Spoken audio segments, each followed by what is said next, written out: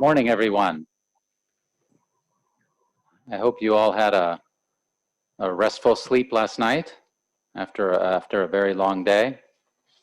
Hello and welcome to day 4 of the APRC. My name's David Daw and I'm the conference secretary for this meeting. So I just want to give, maybe for the last time, a recap of the best practices for Zoom so that we can run an efficient meeting. First, please use a plugged-in headset instead of the computer audio system. Please keep your microphone muted unless you are speaking. Interventions during all sessions will be on a first-come, first-served basis. To request to make an intervention, please use the raise hand function in Zoom, and the Zoom software will indicate to the secretariat the order in which hands were raised. Please note that on your own computer, you'll be shown at the top of this list of participants. However, it's important to note this does not mean that you were the first one to raise your hand. Furthermore, some delegations may raise their hand using software other than Zoom and convey this to the secretariat. Based on all of this information, the chair will determine the order of speaking, and we ask for your kind indulgence in this regard. When you are speaking, please remove your mask. In order to see the speaker, please remember to select speaker view instead of gallery view in the upper right corner of your Zoom screen. If you would like to express appreciation for a statement, please use the clapping hand icon in the reactions area of the toolbar. If you step away from the computer or during the break later this afternoon, please stay connected to the Zoom link so that we don't have to let you back in through the waiting room. If you need any assistance, please contact us at aprc35@fao.org.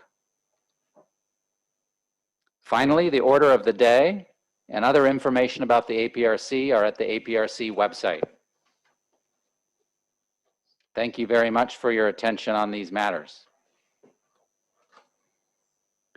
I would now like to turn the meeting over to the chair, His Excellency the Honorable Leonpo Yeshi Penjor, Minister of the Ministry of Agriculture and Forests for the Royal Government of Bhutan. Your Excellency, Mr. Chair, you have the floor. Excellencies, honorable ministers, distinguished delegates, ladies and gentlemen. Hello and welcome to the final day of the regional conference. I now call the meeting to order. We are starting the day with an event hosted by FAO with the participation of several member countries. We have private sector and civil society groups on innovation and technology.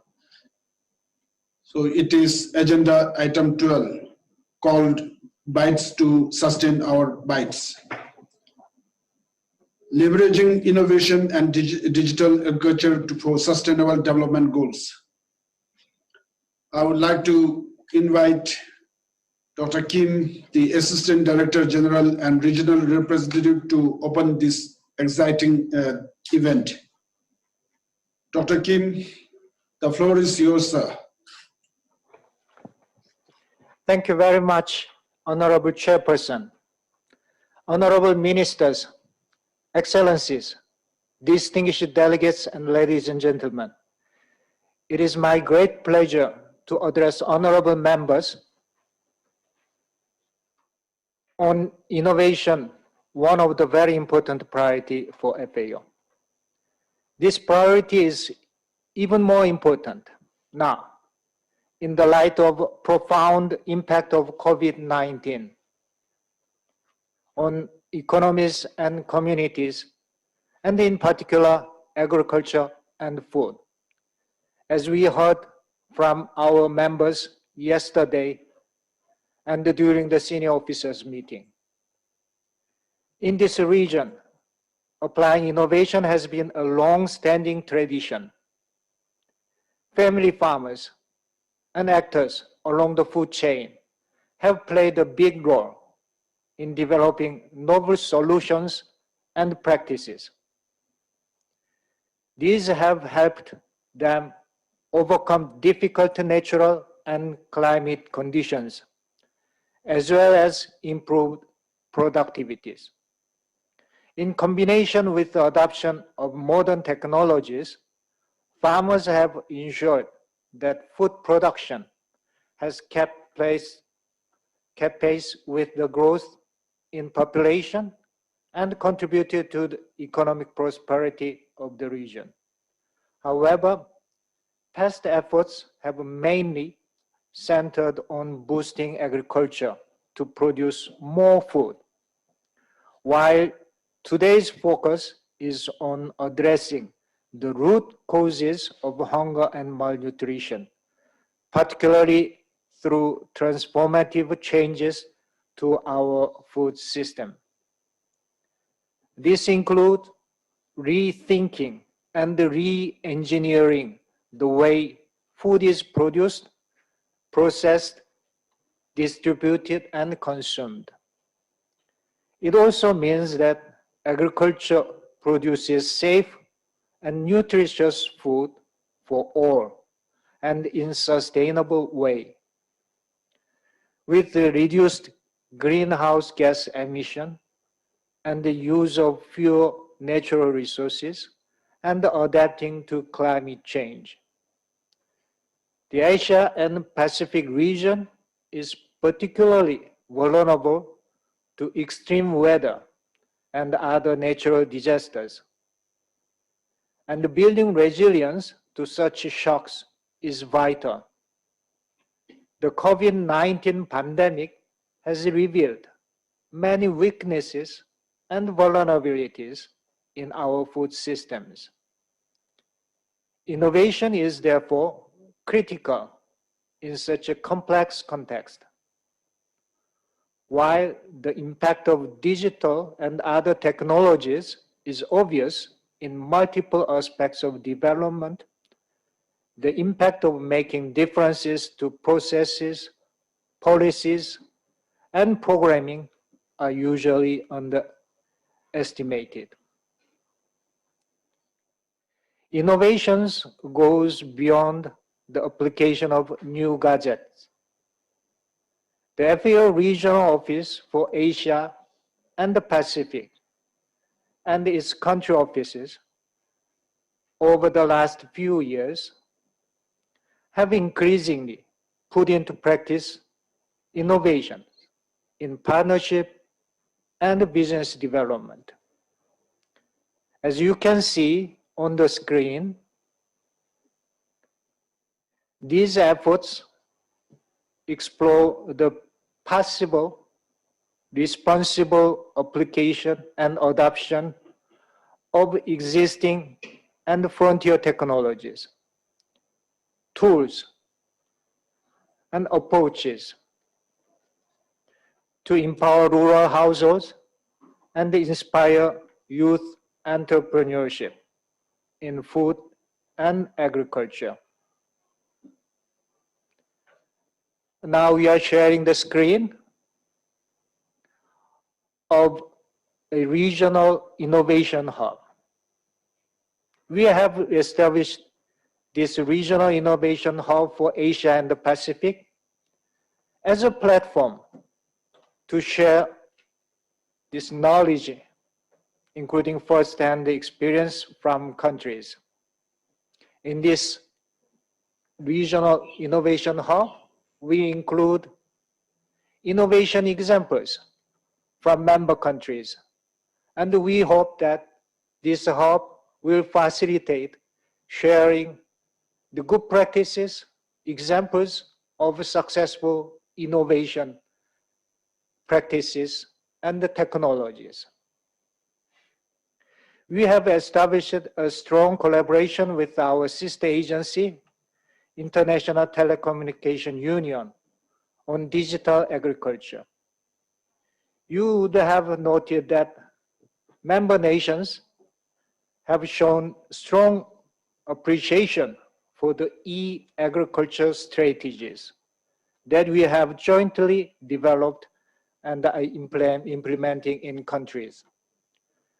The vision of FAO's Director General is to leverage the collaborative platforms that are being established and disseminate innovation throughout the region and beyond.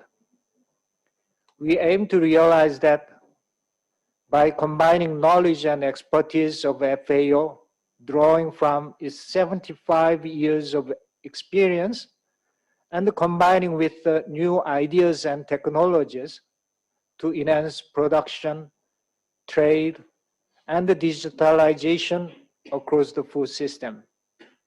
I look forward to very engaging and rich session from diverse group of panelists who have kindly agreed to share their experiences today. Thank you very much. Over to you, Mr. Chairperson. Thank you, Dr. Kim, for your opening remarks introducing bites to sustain our bites. Now, I would like to invite the moderator of the panel discussion, Mr. Stephen Bartholomew, Policy Director, Food Industry Asia, and the panelists to take the floor. To you, Mr. Stephen. Thank you very much, Mr. Chairperson. Good morning, good afternoon, ladies and gentlemen, wherever in the world you are. Before we actually go into the panel session, I believe we have a short video that will be shown. I will hand it to the Secretariat to show that video, and then we will go into our panel.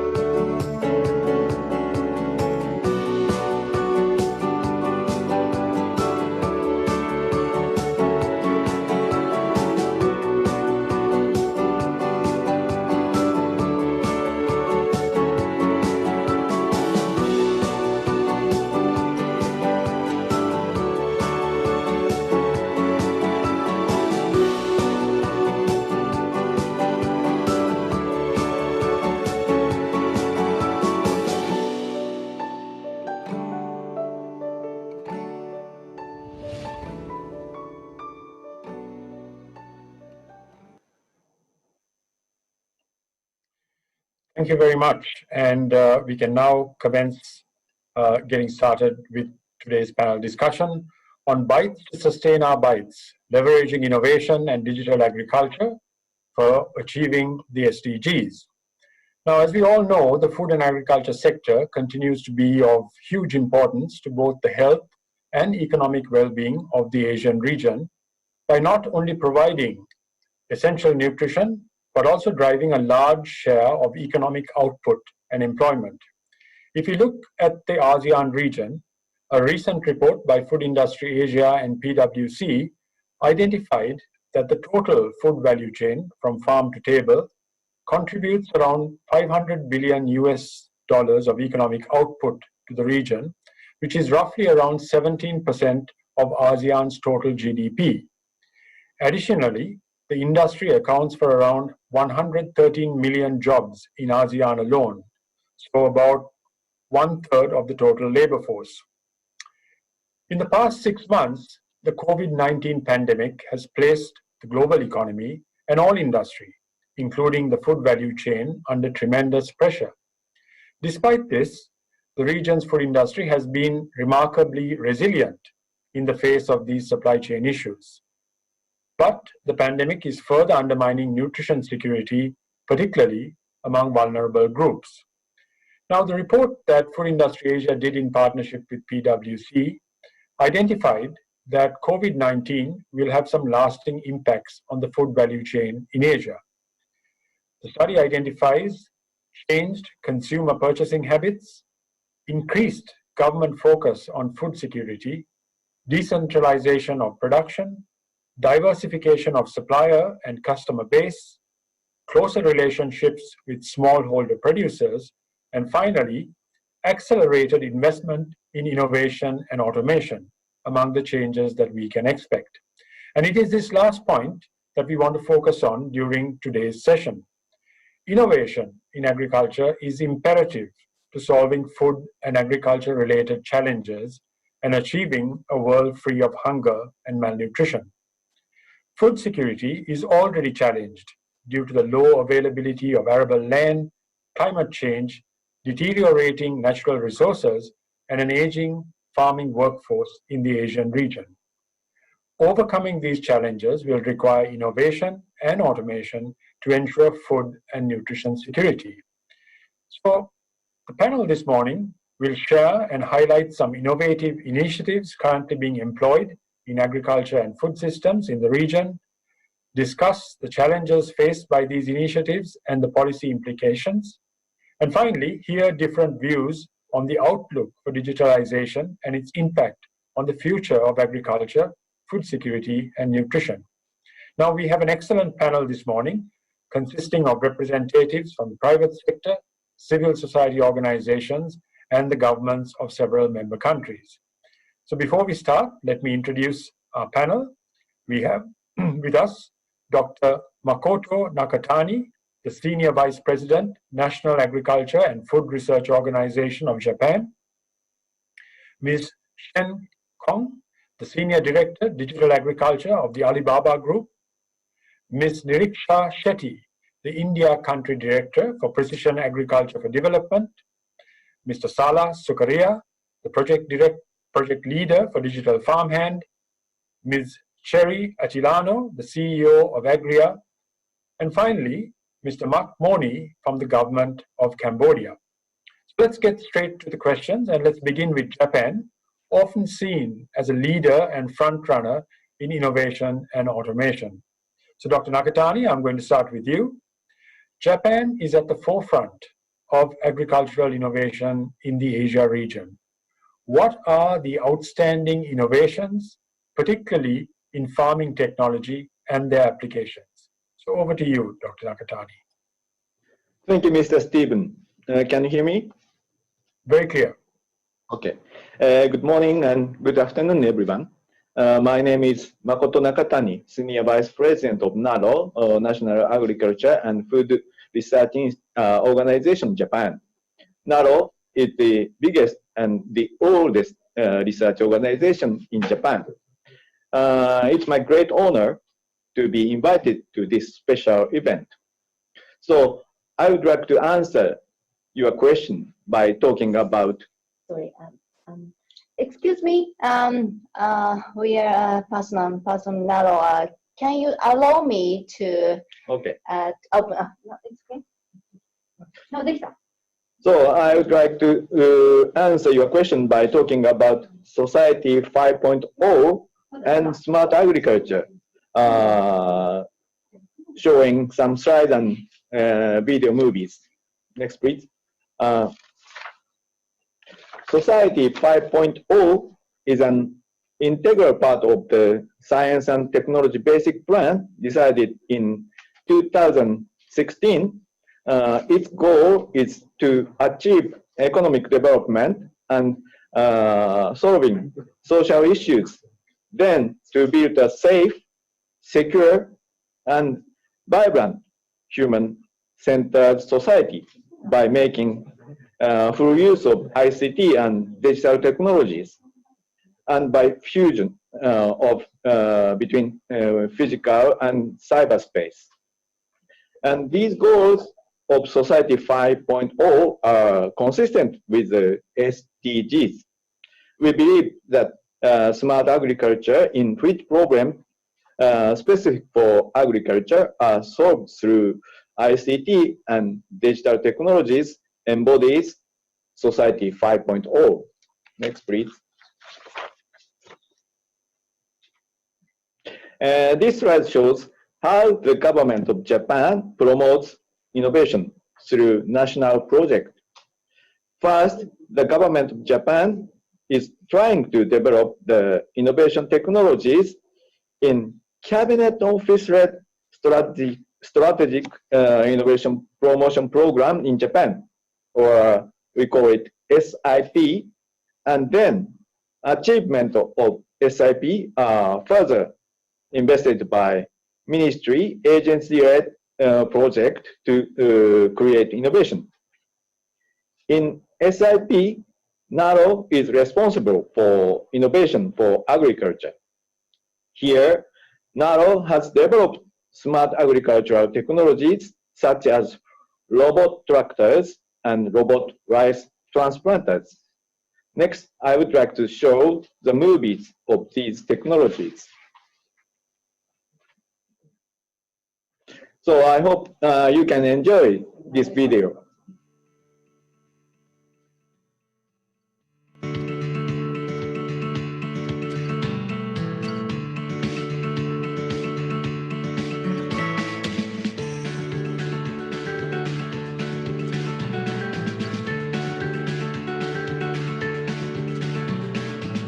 You can see advanced automation.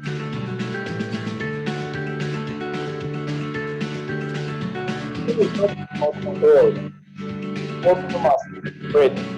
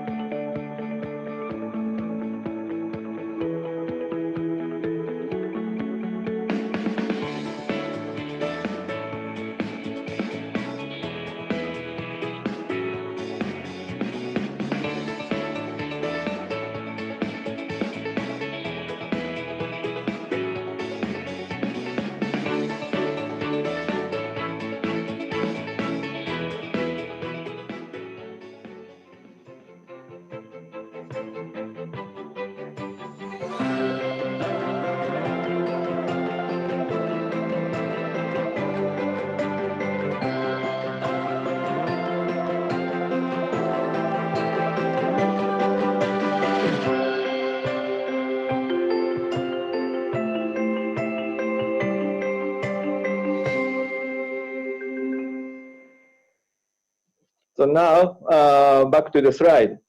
I will explain how the government of Japan is spreading R&D achievement of SIP in Japan. This is one example.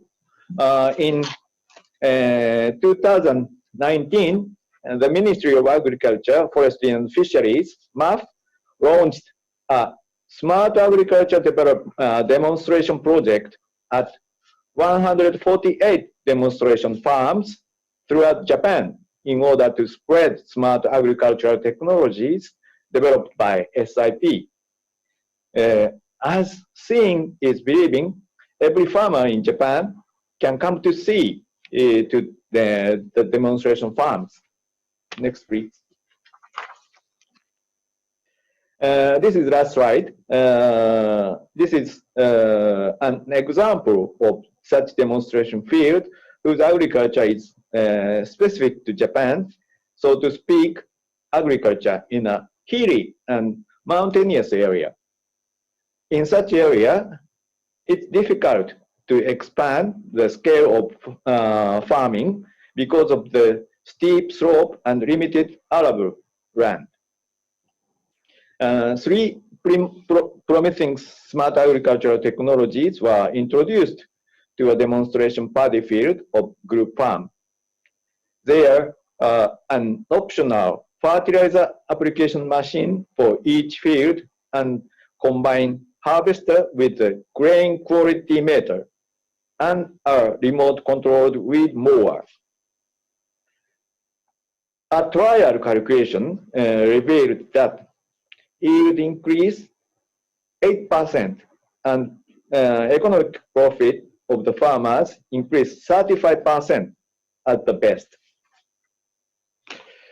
So in summary, NARO has embarked on realization of agricultural version of Society 5.0 and contributes to achievement of the SDGs through effort on smart agriculture as a whole government approach.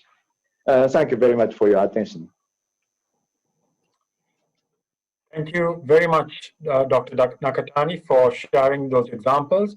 And also, I mean, examples in terms of some of the technology that's currently available, but also what sits behind that technology, the methodology that is used to pulling all that together. So thank you very much for that.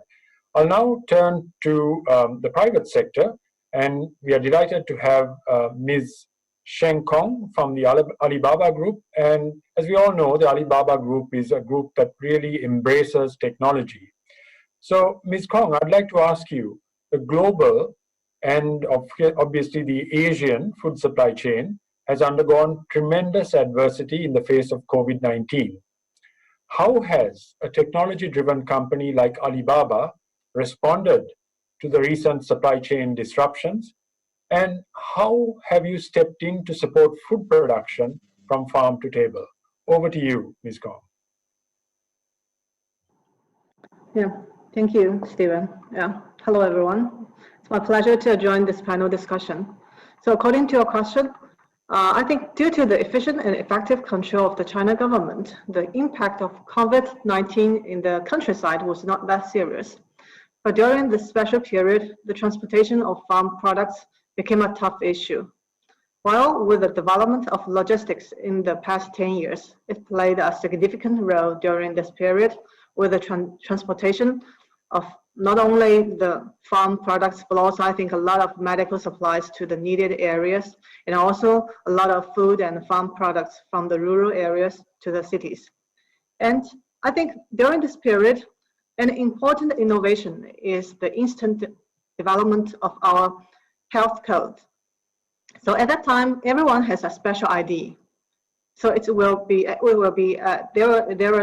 are three colors, green, yellow, and red, to present each condition of everyone. So at that time, healthy or infected people can be easily identified.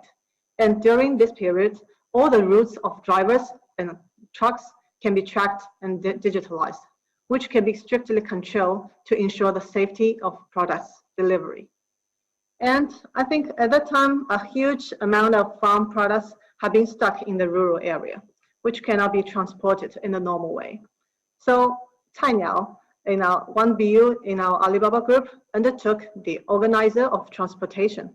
And our Alibaba sales platform, such as Tmall, Taobao, Freshippo, and Ele.me, etc., which speeded up the digitalization and helped the distribution of the food and farm products. So first of all, an online and offline integrated business, retail. They opened store and promised no shutdown, no supply shortage, and no price increase to ensure the people's daily supply. And also Ele.me has conducted several innovations by applying takeaway receipt traceability, live broadcast of contactless unmanned delivery vehicle, and also intelligent terminal equipment, etc. I also see that on the broadcast on the website during this meeting. So all these efforts, I think, just a demonstration for the Alibaba technology innovation, but it really raised the confidence of people to over the hard time. Yes, Stephen. Thank you very much, Ms. Kong, and some great examples there again, how your organization has supported and managed the supply chain using technology and innovation as well. I mean, I can tell you that, you know, from our perspective as an industry association, one of the things our members from China mentioned was that they actually didn't really have a lot of supply chain issues because of the way technology was used. Yes, there were challenges. I mean, that is to be expected, as you mentioned, around transportation, etc. But the fact that by and large, the disruptions were minimum is testimony to the application of innovation and technology across the supply chain. So I have another question for you. I'll come back to you after the next panelist, but thank you very much for that, Ms. Kong. Thank you. I'll now go over to Ms. Niriksha Shetty from India. And Niriksha, welcome once again.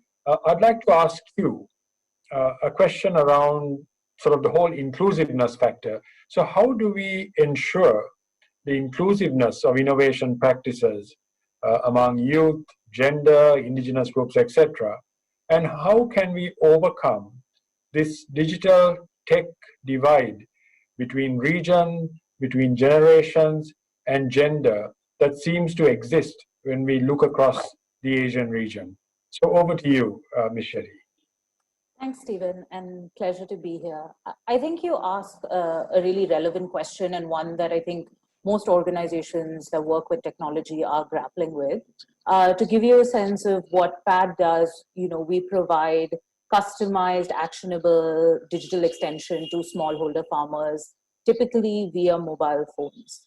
And in India, we're serving kind of over 1 million farmers. And with that kind of comes the diversity of region and language and gender and generations that we kind of have to grapple with. And I think, you know, one of the biggest takeaways for us has been that, you know, we can't have a one-size-fits-all solution. And so the way PAD approaches, you know, these questions is really trying to understand the end user that we work with. And so whether that's understanding kind of the differential roles these user groups play in the agricultural value chains. So, you know, in our work with the government of Odisha, for example, we've seen that women are often more involved in livestock or horticultural crops, you know, or in home kitchen gardens and so on.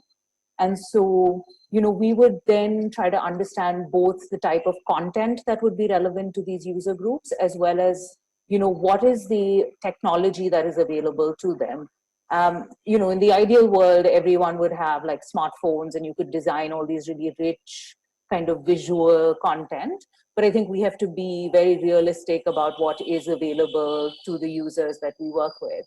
And so what that has taught us is to really be flexible, both in terms of delivery as well as content.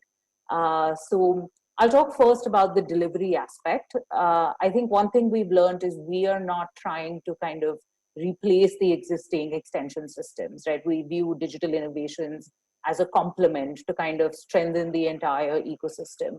And so what that will mean is in some contexts, we will reach our smallholder farmers through voice calls, right? So these are particularly built for situations in which farmers don't have literacy. So all they need to do is pick up the phone or call into an IVR menu and ask questions.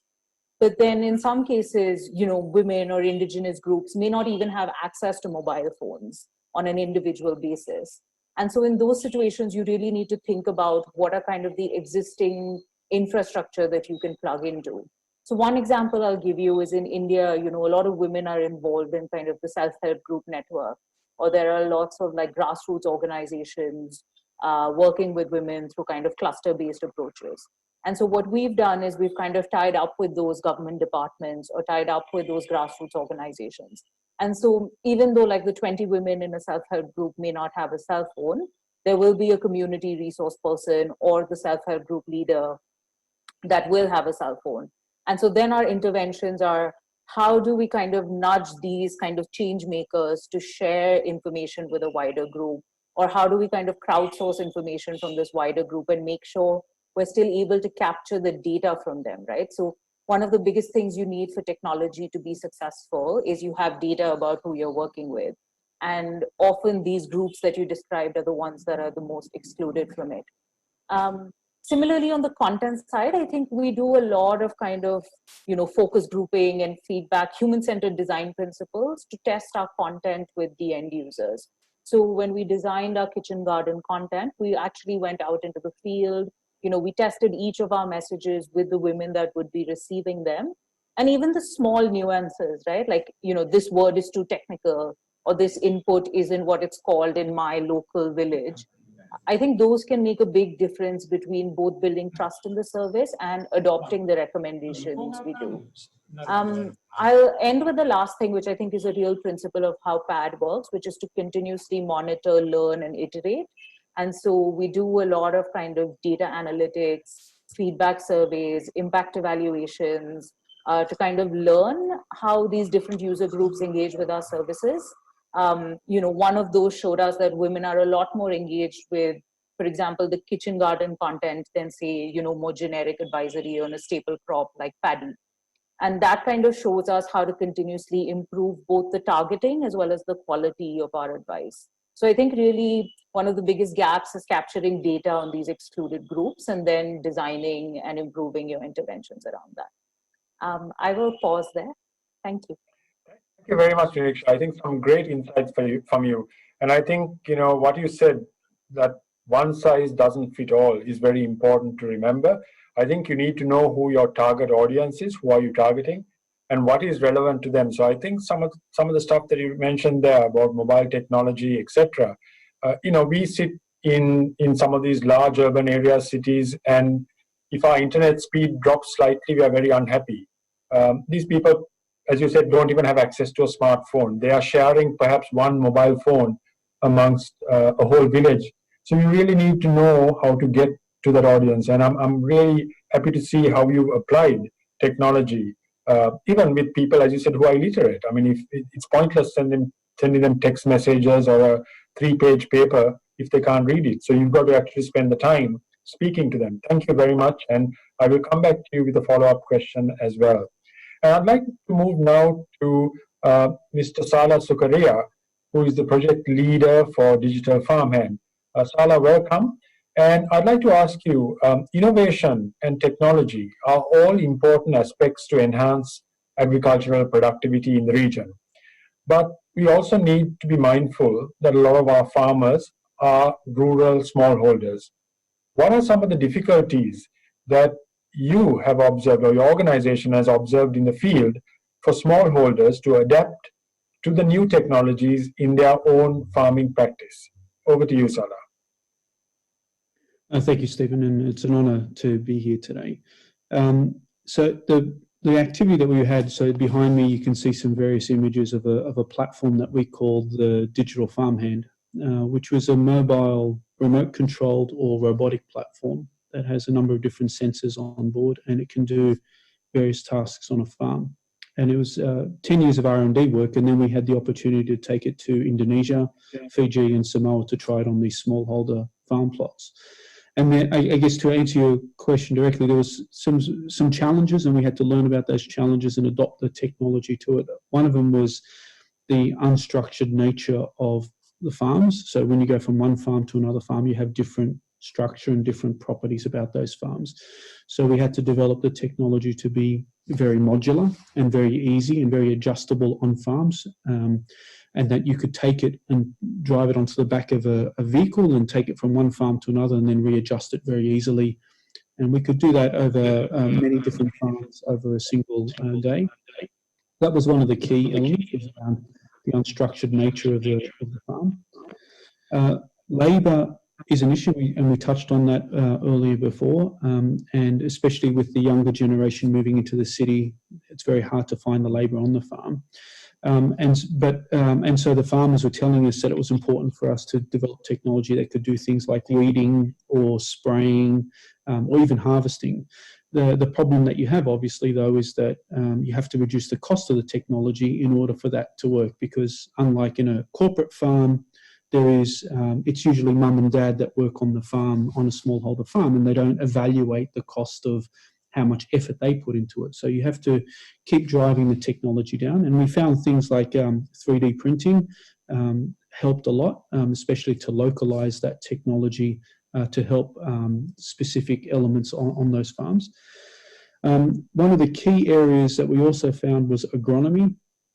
And it was very important for farmers to know specifically what chemical to use for a certain pest or a certain disease, or to increase their yield or to reduce their crop variability. And the problem was either the chemicals were too expensive or they couldn't understand the instructions, so they wouldn't use the chemicals properly. So being able to develop machine learning techniques that could identify pests and diseases and then inform the farmer of what chemical to use specifically, or the platform being able to spray or implement that certain chemical directly on the plant, we found was very important. But to do that properly, you had to develop the artificial intelligence system such that people in that local area could actually train up new models very easily, because for every new farm, there was a new type of crop, new type of soil environment. You went to a different country, you'd find different crops, different soil environments. So being able to easily train the machine learning models to help those farmers using the local community was important. So how do you set up micro work activity? How do you set up the system architecture to allow that to happen was another key learning. And I think the final one was around the business model and how you would engage so that you could benefit the growers in the best possible way. So how would you use local consultants or the local ag advisory community or cooperatives, and how they would come together to be able to support the technology and the model behind that. And I think the key thing that we found there was in order to have this type of technology sustainable, you had to really work on the education system surrounding the farming environment and help that and build that through. So I think they were the four key elements: the unstructured nature, the reduction of technology costs to help the labour requirements. How would you make digital agronomy easier to learn and adapt? And then how would you build up the education element around it to keep it a sustainable technology introduction point? Great. Thank you very much for that, Sarah. Some four key points, I think, in terms of how you apply these technologies when you're dealing with, especially with rural smallholders. And I think, when you look across the Asian region, when it comes to smallholders, reducing cost always is a critical factor, as well as you mentioned, the importance of education. Because, if you're not using your pesticides or any other or even fertilizer appropriately or properly because you do not understand or you are not educated enough how to use it, it doesn't necessarily work. So I think, you've touched on four very important points on the application of innovation and technology in the farm place. So thank you very much for that. I'd now like to move to our next panelist, Ms. Sherry Atilano from Agria.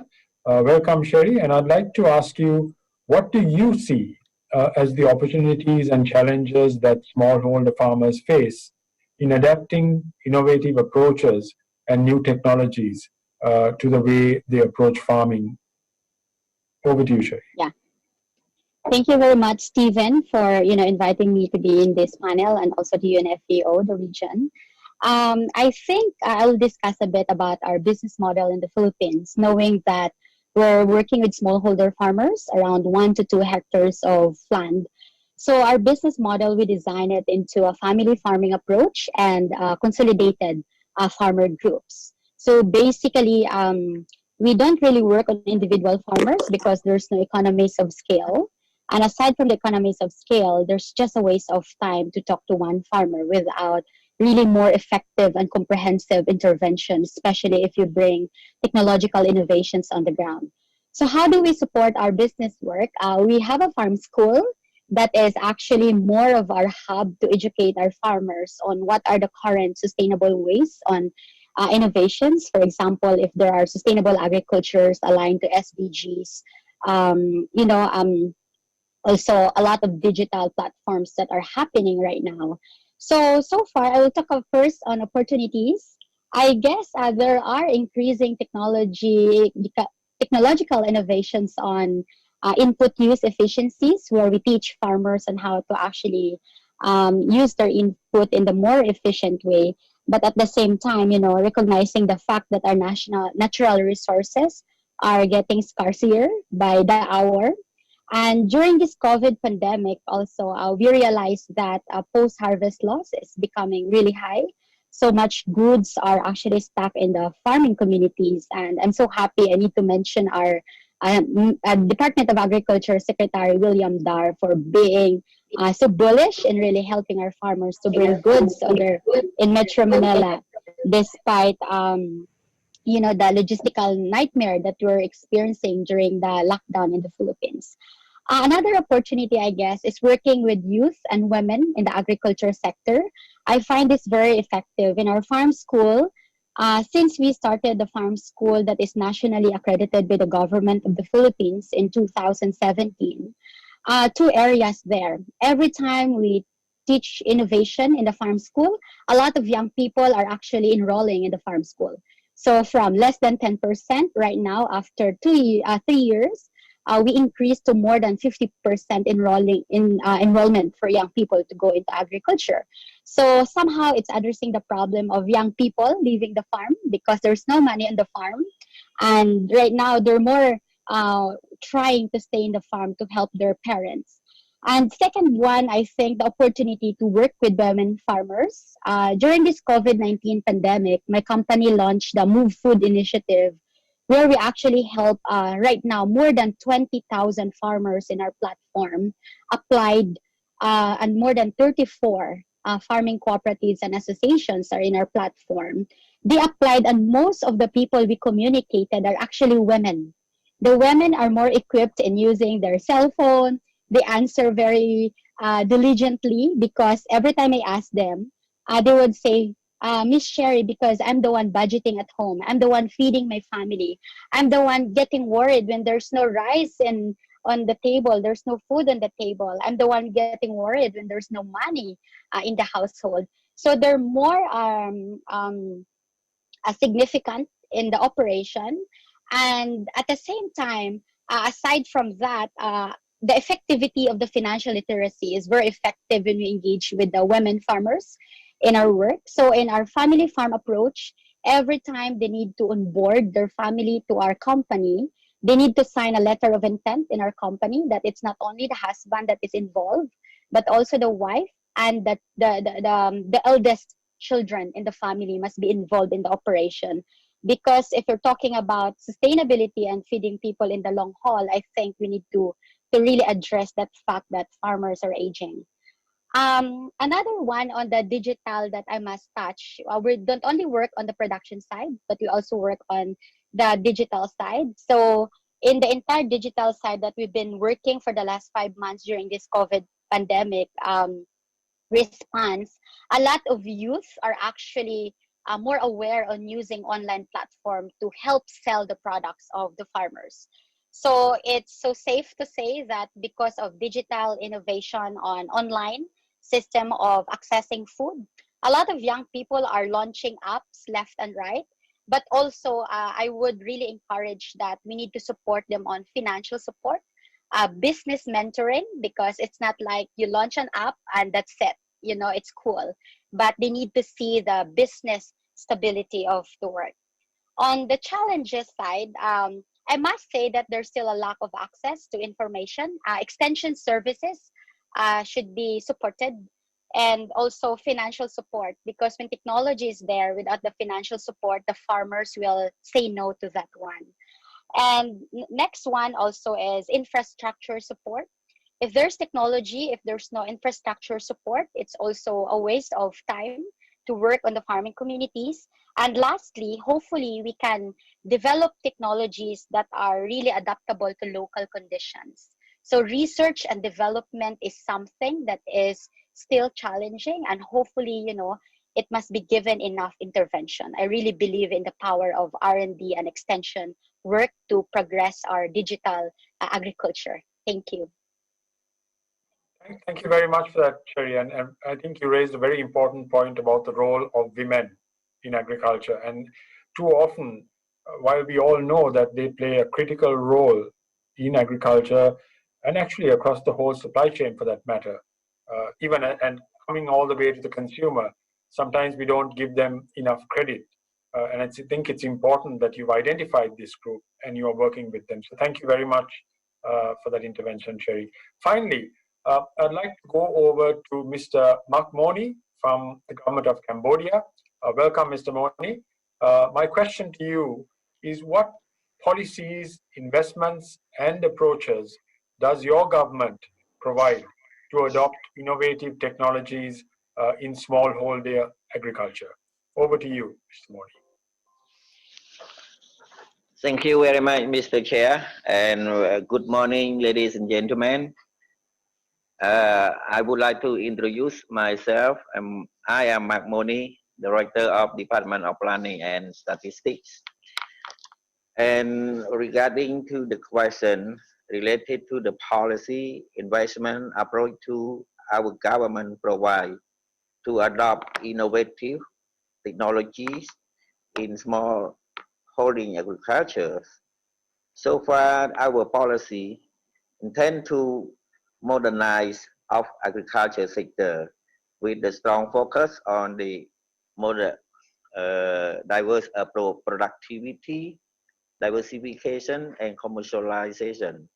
So through this, the ministry has established master plans for agriculture 2030 and agricultural strategic development plan 5 year 2019 and 2023, which provide long-term and medium-term for directing agriculture activity.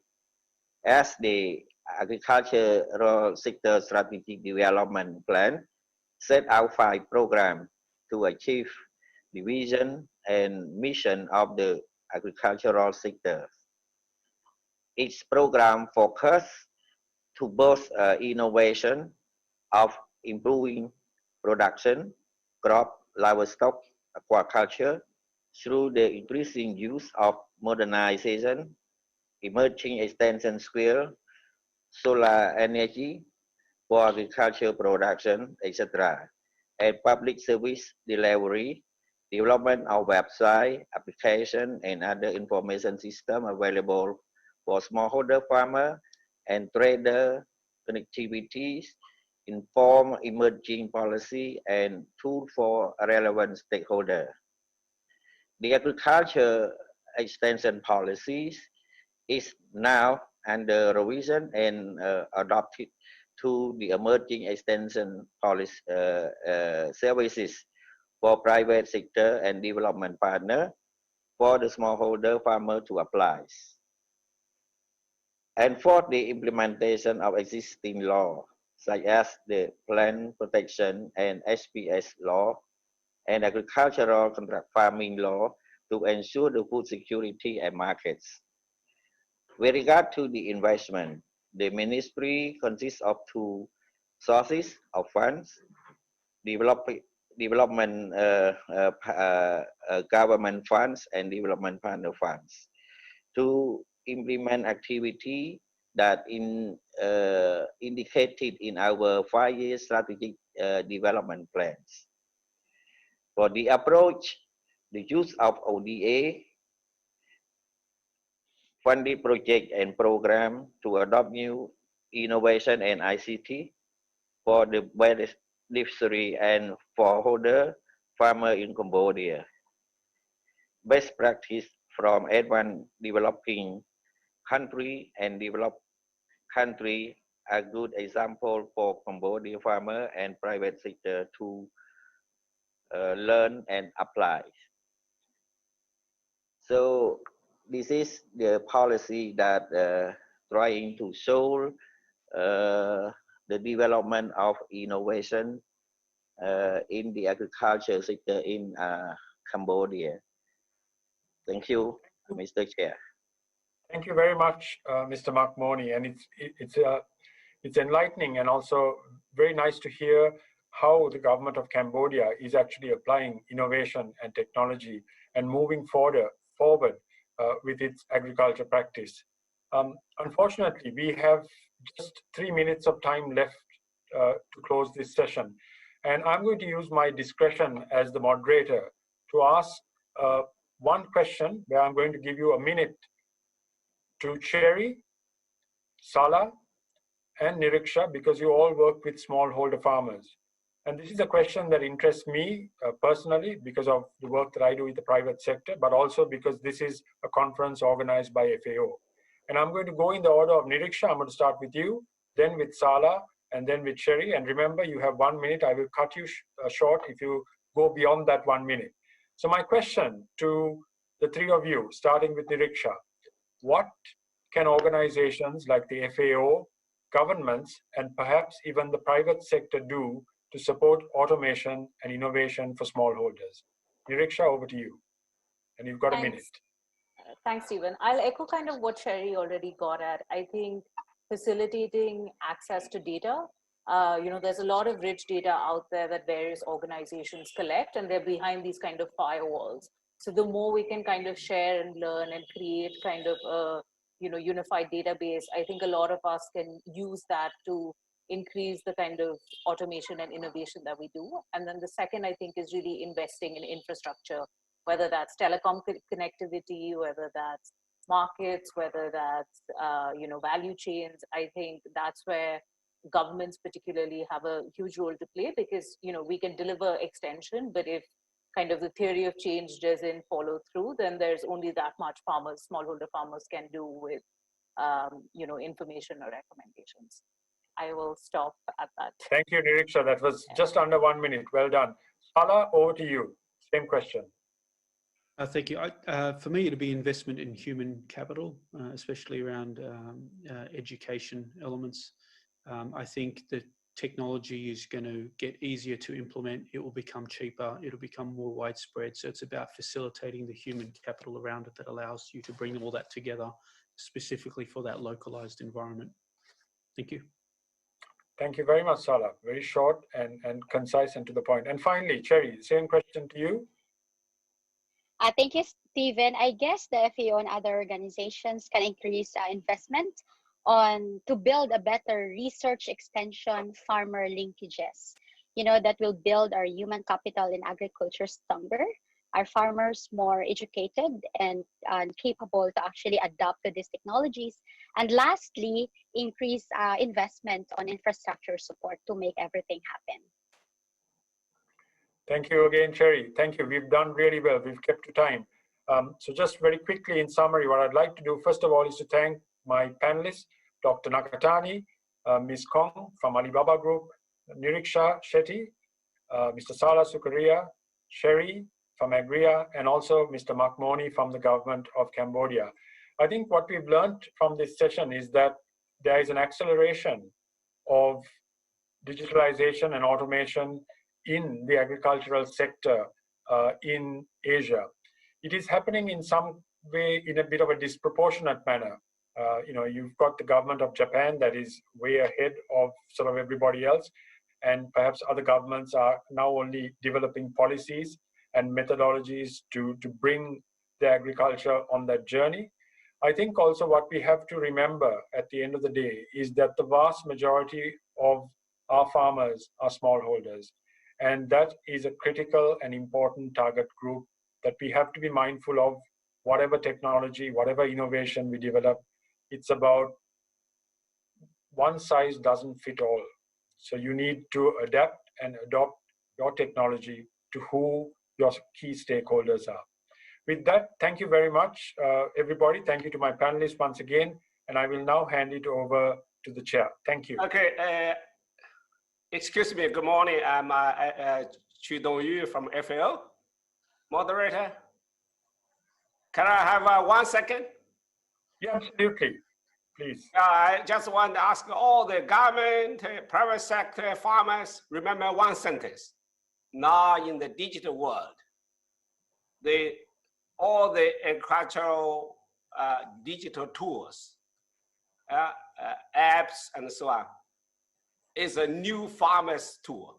Like we had before many thousand years ago, plover or tractors. Now the mobile phone is your agricultural farming tool because you can get a new technology, new information, new training, and also new silent marketing channels, and also to get a standard of the best practice of agricultural farming practice. So I think take your mobile phone not only for play, and also as a new farming tool. Thank you. Thank you very much. Over to you, Mr. Chair.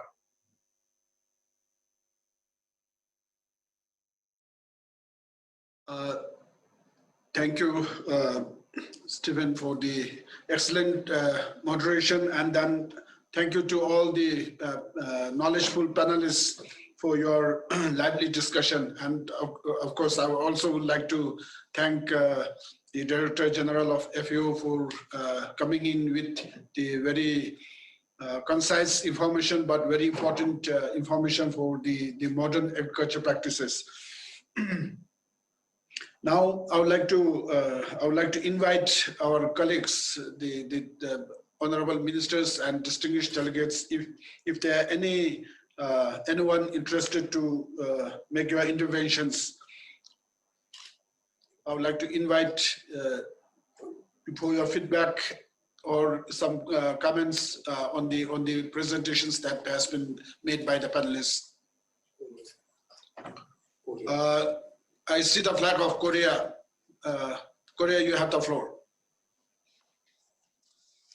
Thank you, Mr. Chair. We pledged to end all forms of hunger and malnutrition when we adopted the 2030 Agenda for Sustainable Development. It has become the member countries' common goal to secure nutritious and safe food for people of the world. With just under 10 years left to achieve the SDG goal, we are faced with the unprecedented challenges like COVID-19. To overcome the crisis, a paradigm shift is necessary. At the heart of it is digitalizing the food system. The COVID-19 is pushing us to have a contact-free economy. Digitalization is promoted throughout economy and society. The same goes for the agri-food sector. Digitalization will continue to improving agricultural productivity while addressing general issues in agriculture such as labor shortage and aging problem. Korea is sharing its knowledge and experience of digital economy. We are designing pilot smart farm greenhouses and establishing information management system in order to enhance living conditions of residents.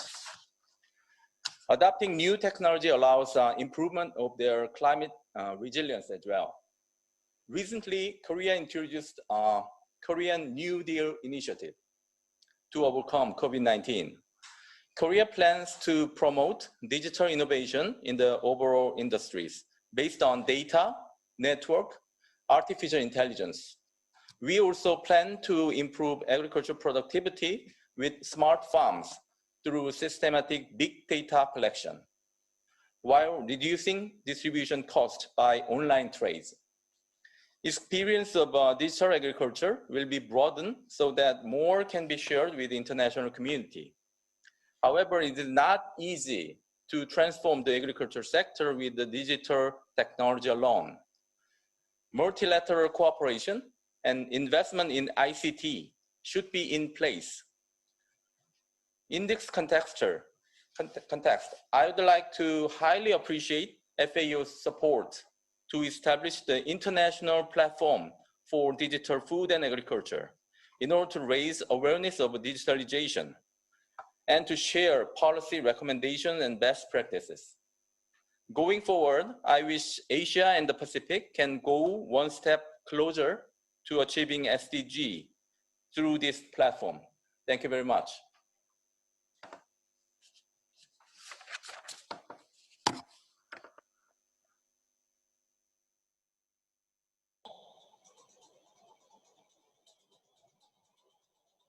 May I please ask a question?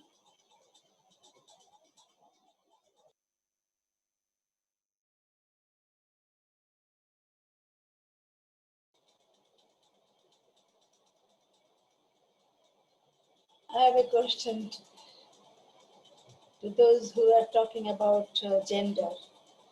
Actually, in Bangladesh, the village women who are... Bangladesh can, I'll give you your, turn when after Samoa. Just now, let's go to Malaysia.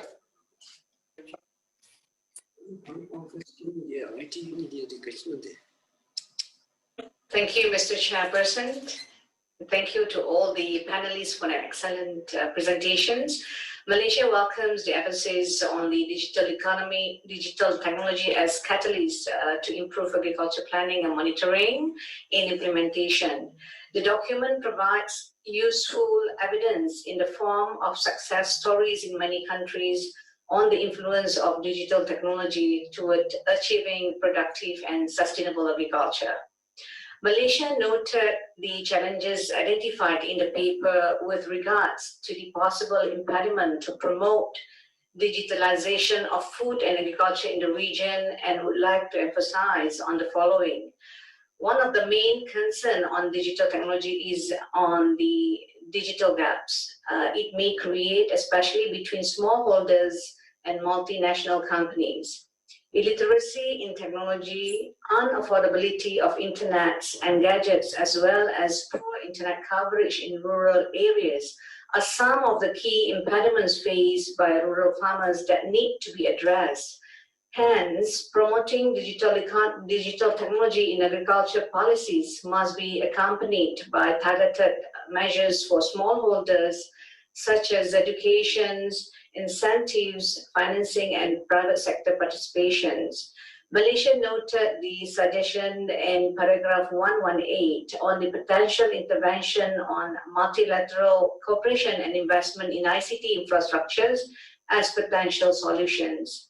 On this note, Malaysia is keen to see hand-in-hand initiative using digital agriculture as an approach to assist targeted countries. Many of the challenges identified by the paper are policy in nature, and this is where countries require policy guidance to create conducive environment for the promotion and integration of digital technology into agriculture. Malaysia believes that digital technology alone is not sufficient to transform agriculture and the food systems. A holistic environment consisting of digital technology and other important enabling factors such as supportive policies and infrastructures, sound legislation, and equitable access to technology. Malaysia therefore calls FAO to help members countries in sharing its expertise on integration of digital technology into agriculture. Malaysia supports the proposal listed in paragraph 134 and 138 and highlight the importance of collaborations and sharing or expertise among countries in the region through suitable platforms. On this note, Malaysia also welcomes establishments of the International Council for Digital Food and Agriculture at FAO to help countries to harness the potential of digital technology for food and agriculture. With that, thank you, terima kasih, and Kadri Chela. Thank you, Malaysia. Next, may I invite the distinguished delegate from India.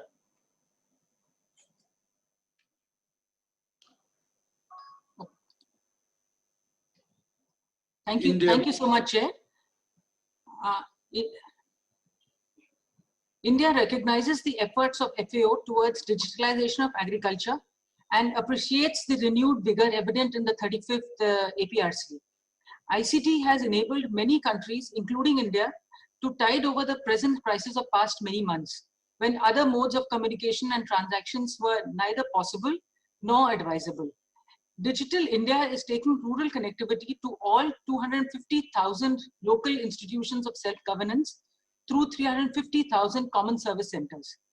A dedicated national crop forecasting center uses remote sensing and satellite imageries for real-time forecasting of area, crop growth, and productivity. Numerous applications and the One Nation, One Market, which is popularly known as the ENAM, Electronic National Agriculture Market, connecting 1,000 wholesale markets enabled us to ensure smooth farming activities. A 30 teraflops high-performance computing cluster grid, Ashoka, is functional along with Tier 3 and ISO 27001 certified data center under our Indian Council for Agriculture Research. ICR has also developed knowledge-based resources information systems hub for innovations to bring all knowledge resources for ease of access by stakeholders. And India looks forward to working with our FAO country office to taking these initiatives forward and sharing and learning from best practices developed. Thank you so much. Now next, the distinguished delegate from China. China, please, you have the floor.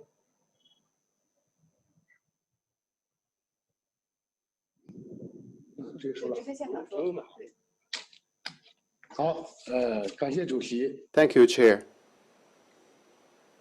The digital economy is based on the data resources as important production factor with the modern information technology as the platform. It is providing a profound impact on agriculture management and rural living standard and livelihood. It also provides a tool to find solutions to stimulate the rural development and farmers' life improvement. With the global digital agriculture, the Chinese government is very committed to it, and we have drafted the internet plus modern farming, the online-based poverty elevation and broadband rural projects, as well as digital rural strategies to promote the wide application of ICT in rural and agriculture with certain success. For this moment, the internet infrastructure is improving in rural China. The fiber penetration and 4G network coverage exceed 78% in China, realized the same speed with urban China. The Internet of Things, big data, artificial intelligence, and robot technologies have been widely used in the online monitoring, precise operation, and digital management. The artificial intelligence in agriculture is improving. In 2019, the online-based distribution of agricultural products totaled 397 billion RMB, with 13.8 million distributors and benefiting more than 3 million poverty households. With the online administrative service, as well as service stations covering China, providing the services for more than 420 million people times.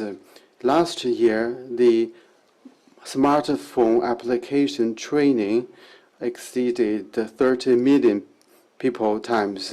The ICT has provided important way for the agricultural transforming rural development and poverty elevation. Ministry of Agriculture and Rural Affairs of China appreciates the digital farming proposed by FAO and supports its efforts in the Digital Agriculture Innovation Center as well as the regional center. With that, we would like to share the Chinese expertise and experience and knowledge. China will be an active member in the regional sharing with this platform and promote, implement the digital agriculture collaboration and joint research. And hope to promote the exchange of technology and agricultural trade. Thank you. Thank you, China. Next I have on my list is the distinguished delegate from Philippines. Philippines, you have the floor, sir. Mr. Chairman. Thank you, Mr. Chairman. The Philippines commends FAO for organizing this event and for the comprehensive paper that would help strategize, prioritize, and actualize the benefits of digital technologies in agriculture and food systems in the region towards achieving the Sustainable Development Goals. It would indeed be important to strengthen and enable vulnerable groups, including smallholders and family farmers, rural women, and the youth, to take advantage of data-driven agriculture to improve their livelihoods. As cited in the paper, the new emerging order of urban food systems could create barriers for their access to markets.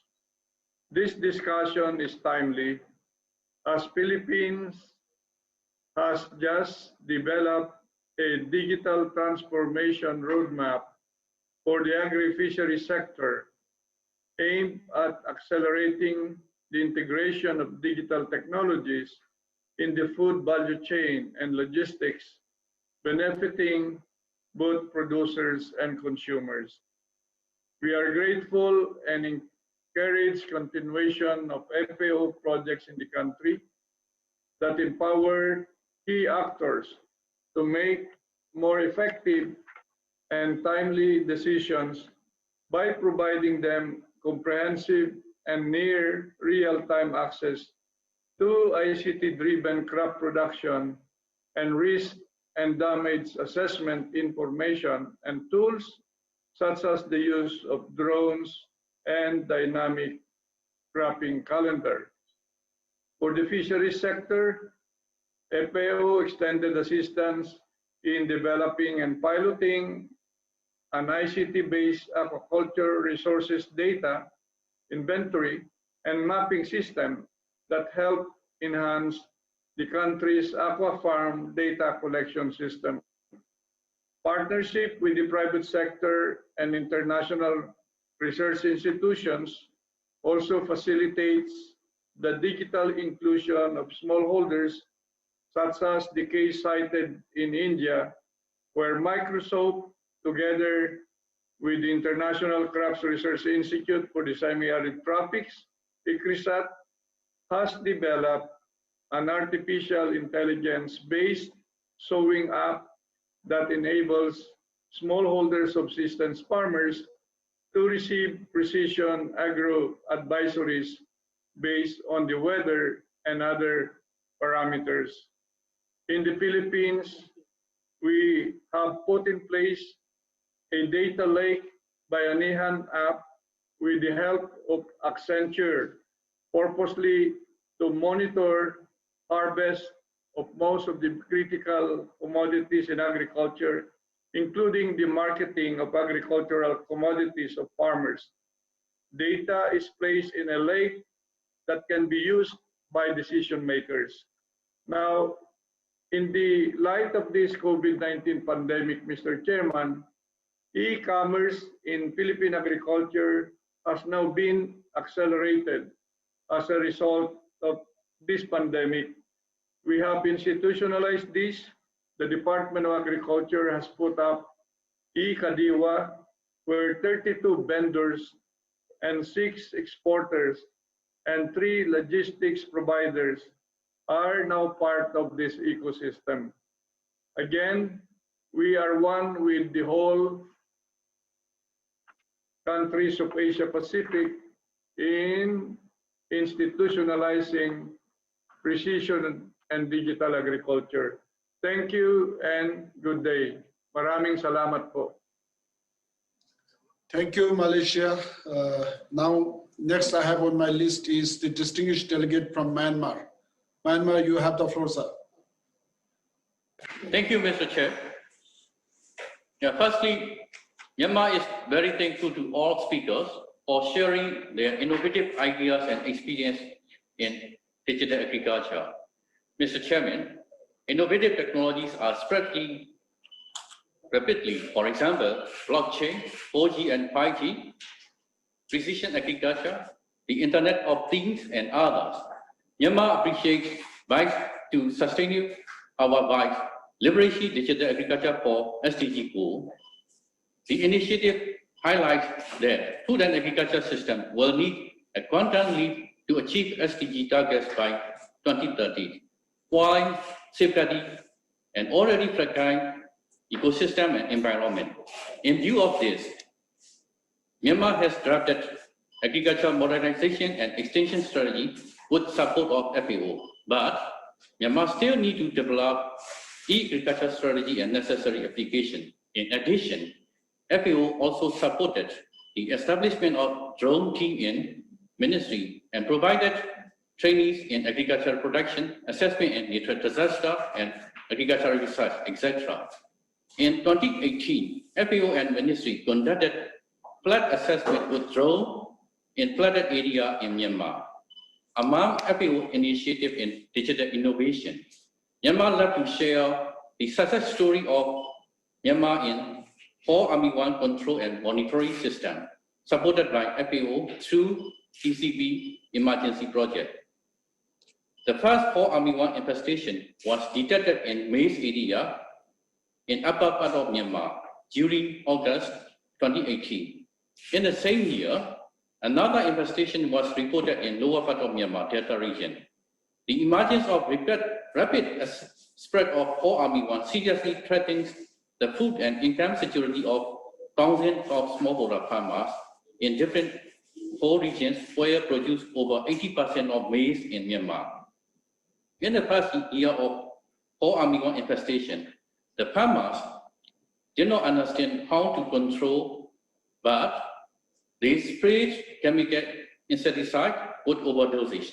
Moreover, due to the lack of technical equipment, Plant Protection Division could not adequately monitor the extent of the pest infestation. Only physical inspection of maize field by Extension Officer of Plant Protection Division and reported to the department to the union level.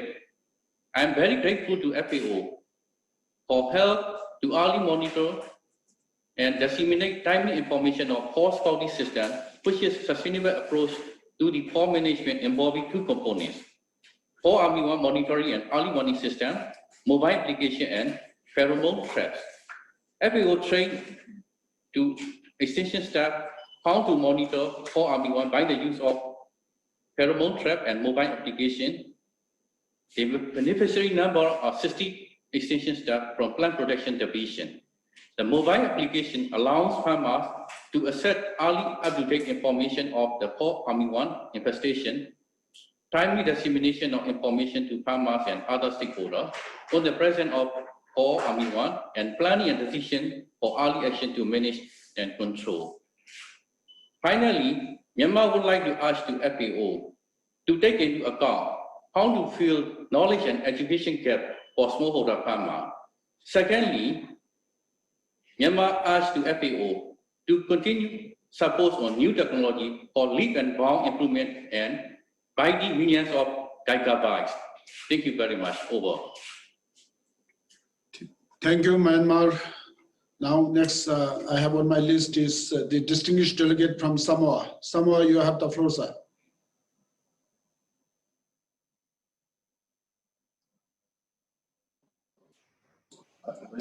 Thank you, Honorable Chairman. I'm sitting in for my minister who is unable to attend the last ministerial session because he's not well. Samoa thanks the presenters and the panelists and also the Secretariat for the information provided. We also agree with the paper on this, highlighting climate change and more severe and frequent natural disasters as one of the key challenges that we will need to address urgently in order to achieve our sustainable development. We also acknowledge the importance of innovation and technology, but in Samoa and perhaps other small Pacific Island member states, the issues of affordability, access, capacity to use, and suitability for our small islands and for our small and family farmers are critical. We remember the participation in the Forum for Agriculture, Global Forum for Agriculture in Berlin 2 years ago, and the subject of digitalization of agriculture was the main subject. But I believe the issue with Samoa and most likely our other small island member states is the cost of these high-tech technologies. We would like to see FAO look at emerging technologies that we can use to assist with some of our key initiatives to support our farmers. And given our reliance on ocean and fisheries, we would like to see more use of these technological advances to assist in the monitoring, surveillance, and effective management of our oceans and its resources. Thank you, Honorable Chairman, for the opportunity to speak. Thank you, Samoa. Now I have on my list the distinguished delegate from Bangladesh. Bangladesh, you have the floor, sir. Honorable Chair, distinguished delegates, ladies and gentlemen, good morning to all. The delegation from Bangladesh commends FAO for prioritizing innovation and technology. Innovative and digital agriculture, mechanization, diversification, and commercialization are key components of the future agriculture in Bangladesh. Across all sectors, including crops, horticulture, livestock, fisheries, and forestry. Harnessing the power of innovation to create a digital Bangladesh will help us rebound from economic shock of COVID-19 and further accelerate our country's development as we move towards a becoming middle-income country. Agriculture remains an important sector of Bangladesh's economy. Unfortunately, it is being held back by lack of economic competitiveness. The sector consists of mainly smallholder producers who often struggle to compete commercially and whose resilience to shocks and change is fragile. Digital innovation will increase market efficiency and help connect millions of smallholder producers to consumers. Working with FAO, the Ministry of Agriculture has developed a number of projects that offer innovative solutions that will help farmers through COVID-19 and beyond.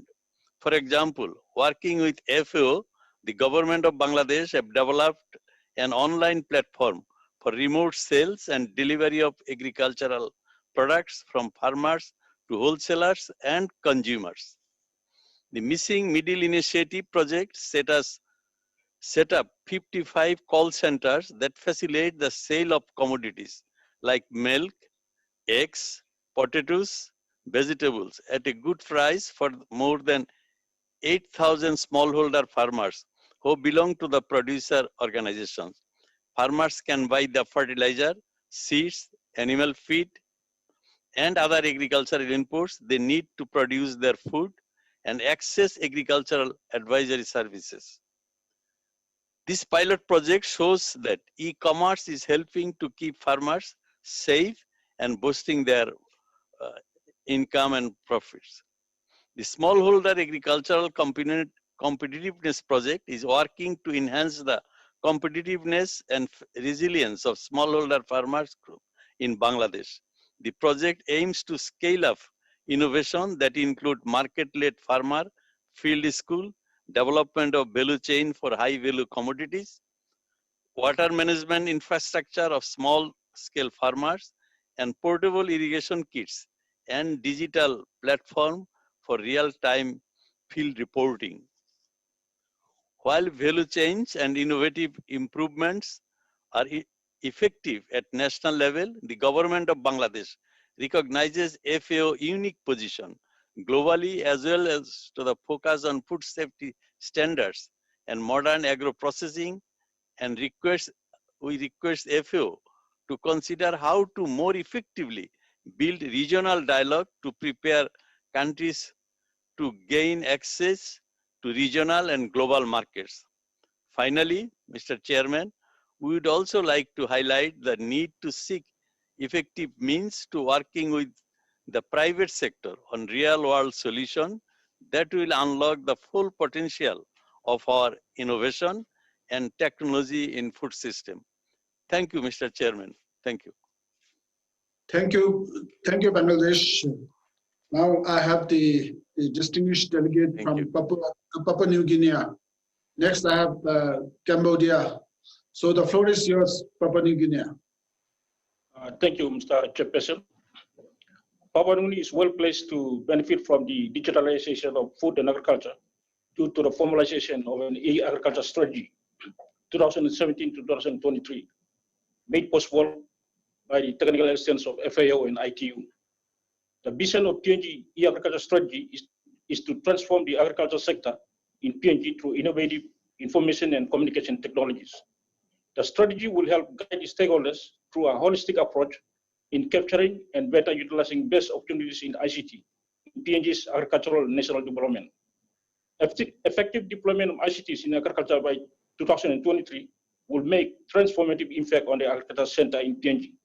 It is expected to deliver the following outcomes through a number of ICT solutions: enhanced communication and coordination between stakeholders, institutions, individuals using information and communication technologies, interconnected information resources and platforms to support policy decisions, better implementation and innovative services, improved quality and timeliness of data and information availability for better decision making, thereby improving livelihoods, improved market access, risk mitigation, disaster management, logistics, increase efficiency, compliance, and monitoring using information and communication technologies, and new and improved skills acquired by various stakeholders through the use of information and communication technologies. It is expected that the e-agriculture strategy will create new opportunities and impacts on food and agriculture center and value chains in PNG. Some of these are being applied at the moment. You know, the traceability apps for livestock are using blockchain technologies, and the FAO EU Trade project has a big digital component, which will be used to deliver food value chains of cocoa, vanilla, and fisheries. There is also a number of specific opportunities that will be delivered by the e-agriculture strategy, effective monitoring of agriculture sector using ICTs, traceability framework, e-learning and networking tools for agriculture, improving extension services, promoting research and innovation, improve linkage between agriculture extension and researchers, financing, banking and transaction, disaster and management alerts and risk management, and increasing the transparency and awareness on policies and regulations. However, as pointed out in the paper, there are lots of challenges like ICT infrastructure, policy and regulation, and capacity that needs to be overcome to optimize the delivery of suitable digital agriculture and application to farmers and value chain actors to enhance efficiency and productivity of the food systems. Thank you for your attention. Thank you, Papua New Guinea. Now I have the distinguished delegate from Cambodia. And after Cambodia, for a little bit of diversity in the opinions and knowledges. If I may invite one from the CSO and one from the private sector. So just now the floor is with you, Cambodia.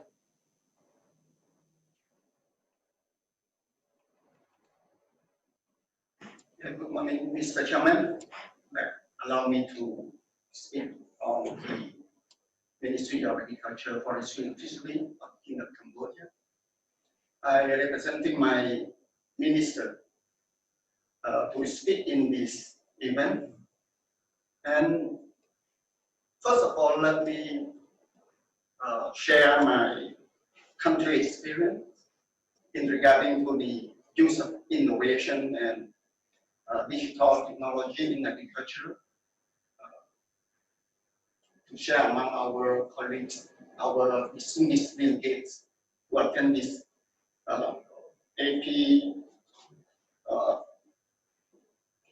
APRC event. In addition to my colleagues, Mr. Mahoney, who was in the discussion panel moments ago, he already stating about the government policy, investment, our strategic plan to support our farmer in regarding to the innovation and digital technology. May I take this moment, this floor, to just raise a specific example of the use of innovation and technology, especially digital technology, to support our smallholders and family farmers.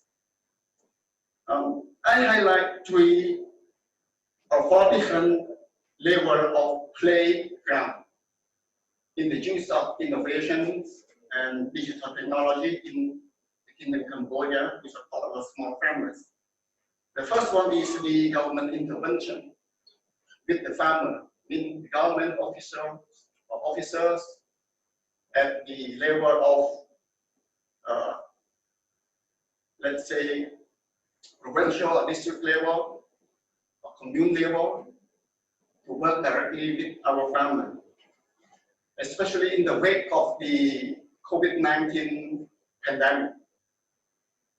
So our intervention to use the innovation is just very simple, and it is a, let's say, a cheap, not expensive practice. We mobilize our resources, redirected our fund to support our small farmer through, you see, like a greenhouse vegetation growing, like a fish rearing in tent, can easily mobilize. We supply the seeds that are resilient to climate change or disease pests. And we also use our, you see, in our ministry, we established, we created the app platform to use like an interface between the producer, let's say our small farmer and smallholders, and buyers, so they can contact through the app to see what our farmer produce, what amount that they have, and the season that they can deliver, they can harvest, etc. So they can make a contract. And we also now push forward the practice of contract farming. See, when the buyer and the producer, especially our agriculture community, when they mismatch and they come into the contract, then we encourage them to practice the contract farming. They both can negotiate the term, the maximum requirement in the contract, and the government just sit in between as a witness. And we also introduce like a marketing agricultural marketing information app within our ministry, etc. It is the level of direct government intervention with our family. Second, we let the private sector, especially the young entrepreneur, flourish and play the role with our family directly. So they both, the farmer agriculture community and the independents, they can, you see, like, as I mentioned earlier, they can settle their deal through a contract farming, and they use their own innovation or technology. Example, they can use, I can raise an example. One company, they have a contract with our farmers in one province, and they use the app they call block price, not blockchain, but it's similar to blockchain, like block price, to track, you see, the production, let's say the whole chain of production from farm to fork. They can use this blockchain to settle their payment, etc. etc. And another company, they just use the similar technology by using their smartphone, like everybody, the Tonle Sap app. They all use the similar procedure, like I raised as an example to our conference. So in this case, I think they are now reaching what we call the e-wallet. Easy for the farmers and the entrepreneur and the company, private company to settle the deal together. At the third level, we let the farmer themselves to get more, to engage more in the innovation and technology, especially the young farmer. We try to attract the young farmer to get more involved in the agricultural systems. To get more, to get the young farmers to get engaged, more engaged in farming is not easy, because they may consider other jobs competition that give them a better salary or better work condition. But anyway, by using the innovation and digital technology, we can attract more young people, more young professional people to come in and to get more engaged in the. You see now our young farmer, they get deeply in the use of digital technology, like they use their smartphone to command the water irrigation, water supply, water dripping, to measure the pH of the soil, to get the moisture and fertilizer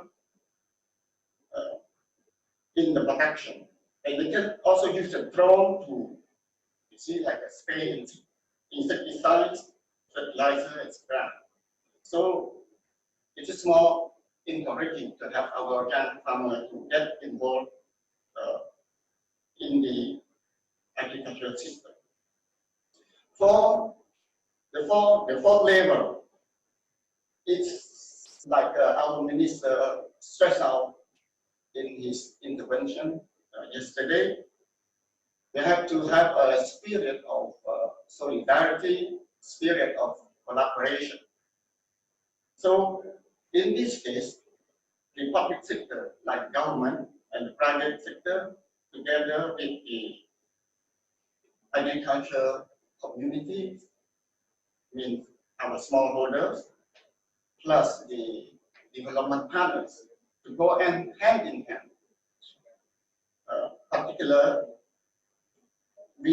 Particularly the reprogramming and redirecting our funds supported from the international organization, our development partners, and redirect the fund to support our small farmers and smallholders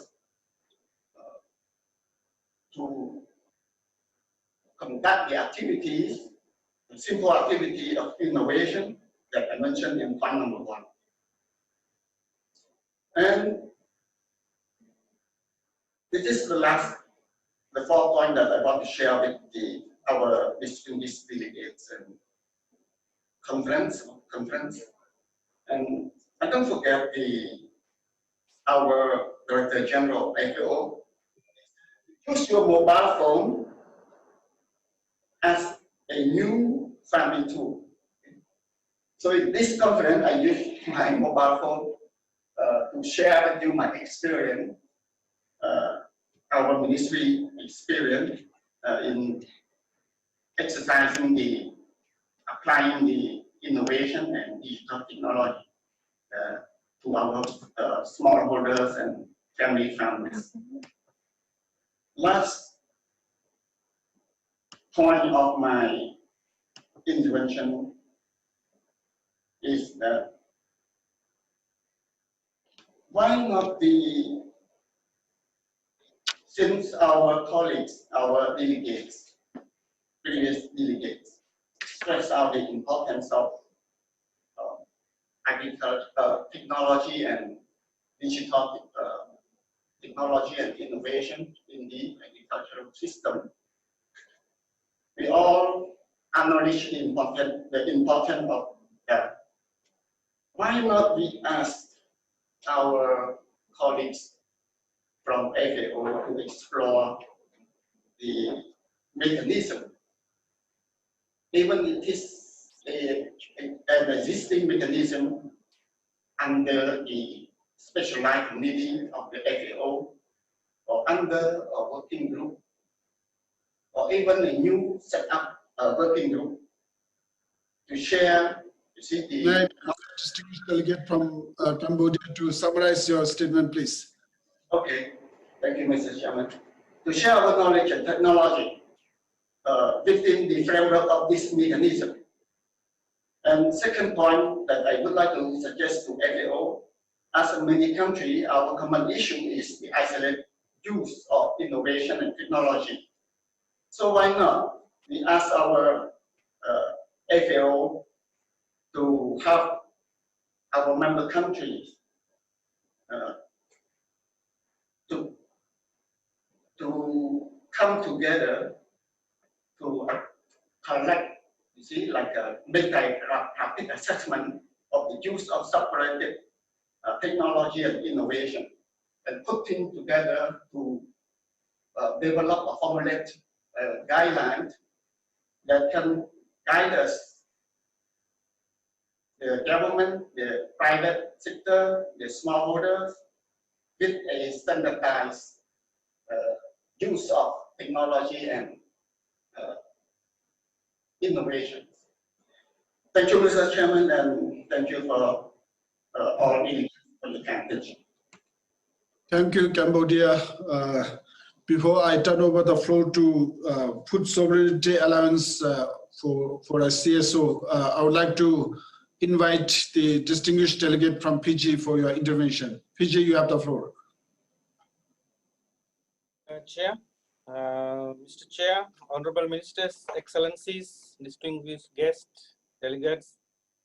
The government of Fiji recognizes the work that FAO has undertaken in the provision of technical support, particularly in providing technical assistance to support the building of a more sustainable and resilient food system in light of the current COVID-19 crisis and pre-existing vulnerabilities to climate-related shocks. The government of Fiji notes levels of food losses that occur at harvest or post-harvest and further upstream in the value chain owing to poor infrastructure, low levels of technology, limited knowledge based on lack of investment in processing, supply chains, and marketing. For a developing country like Fiji, this is a huge challenge that we need to overcome, particularly when the livelihoods of the people involved in the value chain depend on these harvested crops. Fiji is susceptible to natural disasters. The past 3 tropical cyclones forced the country to set back its development impetus for a couple of years, while the country tries its best to provide nourishment and basic non-food items to the affected population who live in the red zones or worst affected areas. Unlike non-food items where government can pre-position goods pro-cyclone period, the country is challenged with pre-positioned food systems to be provided to the population in the worst affected areas.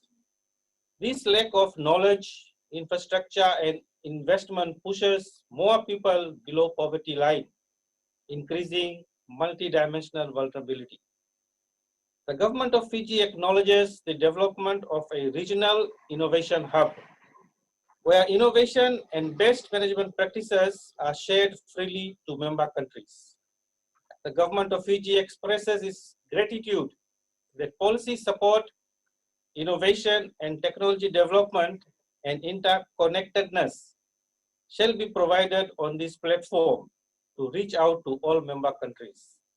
Fiji is also thankful that through this platform, FAO will assist with providing an early warning system or an innovative technology that will support pre-positioning of sustainable agriculture.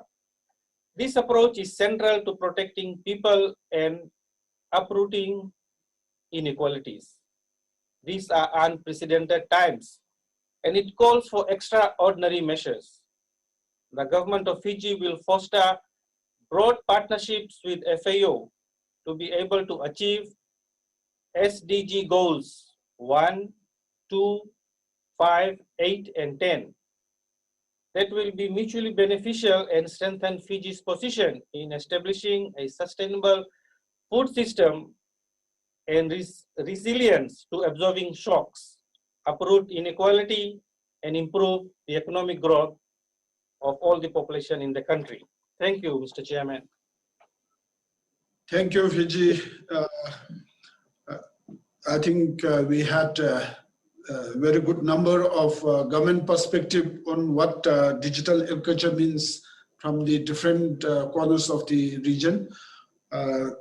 Let's take the opportunity to listen to our civil society perspective on digital agriculture. So I have the pleasure of inviting Food Sovereign Alliance. You have the floor, sir. Thank you, Chair.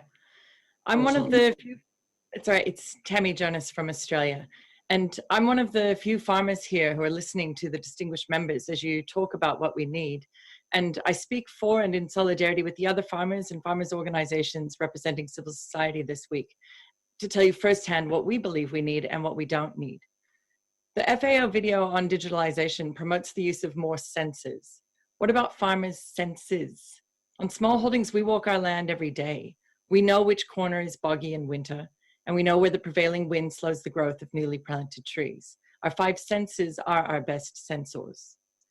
The digital agriculture being promoted here seeks precision at the expense of people. It's too expensive for many smallholders. We echo Malaysia, Samoa, Cambodia, and Fiji's concerns about a digital gap the expensive high-tech solutions presented here will make worse. I know that most of the technology promoted today is out of the reach of my farm, and I'm from a wealthy country, unlike many smallholders in our region. We members of civil society stand for policies and innovations that support small-scale food producers rather than promoting high-tech business models that replace us, reaffirming the legitimacy of small-scale food producers in our communities to be at the center of an effective development for a sustainable and richer future. Alibaba is present here today, and it's increasingly promoted in FAO along with other corporations as a tool for smallholders. It's a $72 billion corporation that has a fiduciary duty to provide profits to its shareholders.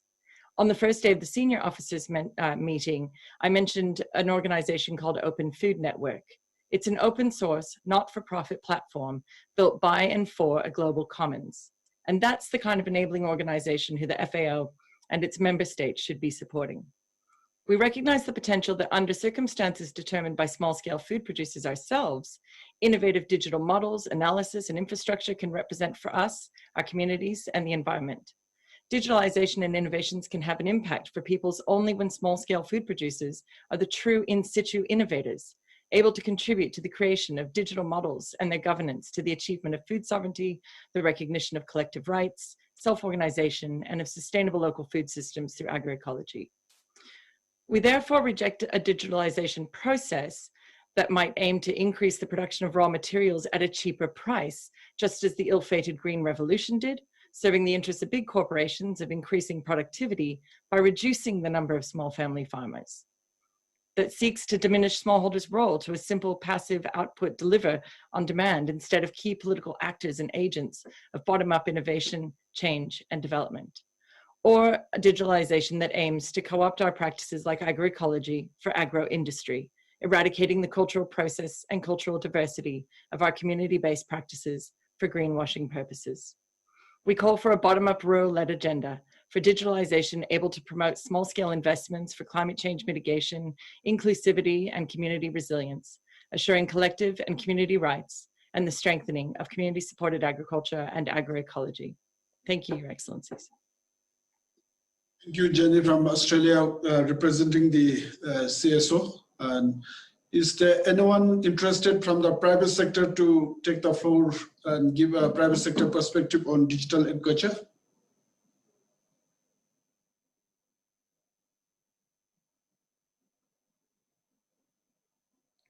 So I see no flags, and as the list of interested speakers closed on, closed with me.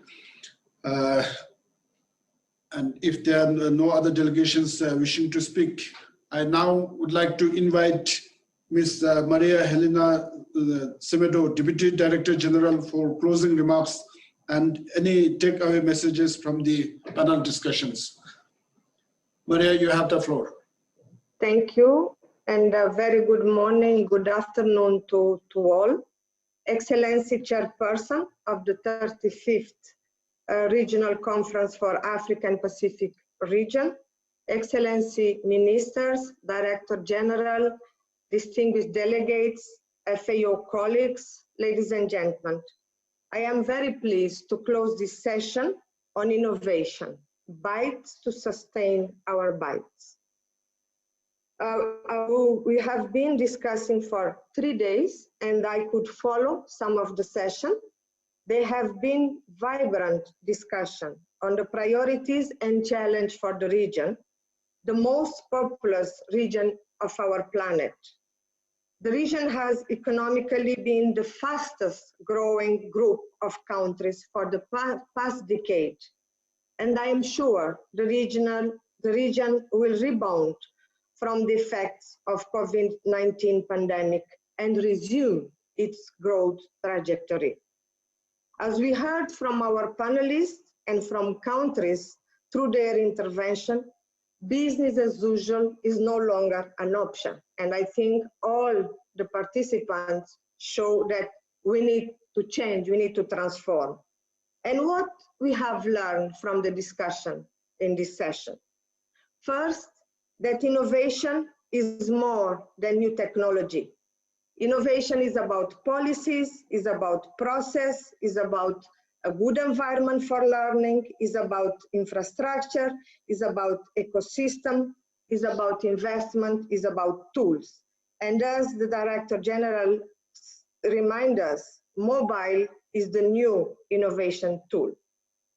Indeed, innovation will be critical for building back during and after COVID-19 and for helping countries to get on track to achieve the Sustainable Development Goals and transform the food system. Second, the Asian Pacific region has been a leader in innovation. Governments, private sector, civil society have provided enable environment to leverage the immense talent of the diverse and young population in the region. It has also been said that it's important to foster innovation among women, and we have a very important testimony. We also saw that the private sector has been instrumental in bringing technologies and solutions to the people, to the producers, and to the consumers. We heard inspirational testimony today from the Society 5.0, from the Alibaba, how they improved the supply chain during the COVID-19, from the governments, how they have been fostered technology. The question of affordability, access has been also so importantly raised in this discussion today. And it is vital that all stakeholders continue their positive action to encourage the spirit of innovation among human, especially youth and women, and to make sure funding opportunities are available for product development, investment, and upscaling. And we need change makers. This also has been said today. We have talked about the importance of data, importance of information, and importance of collaboration. And finally, more than ever, this session has reinforced the importance of partnership. The governments cannot go alone. They need partnership, and we need to develop and delivering tailored solution. It has been said that no one size fits all. We need to serve the needs of our end users, and the question of affordability and access has been more than strengthened today. Even before the COVID-19 hit, the region was grappling with climate and natural events, transboundary pests and diseases such as fall armyworm, locust, swine fever, and the digital ecosystem will provide new solutions to face these transboundary pests and animal diseases in order to improve efficiency and solutions across the food chain and to provide better life to our farmers. Under the leadership of the new Director General, FAO is setting an ambitious goal to incorporate innovation across global, regional, and country level, as well as within the organization, to increase the value and impact of our technical assistance. In this regard, the Office of Innovation has been set up for this purpose. It has also been referred today the importance of the platform for digital, international platform for digital food and agriculture. Also, the importance of the innovative geospatial platform, integral part of the hand-in-hand initiative. We hope all those instruments will help the countries to have better innovation and to increase the implementation of the Sustainable Development Agenda. Today's session has set a positive tone where we also heard from members to continue on this path. And I thank you for your strong support.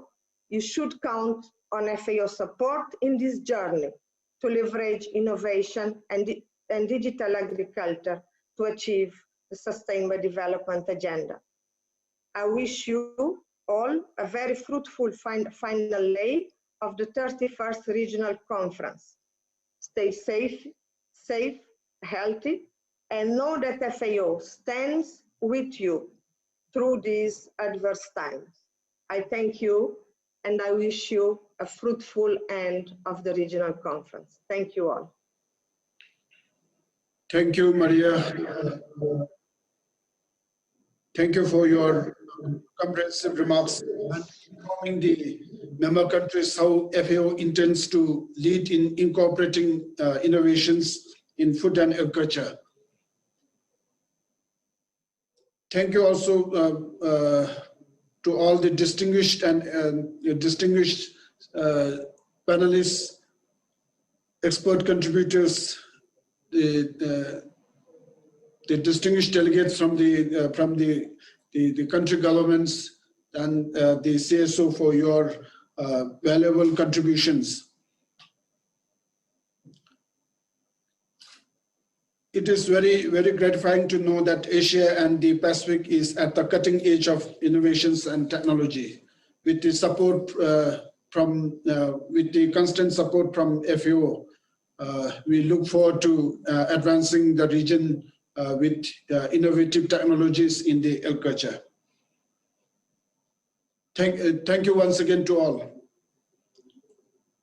We will now have agenda item 13 from the Committee on World Food Security, driving food system transformation towards sustainable healthy diets.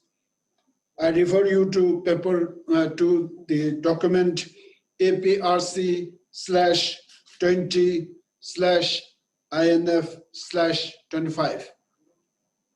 I would now like to call on Christopher Hegadon, the Secretary of the Committee on World Food Security, who will moderate this event to open the presentation.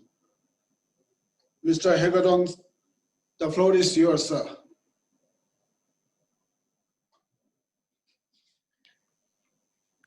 Thank you very much, sir. It's an honor. Greetings and welcome on behalf of the Committee on World Food Security, the CFS. I'm Chris Hagedorn, the Secretary of the Committee. Today, we will be discussing our work to develop voluntary policy guidelines on food systems and nutrition. Today, we're very pleased to be joined by the Director General of FAO, Mr. Chu Dong-yu, who has been a very strong supporter of CFS, insisting that our work be highlighted in each of FAO's regional conferences this year. Thank you, Director General. We will hear from you in just a moment after I introduce today's other speakers and respondents. We're honored to have speaking today the chair of the CFS, Mr. Thenawat Tiansin, Thailand's permanent representative to the Rome UN agencies. Also, Honorable Afioga Lopau Nathaniel Mua, Minister of Fisheries of Samoa, who's not well, and his senior advisor, David Hunter, will stand in. The Vice Minister of International Affairs of Japan's Ministry of Agriculture, Mr. Makoto Osawa, will speak on Japan's Nutrition for Growth Summit and its relevance and connection to CFS and its guidelines. Also, Ms. Erin Sweeney of Grow Asia is here to tell us about the work they're doing with ASEAN, which has adapted CFS's principles on responsible agriculture investment, deploying them in a regional policy framework on food and agriculture. Last, it is a pleasure to introduce our two respondents, representatives of the CFS's civil society and private sector mechanisms, respectively. For CSM, Ms. Shamali Guttal is with us from Southern India. She is the head of Focus on the Global South. Representing PSM, Mr. Stuart Oda, founder of Aleska Life, is with us online from Beijing. We have put the speakers' bios on the CFS website since the chat function is disabled. You can find them at fao.org/CFS. Now, let me warmly welcome FAO Director General, Mr. Chu Dong-yu, to make opening remarks. Sir. Good morning. Can you hear me? And good morning, Chris. Good morning, sir. Looks so fresh, huh? It's a big day for CFS, huh? I don't think you had a chance before you are president, Secretary FAO DG, participate in the CFS regional segment. I think Excellency is Chairperson of the CFS, ladies and gentlemen. I'm so happy to be here with you. It's not only my personal preference. It is the original function, aspiration of establishing the CFS. I already have a several intensive discussion with Secretary CFS and the two presidents, former president and now the president CFS. FAO was a founder important hosting organization for CFS. For so many years, we didn't know, or maybe we didn't prepare ourselves how to make use CFS in line with FAO mandate. More important, how to function of CFS for the world global mandate of food security, SDGs, and all those get more inclusive of policy consultation, promotion of the agro-food transformation, and also how to catalyze CFS to be real promoter, one of the important promoter and platform for food security, for rural development, for get more investment on agriculture and food. So that's why I invited CFS to organize the side event at all 5 our regional conference. This is the first one. It's not only as a signal of our strong commitment to the committee, but also to encourage you, not only FAO staff, senior managers, and also the ministers, regional leaders, and the relevant stakeholders to take advantage of the committee and its products. Because, as I said, FAO should be play the leading role from Roma-based agencies, because we are one of the most important funders for the committee. How can to play the leading role to get the committee more visible, more tangible, and more useful, frankly speaking. Of course, we have to change both sides. From your business model, you running so many years, more than 45 years, you have to change. You have to find yourself what is fit for the purpose, how to fit it for the purpose. And FAO, how to host you and also keep your autonomous status for the FAO mandate, as I said already. So FAO is proud of to host the CFS secretary and to fund its operation along with the IFAD and WFP. The committee's activity as an inclusive international platform of the great importance in global efforts addressing food security and nutrition. And we need to work together, and now more than ever before, because we are not on track to eradicating hunger, food insecurity, all forms of nutritional by 2030. And we need more coherence, we need a more close cooperation, and use the same energy to one direction. As yesterday, Secretary General made a big statement in the extraordinary meeting on the foreign affairs of G20. One sentence is very strong. Once the pandemic comes, the countries go in different directions, and the virus goes all the directions. Now we are facing the pandemic, we are facing the off track of the SDGs. So we need to go the one direction, not the two different directions by your own individual organizations, individual even person. We have to build a more strong solidarity, and to reversing the trend become ever more challenging with the appearance of the COVID-19 and others. The pandemic and the related measures of containment are leading to the slowdown in regional economic growth, which is threatening food security even further. Yesterday I said South Asia is particularly vulnerable, with the number of chronically underfed people projected to rise by almost 1/3 to 330 million by 2030. As a result, we will need to redouble our efforts. I would like to share with you 3 concepts that are the central in this regard. First, food system transformation. You see the SDGs called on last year during the World Food Day. He will convene the World Food System Summit. That's one of the big, I always call that a peak of the action. But we need a lot of actions and series of activities and policies to follow to make the real food system, agro-food system transformation. The pandemic has exposed the grave weakness in our global food system, of course, include the agricultural system. We need to work hard to make them healthier and more sustainable. If we will continue supporting all your efforts to catalyze the transformation agro-food system and speed up the integration of the key players in the food system.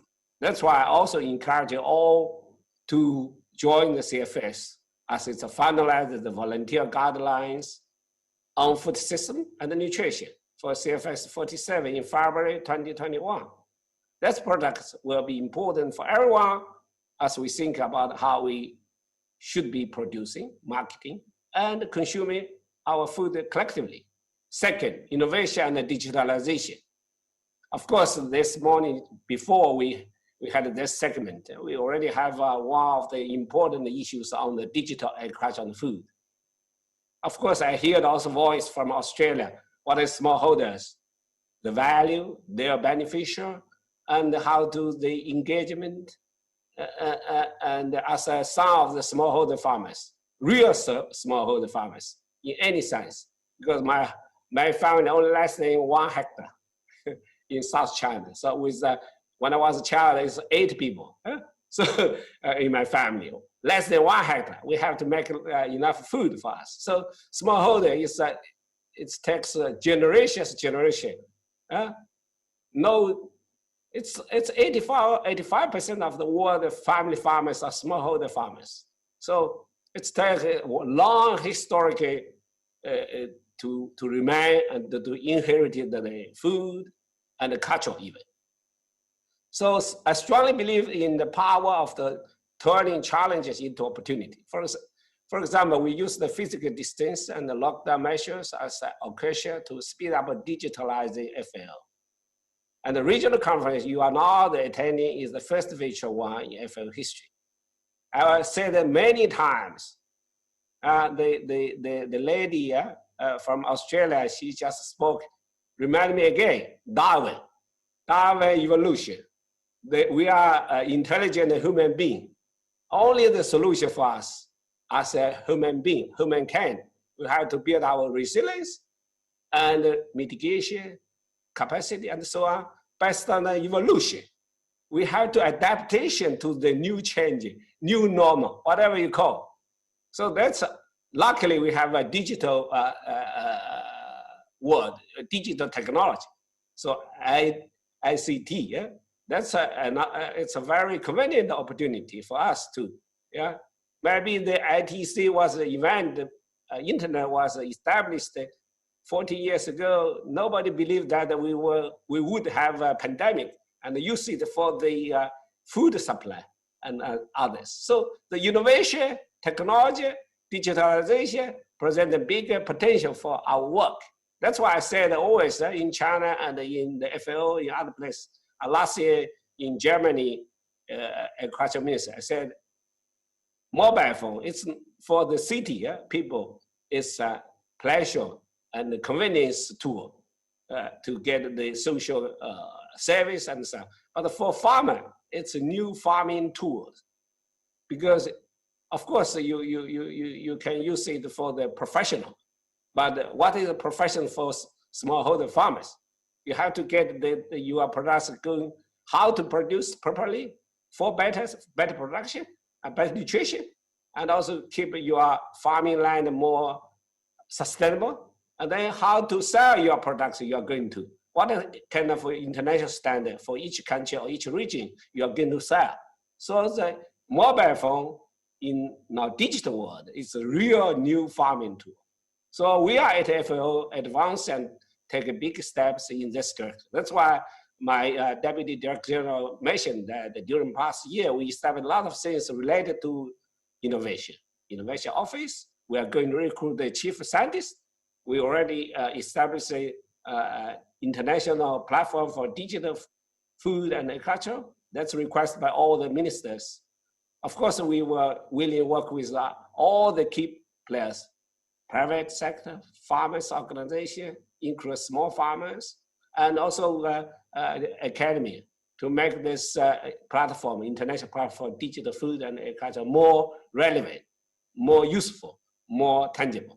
The hand-in-hand initiative that is bolstered by the state-of-the-art tools and technology in the geospatial data platform and the data lab for the statistical innovation is a good example of this.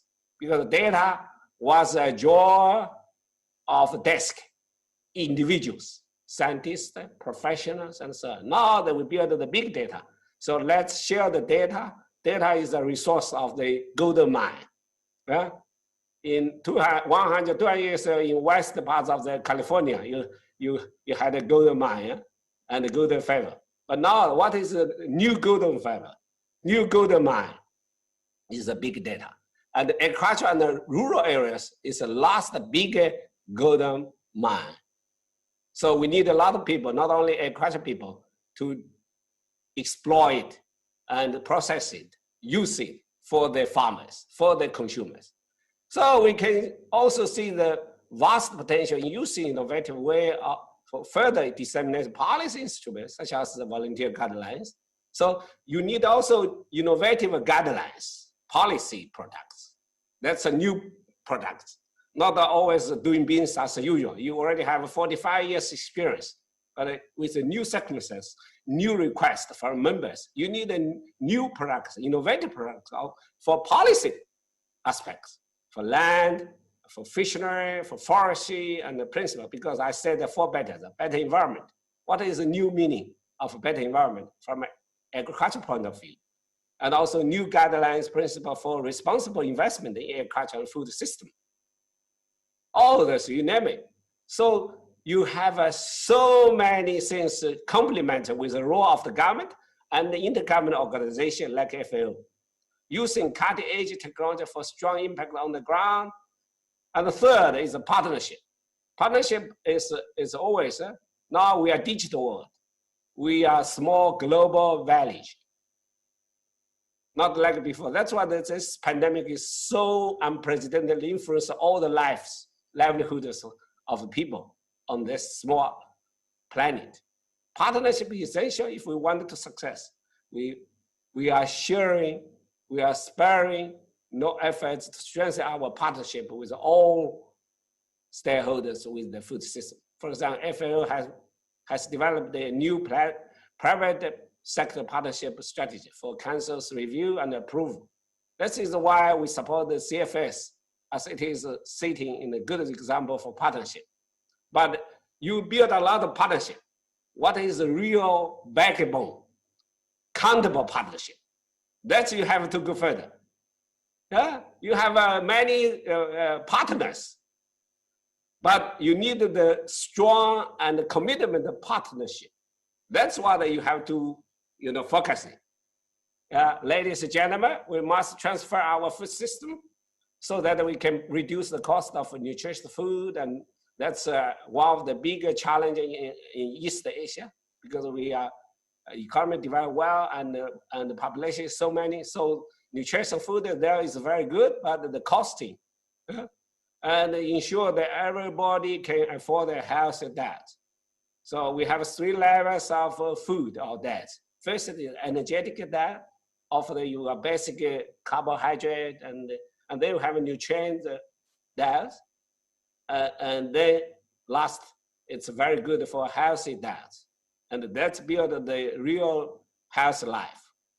At the country level, government must take into consideration their specific context, as there is no one-size-fits-all solution to achieve this transformation. But please remember, also we need one stone to trick 3 birds. I hear so many people also, no one size fits all. But why don't you think another way, an innovative way? You use the one stone to trick 3 birds. That's what the CFS can do. So CFS has provided many important policy products, but I said already have focusing. Yeah, now zooming. Yeah, now we are using Zoom, but we need a zooming. Like you make beautiful photos.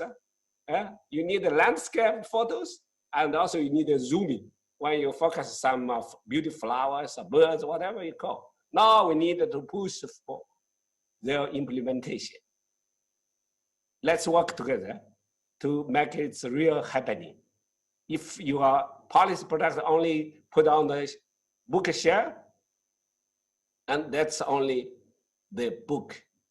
Once you transfer your policy product to the ground, and the people that can benefit, and that's a real productivity.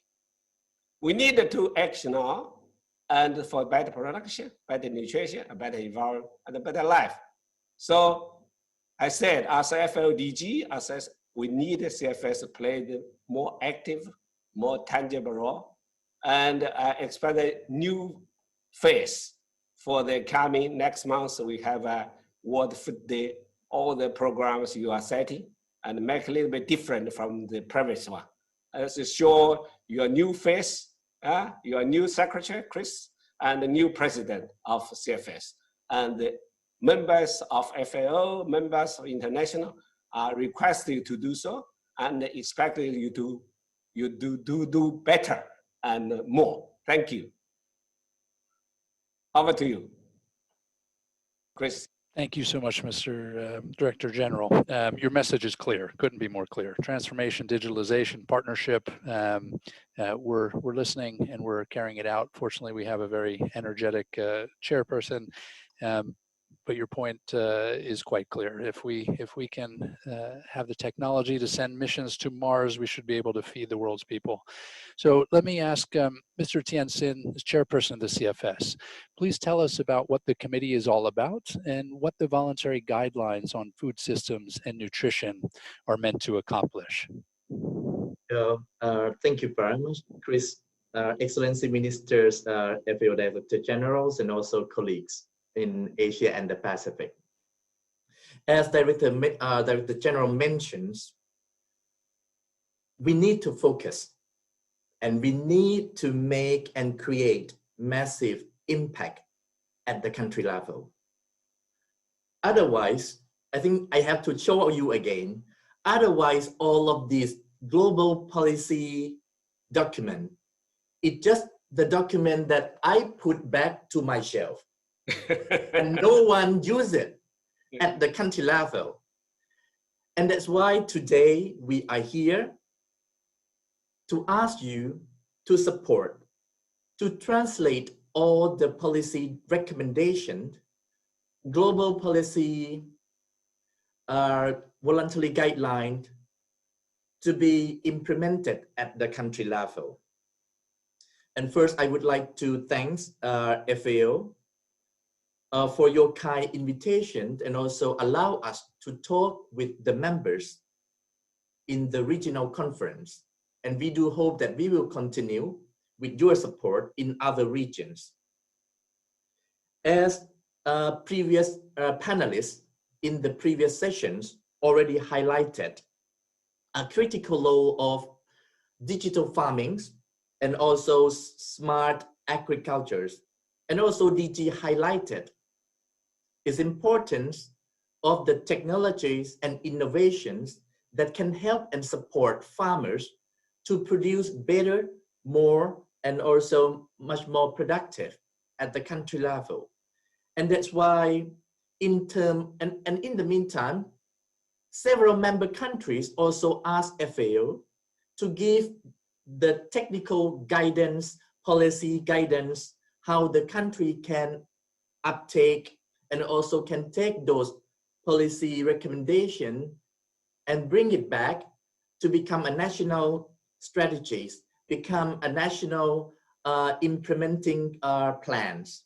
And that's why all the work that CFS are working at the moment with support of FAO and also others, UN Rome-based agencies and all stakeholders. We need to focus to make sure that we really make an impact.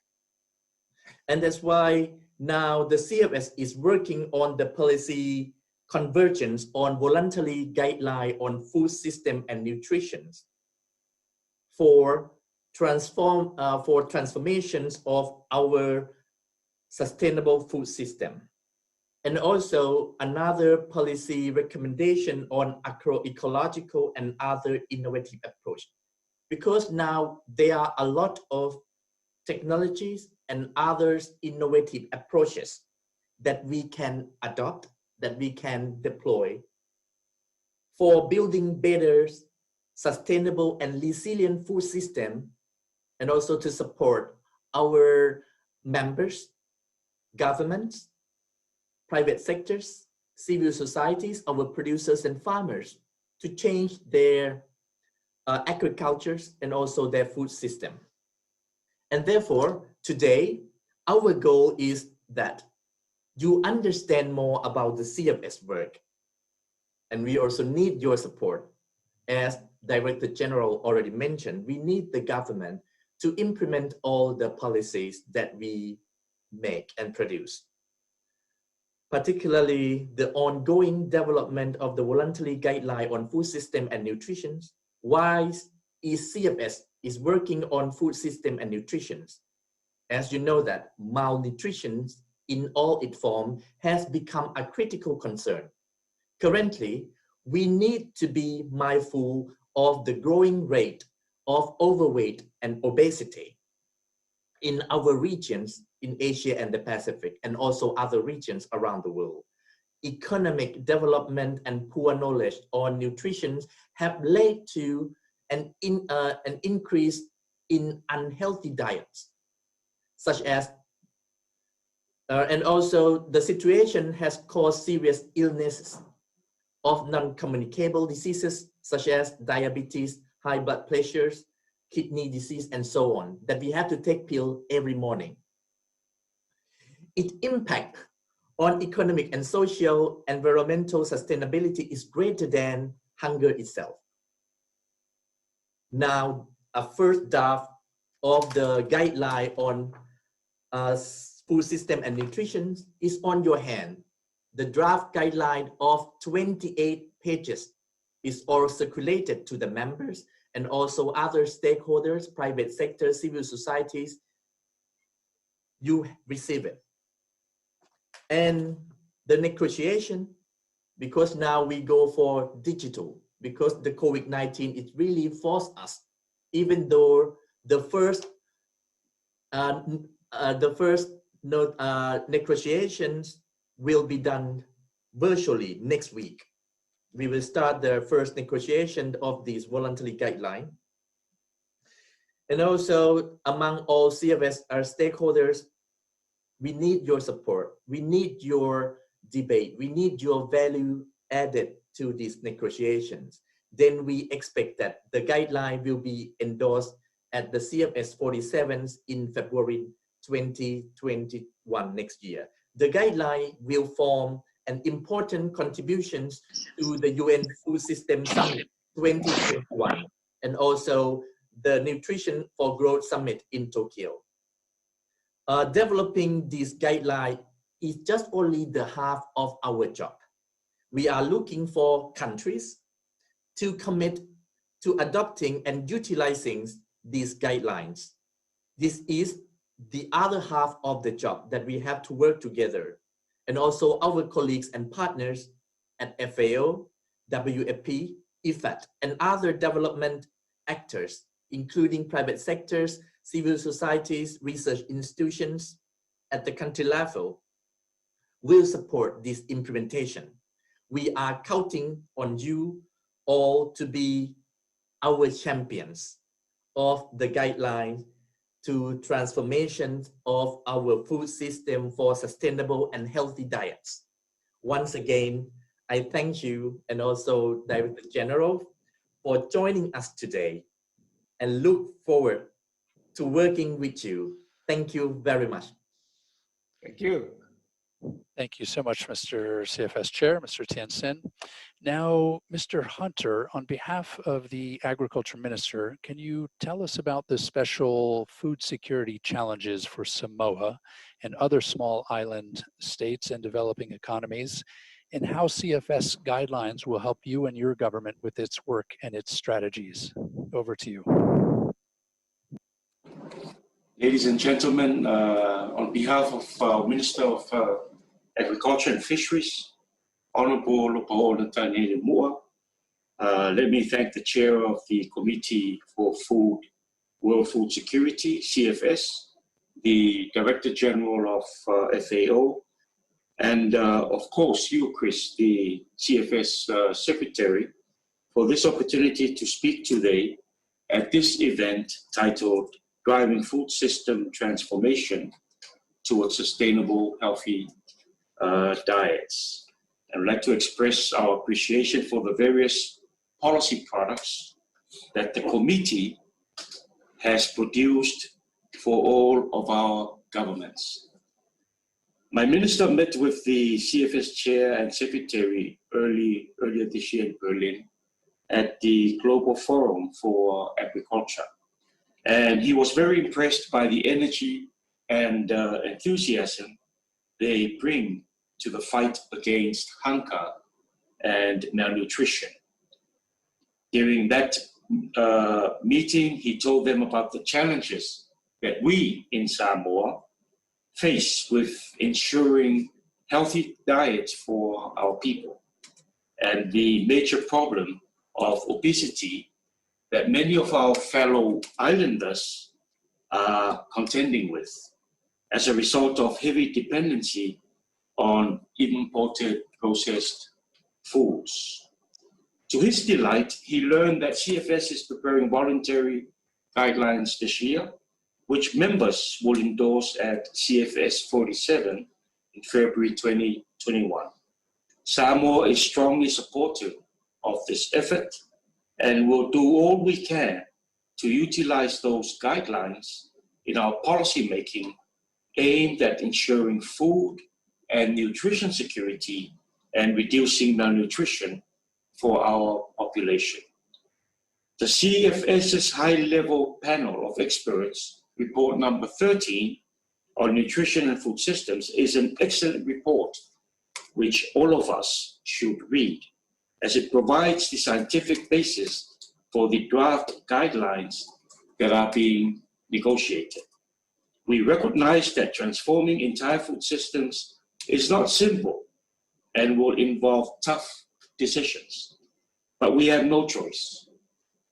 We will all need to look at our context-specific policies, laws, regulatory frameworks, strategies, plans, and programs to see what works best for us.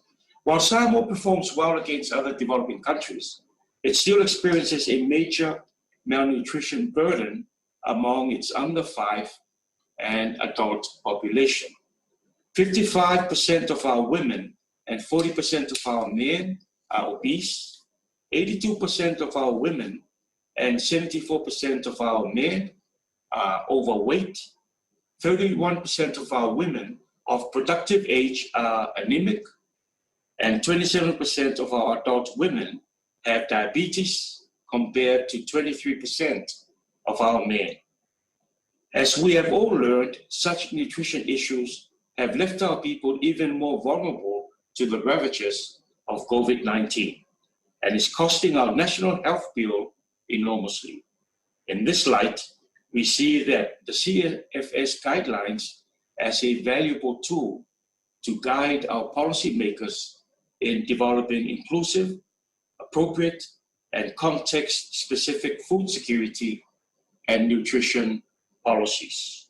In closing, we see the only way we can progress with our collective efforts to reduce malnutrition for our people is through strong partnerships and genuine investments to ensure that what we do today will improve their well-being and economic prosperity tomorrow. Individually, we go fast. Together, we can go far. On behalf of our minister, let me again thank the CFS and strongly endorse the work it is doing to support countries in dealing with the major challenges we face in terms of hunger and malnutrition. Thank you for your attention. Thank you so much, Mr. Hunter, and please send our best wishes to the minister. Now, Mr. Vice Minister Osawa, can you please describe what Japan is doing with its Nutrition for Growth Summit next year, and how the CFS voluntary guidelines will be featured, and how CFS products are valuable in your food security policy efforts? Over to you, sir. Chair, and thank you, Director General of the FAO, and thank you very much for the Chairman of the CFS and the colleagues. On behalf of the Government of Japan, I'm delighted to join you here at this CFS event at the FAO Regional Conference. In the past 2 decades, the Asia-Pacific region has been enjoying remarkable economic growth. GDP has increased about 2.4 times compared to 20 years ago. The population has increased and the globalization is progressing. On the other hand, it is estimated that 8.3% of the region's population were undernourished in 2019, although this was a decrease from 14.4% in 2005. Undernourishment due to poverty and other issues is still a major challenge in the region. In addition to that, there is concern that the current COVID-19 pandemic may lead to the disruption of the food system and seriously affected particularly vulnerable people. Under these circumstances, we are very much interested in voluntary guidelines for food system and nutrition being formulated under the FCFS. Japan also attached great importance to human security. This is because nutrition is necessary to create a society in which each human being is free from fear and want and can live a dignified life. In light of these circumstances, we plan to hold the Tokyo Nutrition for Growth Summit in December 2021 in order to stimulate international public opinion to eliminate malnutrition around the world. We set 5 key themes for Tokyo Summit. First objective is health, making nutrition integral to universal health coverage for sustainable development. Second is food, building food systems that promote safe, healthy diets and nutrition, ensure livelihoods of producers, and climate smart. Third is resilience, addressing malnutrition effectively in fragile and conflict-affected areas. Fourth is promoting data-driven accountability, and the fifth, the last one, is securing new investment and driving innovation in nutrition financing. All theme is important, but today I'd like to focus on the second theme, food. Food makes human beings and its health, because we believe that Japan can particularly contribute to the theme with our dietary experience. Maybe I would like to introduce today 2 Japanese keywords in Japanese. Nowadays in the world, the double burden of malnutrition is a big problem in which undernutrition, overweight, and obesity occur at the same time. It is out that obese people are at greater risk of severe coronavirus infection. Fortunately for Japan, the ratio of obese people is low, and thereby we have developed a healthy and long-lived nation. This situation is associated with the first Japanese words I'd like to introduce today, washoku, Japanese traditional dietary habits. Washoku is characterized by appreciating local produced products and eating them with as little waste as possible. For example, various types of fermented foods available in Asian countries are due to the know-how that makes the best use of food that is specific to the region.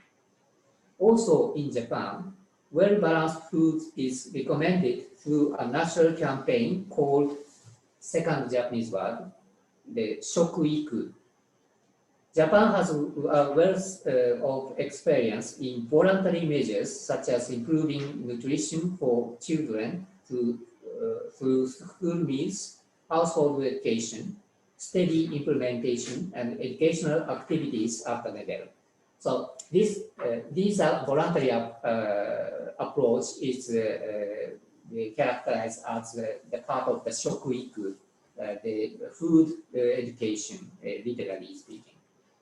I believe that such voluntary measures will lead to the real improvement of dietary habits in the long run, based on the real understanding of the people.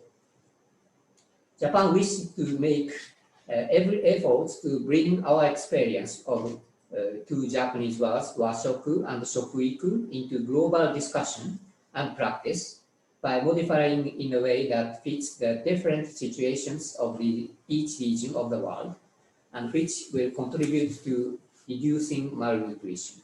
Finally, I would like to announce that I believe that by promoting global efforts to improve nutrition through the Tokyo Nutrition for Growth Summit, we will be able to make the world, including Asia and the Pacific, a better place.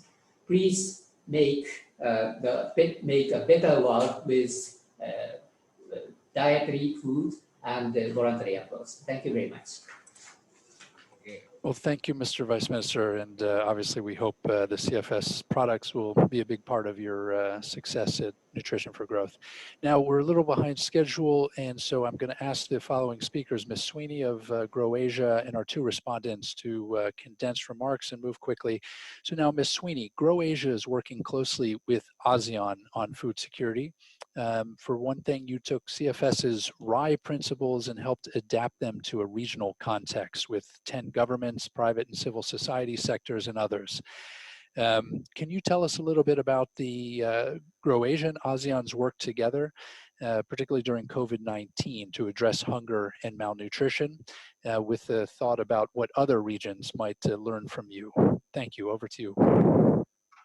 Thank you so much to the CFS Secretary, FAO Director General, and the other representatives and distinguished guests here today. So I'm very honored to be here representing work that others have done for the last few years to actually apply CFS principles at the regional level. And I was actually thrilled to hear the speaker chair from Thailand point out that we can't have guidelines sitting on a shelf, because that's exactly how we talk about the work that we're doing together with the ASEAN Secretariat in this region and what we're aiming to change. So as the speakers here today have talked about, we know that food demand in the Asia Pacific region is exploding and will double between now and 2030. And we also know that we will require another US $800 billion in investment to produce enough food to meet that demand. So Grow Asia has been asking the question, how can we ensure that nutritious food is produced in a way that sustains farmer livelihoods, promotes inclusive business models, and mitigates the impact of climate change through multi-stakeholder initiatives? And I'd just like to take a moment to share with you how we've been doing that together with the ASEAN Secretariat.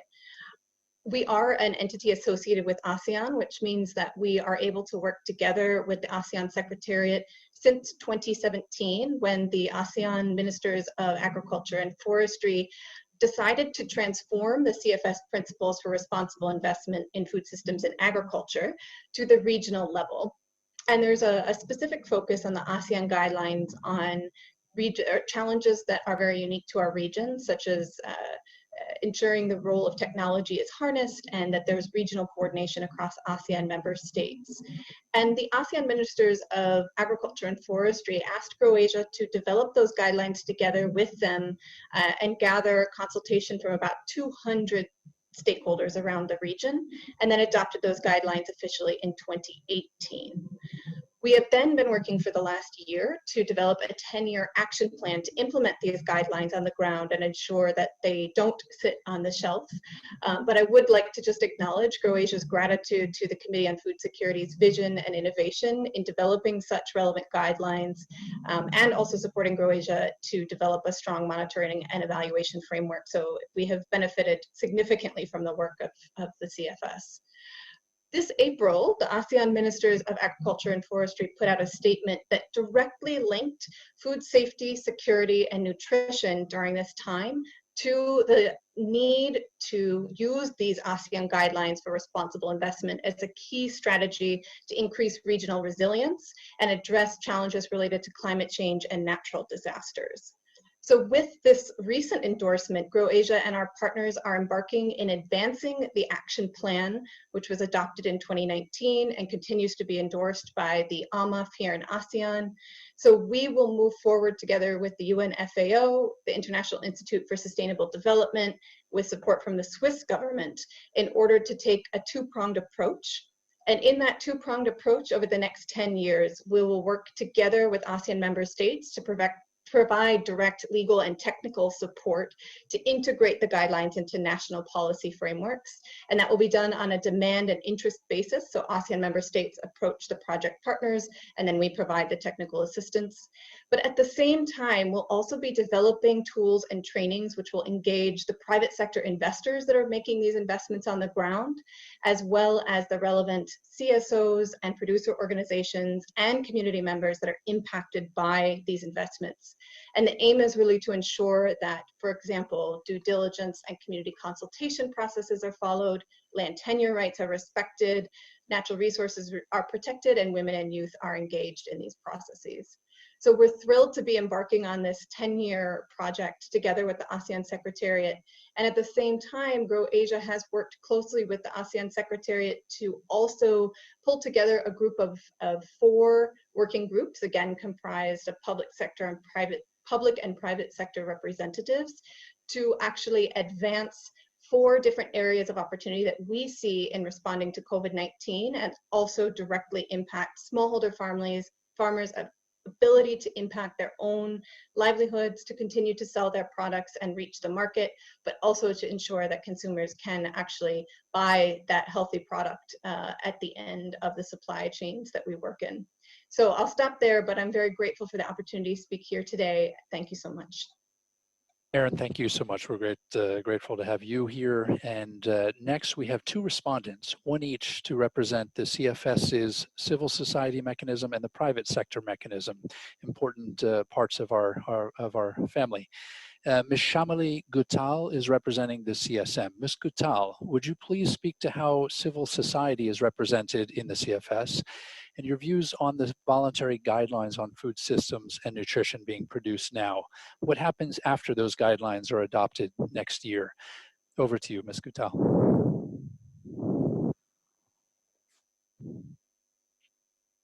Thank you very much, Chris. Good afternoon, everyone. Thank you to the, first I'd like to thank the CFS and the FAO for organizing this event. I'm participating, as Chris already said, as a member of the Civil Society and Indigenous Peoples Mechanism, the CSM. So just a quick word about the CSM before I share further thoughts. So the CSM brings into the CFS the voices of small-scale food producers, agricultural and food workers, Indigenous peoples, landless, the urban food insecure, consumers, women, and youth. CSM was founded in 2010. We are an essential and autonomous part of the reformed CFS, and our main purpose is to facilitate civil society participation and articulation into the policy processes of the CFS. The CSM is an inclusive open space. All civil society organizations, movements, unions that work on food security and nutrition can participate. And since 2010, we have been able to facilitate the participation of several hundred national, regional, and global organizations in the CFS. Now, the CSM participation is structured. We have through 11 constituencies and 17 sub-regions. Constituencies include smallholder farmers, pastoralists, herders, fisherfolk, urban food insecure, agricultural and food workers, women, youth, landless, and NGOs from both the North and the South. Our sub-regions include North America, Central America, Caribbean, Andean region, the Southern Cone in Latin America, Western and Eastern Europe, North Africa, Central Africa, East Africa, West Africa, South Asia, Southeast Asia, Central Asia, West Asia, Australasia, and the Pacific. So as you can see, we have done our very best to include civil society organizations working on food and nutrition from constituencies and sub-regions in the world. Now, our involvement in the guidelines, well, the issue of food systems is of vital importance to us, not only because of COVID, but of course, everybody has to eat and everybody needs life. And all the speakers who've spoken before, and also in the session before, have pointed out the importance of sustainable food and nutrition sources and consumption. Our 11 constituencies include actors central to food systems from across the world. They are the most important contributors to food security and nutrition worldwide, but yet are most at the risk of hunger and malnutrition. Now, the contribution of our constituencies to providing food and nutrition to the majority, and especially the urban and rural poor, has been recognized by the FAO, by the CFS, by the World Food Programme. Also, their vulnerability and potential marginalization and susceptibility to hunger and malnutrition has also been recognized by the World Food Programme, by the FAO and the CFS. So we believe that these actors should be the primary beneficiaries of these guidelines. Therefore, we have been actively and collectively engaged in this work stream over the past 4 years, developing our vision, our positions, and we have analyses to back them up, which we will be presenting. We've already been presenting them in the open-ended working groups and the processes, and we will be presenting them in the future guidelines that are starting next week. Now, we intend to use the guidelines in a number of different ways. One is information as an information and knowledge tool. Key national One more minute, Mr. actors and about the importance of understanding and viewing food and nutrition through a holistic food systems approach, work with government actors at subnational, national and regional levels to formulate and enact policies that support local resilient food systems, sustainable and healthy diets, and which protect and respect the rights of key food system actors as represented by our constituencies. Work with intergovernmental organizations to ensure coherence with the guidelines and the policy and programs they initiate and support with governments. And of course, advocate for regular monitoring by governments, intergovernmental organizations and civil society of how the guidelines are being used in spirit and letter, and also how these guidelines complement previous important CFS policy products, such as the guidelines on the right to food and the right to food, the sustainable tenure of land, fisheries, and forests, the framework for action in protracted crises, and so on, which the CFS chair already also mentioned. All these policy products need to work together, complement each other, and be implemented at national and sub-regional levels. And we, as the CSM, have the people in different countries, in different constituencies, who will work with the governments and intergovernmental organizations to do this. Just in closing, I'd just like to point out that our key priorities are to approach the framing of food systems through a holistic lens, not to compartmentalize, but to look at the links between ecological, social, political, economic contexts, which are constantly changing, and to particularly recognize the particular roles of different actors, of power, of gender, of generational relationships. We have a responsibility to future generations. Our actions today determine how people eat tomorrow, or how people don't eat tomorrow. And food systems need to be recognized for the multiple public objectives they can serve.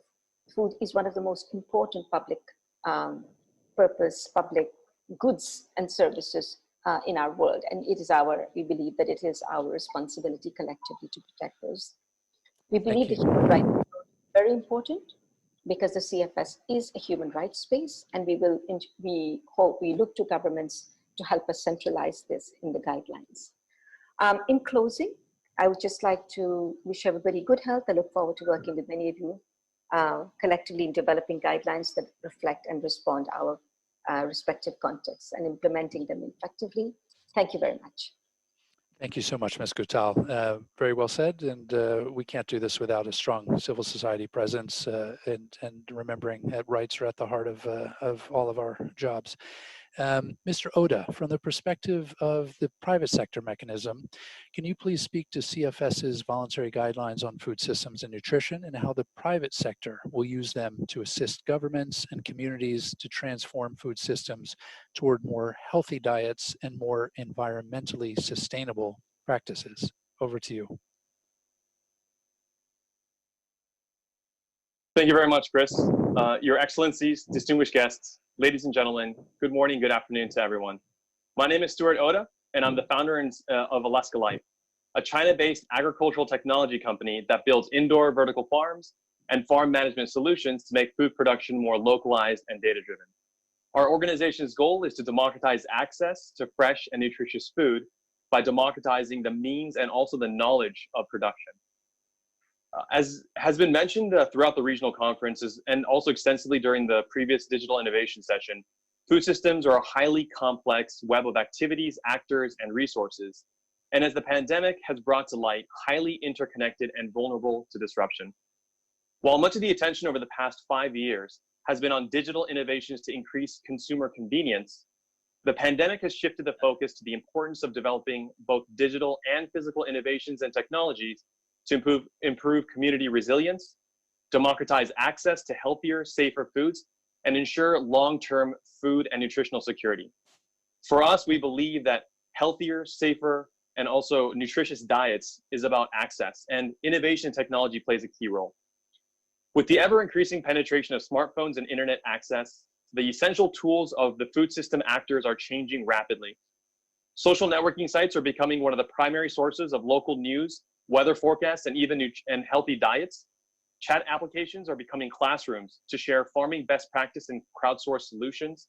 And mobile money is helping to power agri-input and fresh produce marketplaces. And finally, data analytics is allowing farmers to grow significantly more using significantly less. My team at Alaska Life is developing remote monitoring and automation devices to enable better and faster real-time decision-making, smartphone-based farm management software to improve operational efficiency and food traceability, and artificial intelligence and machine learning tools to enable long-term yield and plant health monitoring.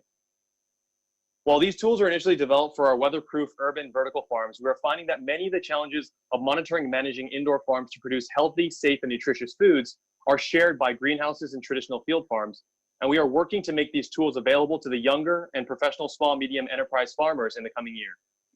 This also requires a fundamental rethink of existing business models, and we are one of many private sector organizations working to make our technology available free of charge to smallholder farmers and create a truly inclusive ecosystem.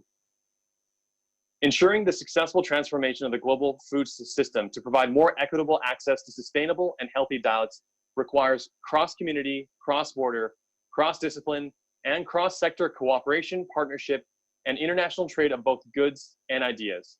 And we very much look forward to working closely with regional offices, government stakeholders, civil society organizations, and the private sector to drive this critical transformation.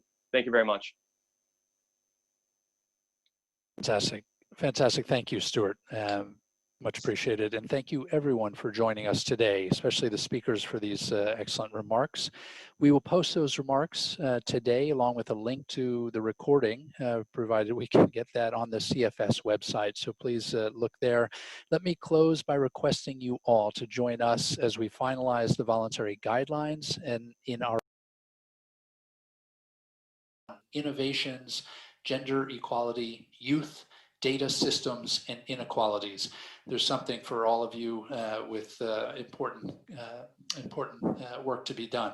If you wish to learn more about the CFS, do not hesitate to reach out to the chairperson, the secretariat, or your local FAO office.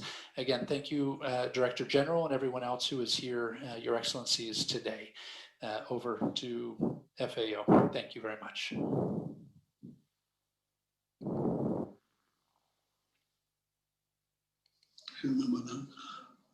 Thank you, Hegaran, and all the contributors of this excellent session.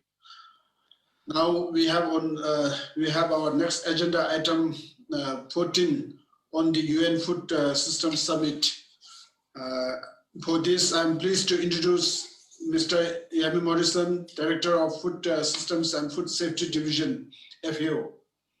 He will speak to us about the forthcoming UN Food Systems Summit. Mr. Morrison, you have the floor, sir. Thank you, Chair, and good day to you, to Excellencies, distinguished delegates, ladies and gentlemen. In his address on World Food Day last year, the United Nations Secretary General announced that he would convene a Food Systems Summit as part of the Decade of Action to achieve the SDGs. The objective of the session today is to inform delegates on the progress towards the UN Food Systems Summit and on FAO's role in supporting this process. The session will start with an opening presentation by the United Nations Secretary General's Special Envoy for the Food Systems Summit, Dr. Agnes Kalibata, who will set out the rationale for the summit and the key elements of the process towards the summit. This will be followed by a short intervention by FAO's Chief Economist, Massimo Torero, who will explain FAO's role in ensuring that robust evidence and knowledge informs the debates and discussions in relation to the summit. We will then open the floor to obtain members' reflections on the process towards the summit. So it is now my great pleasure to invite the United Nations Secretary General's Special Envoy for the Food Systems Summit, Dr. Agnes Kalibata, to provide her introductory remarks. You have the floor, Dr. Kalibata. Thank you, Jamie, for those remarks and for the introduction. Can you hear me very well? Yes, we can. Very good. Thank you. Your Excellencies, Honorable Ministers, partners, colleagues, FAO Director General, the Chair of the CFS, and you all, I'm honored to join you at this year's FAO Regional Conference. I want particularly to thank the government of Bhutan for hosting us and bringing us together in this virtual summit. This year's regional conference is happening at interesting times. We are in the midst of a COVID crisis, as we all know, and this has highlighted two very important elements. It has highlighted how interconnected our world is in terms of food, but it has also highlighted the vulnerabilities that are within our societies, irrespective of where in the world. We see very much around the world that there are people among us that have very low resilience and who we must focus on as we go forward. This year's state of food insecurity has put in great detail the direction we are heading in, and definitely we are in the wrong direction. It shows that we are not doing well from a food security and nutrition perspective. So the priority that is facing us today is, yes, beating the COVID crisis, but also recognizing that we must make sure that this health crisis does not become a global food crisis as has been predicted. I must recognize and appreciate the role the UN system has played and the FAO itself has played in coordinating the efforts of overcoming this pandemic. I've been in a number of meetings and I've seen firsthand the leadership of FAO in trying to make sure that we stay above a food crisis in the midst of a health crisis, and I wanted to recognize that effort. We must make sure that this crisis does not roll back. A lot of the work we've done had won gains that in the direction we are making towards 2030. We must ensure that we do not turn our attention away from our collective drive to end poverty and hunger everywhere and to combat inequities, as has been highlighted by the COVID crisis. So this brings me to the Food Systems Summit that we are talking about today and my role as Special Envoy. In 2021, I mean, last year, as Jamie has indicated, the UN Secretary General announced the Food Systems Summit as part of a decade of action, responding to a call from from heads of state in the previous year, really recognizing that had recognized that we were off track and wanted to make sure that we do come forward with new commitments, given that we only have 10 years to go. And the fact that we are actually in those 10 years, we need to come up with ways that will put us back on track, because we are completely off track in a number of SDGs, and we are off track in nearly all the 17 SDGs. So if we are going to get to where we want, the decade of action was seen as one of the ways that would get us back on track, especially if we are prepared to commit to a new way of doing business. So I just want to recognize that even as we have all highlighted what is broken in our food systems and what is going wrong in our food systems, there's also consensus globally that our food systems does probably offer one of the single strongest opportunities for us to get back on track. So the call by the Secretary General last year was recognizing that fact, and the fact that if we do and commit to do things differently, we actually can get back on track, we actually can recover lost time, and we actually can start delivering on the Agenda 2021 and health of people and health of planet. So from food systems perspective, I want to highlight a number of things that are already underway to help you understand what the summit is looking to achieve. The summit is looking to raise ambition, again, recognizing fully well that we are off track. It's looking to raise ambition with regards to the type of commitments we need to make to ensure that we end hunger. It's something that is unheard of today, that having figured out so many ways of producing food, we still have 1 in 3 people that are obese, and 690 million people, as has been highlighted by FAO, people that are actually hungry, even though we have all these new ways of producing food. So we do recognize that these are things we must turn around, and we want new commitments. We want countries to step forward and commit to feeding people, commit to dealing with the question of nutrition, commit to reducing emissions, commit to reducing waste, and commit to reducing inequities among our societies, as as many of you have highlighted. We have put in place a number of summit instruments that will help us do this, and Maximo will talk to some of that. Part of what we have put in place is a scientific group that is going to look at where we are coming from, but also look at the path we need to be taking, the logic of the path we need to be taking, look at the trade-offs of what we need to be doing, given the priorities and options we need to be making going forward. So that scientific group will really be a strong part of defining how we go forward.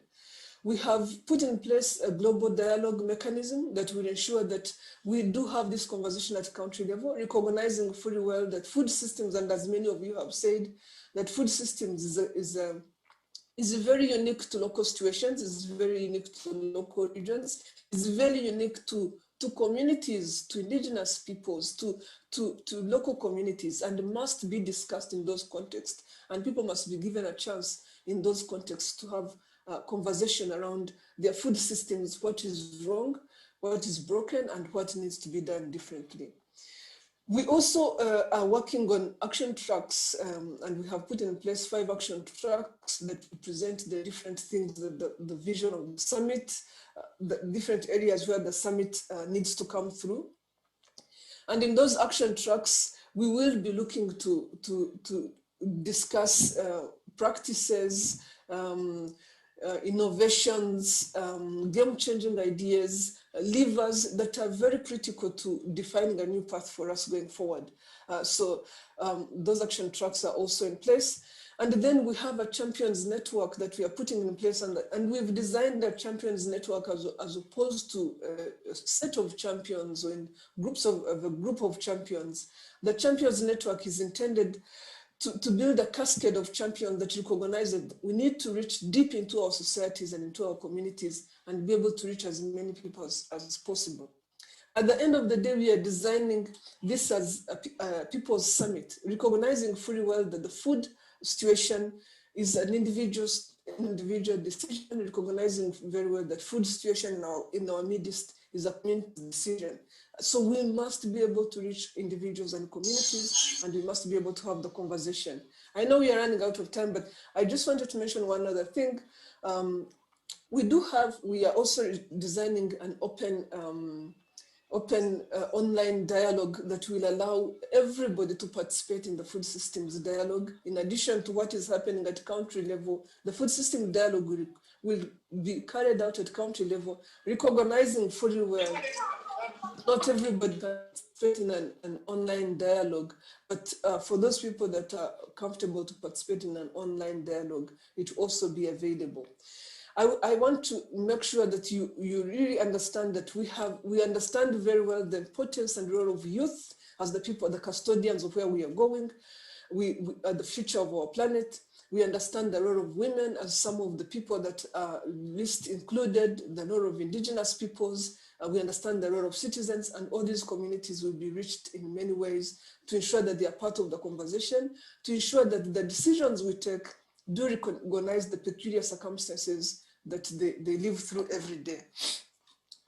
So the Food Systems Summit, at the end of the day, when it's done in 2021, we hope that it will have raised ambition, it will have taken conversation to every corner of the world, and raised ambition as to what needs to be done and what type of commitments we need to make so that we can change the trajectory of things with regards to achieving the SDGs, but also with regards to recovering our planetary health and the health of people today. So I welcome you all to be part of the Food Systems Summit as it rolls out on the week of October 12th, when FAO is celebrating its 75th anniversary. We will also be rolling out the food systems dialogue, all these perspectives of the food systems machinery that we are putting in place will be rolled out that week, and we invite you to be part of this. But more importantly, I invite you and your networks and your communities and your institutions to be part of the conversation of the Food Systems Summit, because as the representative from Samoa has said, I don't think we have a choice. There's only one choice going forward, and that is to change our food systems. And I welcome you to be part of this conversation and to be part of the action that we must take going forward. Thank you, Jamie, and thank you all for having me. Thank you very much, Agnes, for that clear explanation of what is an extremely important, but at the same time complex and highly inclusive process towards the summit.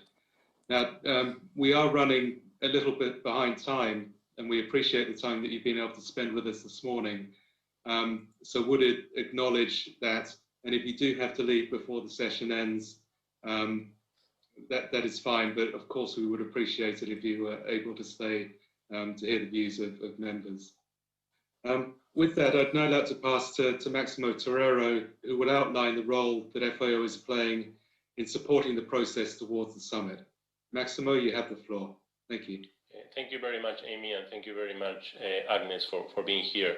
Let me briefly summarize the role we are playing. As Agnes was mentioned, there are key facts that we need to change and transform. 700 million people live in poverty, 690 million people undernourished, with a potential increasing 132 million more, 2 billion people that suffer from micronutrient deficiency, and 3 billion people that don't have access to healthy diets.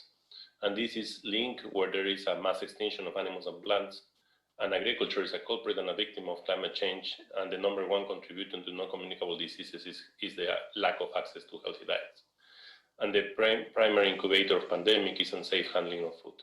So with this context, we need to find a transformation, and that's where the Food Systems Summit could play a significant role to be able to create this balancing act that allow us to achieve SDG 2 and SDG 1, but minimizing the potential effects over the environment, optimizing malnutrition and reducing all forms of malnutrition, and supporting economic development under a situation of climate change, water and land restrictions.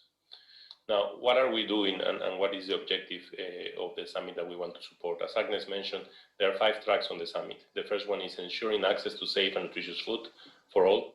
The second one is to shifting to sustainable consumption patterns. The third is boosting nature positive production at sufficient scale.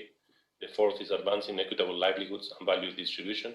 And the fifth is building resilience to vulnerabilities, shocks, and stress. And all of them are interrelated. Now, FAO is supporting the UN Food System Summit and has been, and as outlined by Mrs. Kalibata, the summit provides a major opportunity for FAO also to consolidate and upscale its support to members in developing of their food system transformation. And towards this, FAO is hosting the Rome-based part of the Food System Summit Secretariat, which is based in Nairobi, and which is primarily focused on ensuring the provision of evidence, knowledge as inputs to the action tracks and to the country-level food system dialogues. We are also supporting the action tracks, but specifically, FAO will directly support action track number 1. This is ensuring access to safe and nutritious food as a core UN agency within this action track. Also, FAO will support the remaining action tracks through its involvement as a support the UN agencies with individual track, drawing on the extensive knowledge generated by its technical divisions and through its involvement in the scientific group. With regard to the scientific group, the scientific group is under the chairmanship of Joachim von Braun and has been established to ensure independence in the generation and use of evidence.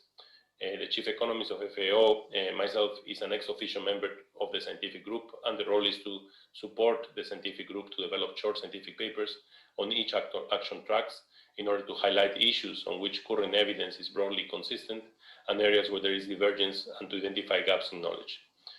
FAO will also support the scientific group in the development of a series of papers and especially focusing on common definitions and all the scientific evidence that we can bring into the tracks and into the whole summit as a whole.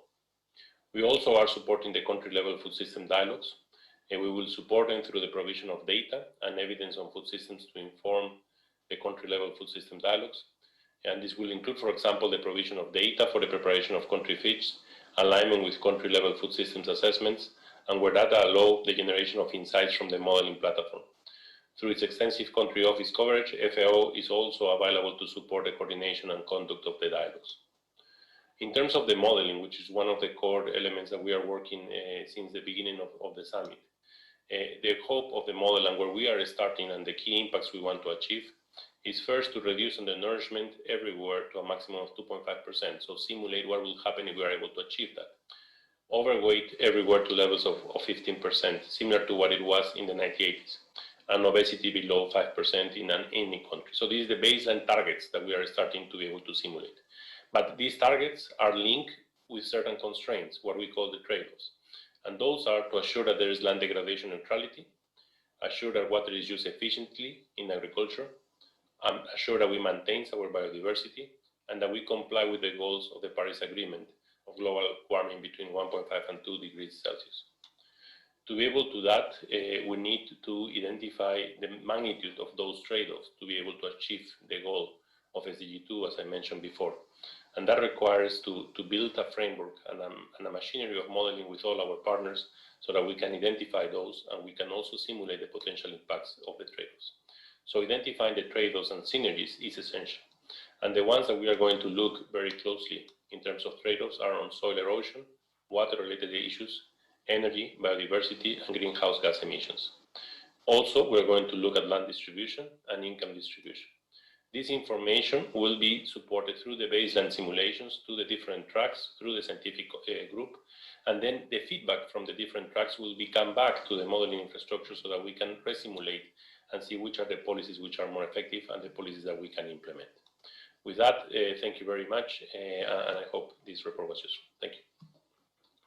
Thank you very much, Maximo. So with those two introductions, both to the process towards the summit and also specifically on FAO's role in supporting that process, I would now like to open the floor to members for any interventions or comments that they may have, acknowledging also that we are running behind schedule. So should members wish to speak, I would please ask you to be as succinct as possible so that we can allow all members who would like to speak. With that, I would like to call on the Honourable Delegate from China. You have the floor, sir. Thank you, Chair. China has always stood by the international system with the United Nations at the center and the multilateralism, and has been working actively towards achievement of SDGs. We believe this summit is highly relevant, especially at a time when COVID-19 is wreaking havoc for global health and posing grave threat to food security. We now have less than 10 years to achieve the SDGs by 2030. The clock is ticking.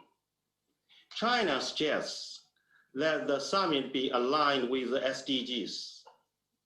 We also believe it is important to let the summit focus on the developing a roadmap and a timetable for the delivery of the goals and put in place a strategic response system and an accountability mechanism so as to enable the United Nations and its member states to increase efficiency and reform governance models in implementing the 2030 agenda. The outcome of summit should be targeted, feasible, and innovative. China regards Rome, where the UN agencies for food and agriculture are based, an ideal place to convene the summit. We support FAO in playing a great role in preparation of the event and encourage the Regional Office for Asia and the Pacific to take an active act in this process. Thank you very much. Thank you. And the second speaker on our list is the Honourable Delegate from Russia. You have the floor. Thank you, Mr. Chairman. Can you hear me?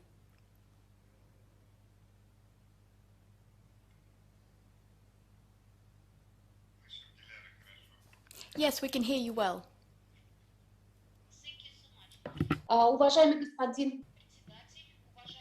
Mr. Chairman, distinguished colleagues, the Russian Federation has been a steadfast supporter of the UN Secretary General's initiative, which aims to organize a UN Food System Summit in the year 2021. We are concerned about the fact that despite the efforts being made by countries and UN system agencies, the number of people going hungry around the world is not decreasing. In fact, in some regions, it's increasing. Another serious challenge is the COVID-19 pandemic, which has had a corrosive impact on food supply chains. This creates risks for all of us as regards our ability to achieve the Sustainable Development Agenda in the year 2020, particularly with regards to achieving the second goal. In light of this, we believe it's time for a rethink of our approaches to ensuring food security. We expect that the summit will serve as an opportunity for such a rethink, and that the recommendations adopted at the summit will spur further transformation of food systems. They will spur them to ensure that agricultural production becomes more sustainable, all the while ensuring that natural resources are maintained. First and foremost, soil and water quality levels should be maintained. Second, we need to ensure that healthy food demands are met. Third, we need to ensure access to quality food for vulnerable populations, and this on an equal footing for everyone. From our vantage point, it's important to maintain a focus on specific components of food systems. At the summit, we need to ensure that we do not politicize or stray into related fields, which are discussed at in other fora, such as the UNFCCC and the UN Security Council.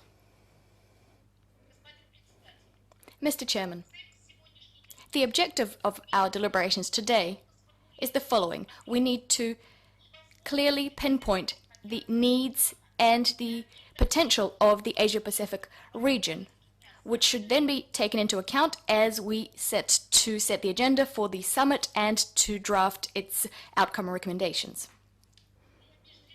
We stand convinced that this is absolutely vital, given that the issue of hunger and malnutrition cannot be solved with a silver bullet solution. There is no universal solution.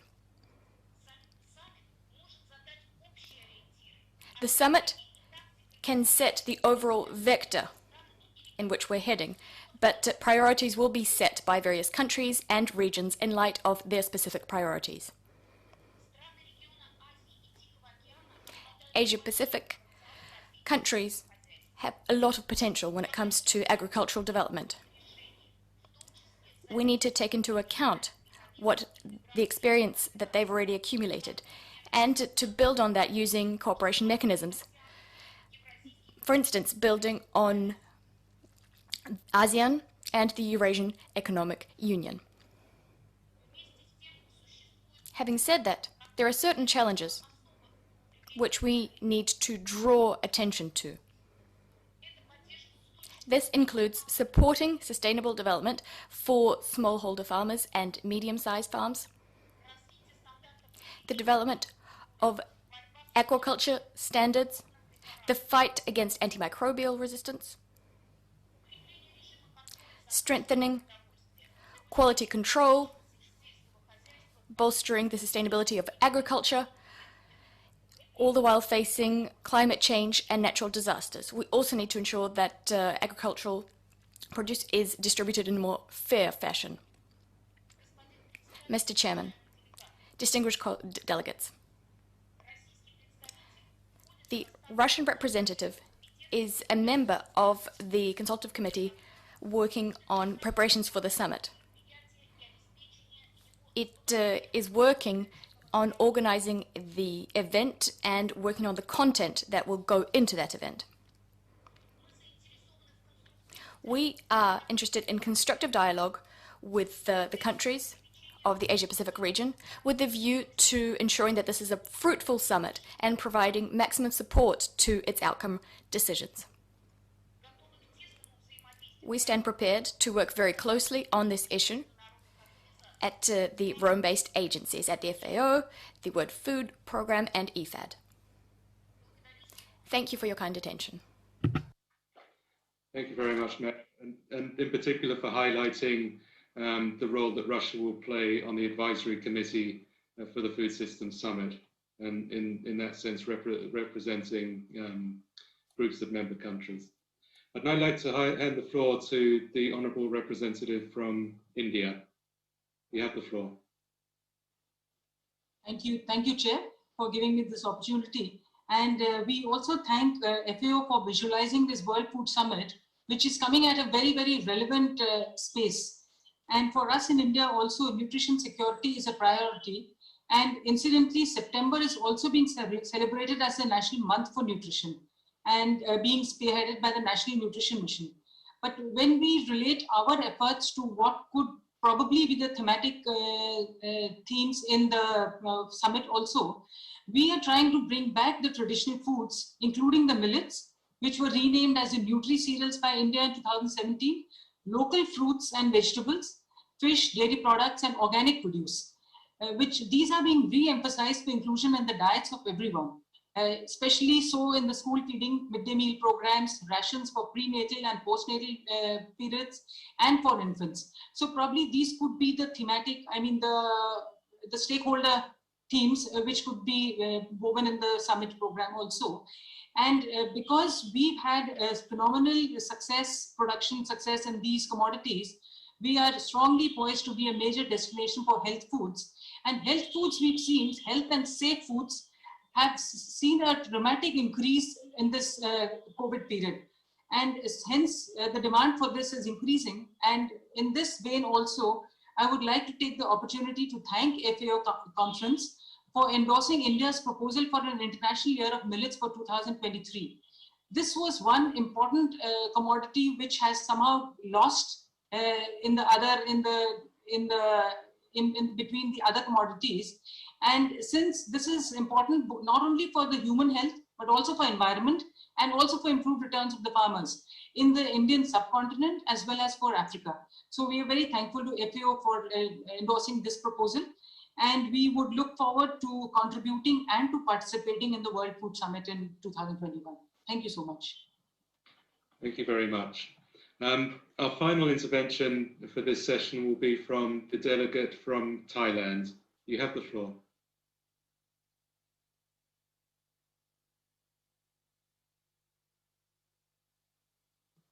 Thailand, you have the floor.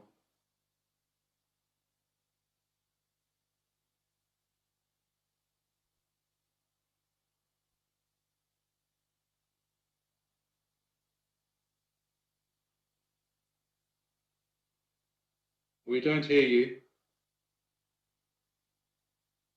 The delegate from Thailand, would you like to make your intervention?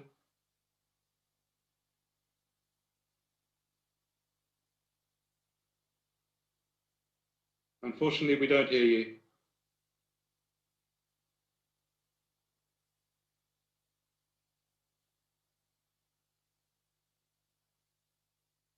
But perhaps in the interest of time, and given that we're having issues with the audio with the delegate of Thailand, we'll work towards the closure of this session. I'd like to thank members who have made interventions. I think your points have elaborated the complexity of the work ahead in the relation to the process towards the summit. The very many issues and topics and interrelationships, trade-offs, synergies that will need to be worked through in defining how we move forward in the transformation of our food systems. We would, of course, invite members to engage with the process towards the summit through the advisory committee, through the other parts of the structure and process which Dr. Kalabata outlined in her presentation. So with that, Chair, I would like to thank the two speakers, Dr. Kalabata and Maximo Terrero, and hand the floor back to you. Thank you.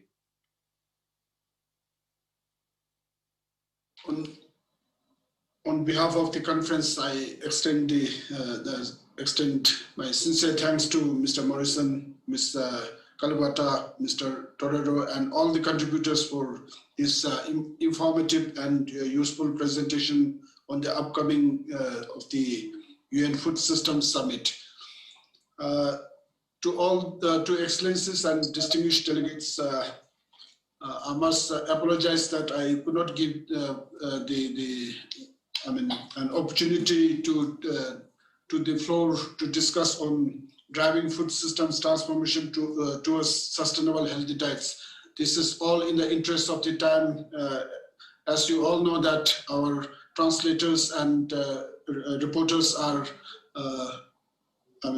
pushed to the end of the time that if we open up the floor, then this is going to be quite difficult for them to work with us. So on this, I would like to suggest and encourage all the delegates. I bet there are so many very useful and knowledgeful feedbacks that the distinguished delegates would like to share. So I will engage all the distinguished delegates to share your comments and feedback in writing to the Secretariat so that we can translate, we can include the comments in the report.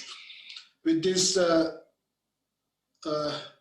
we are also concluding this session of the ministerial meeting today. At this time, I would like to ask the conference secretary to make any necessary announcements. To you, David, the conference secretary. Thank you, Mr. Chairperson, sir. Excellencies, distinguished delegates, ladies and gentlemen, I just have one announcement for your kind attention. We will take a short break now for about 25 minutes, at which time we'll return here to review the report of the conference for adoption and hear closing remarks from the Director General. I sincerely thank you for your attention and participation throughout these 4 days, and I look forward to this final segment of the meeting. As usual, the Zoom link will remain the same, and I kindly ask you to reconvene promptly in about 25 minutes. See you soon.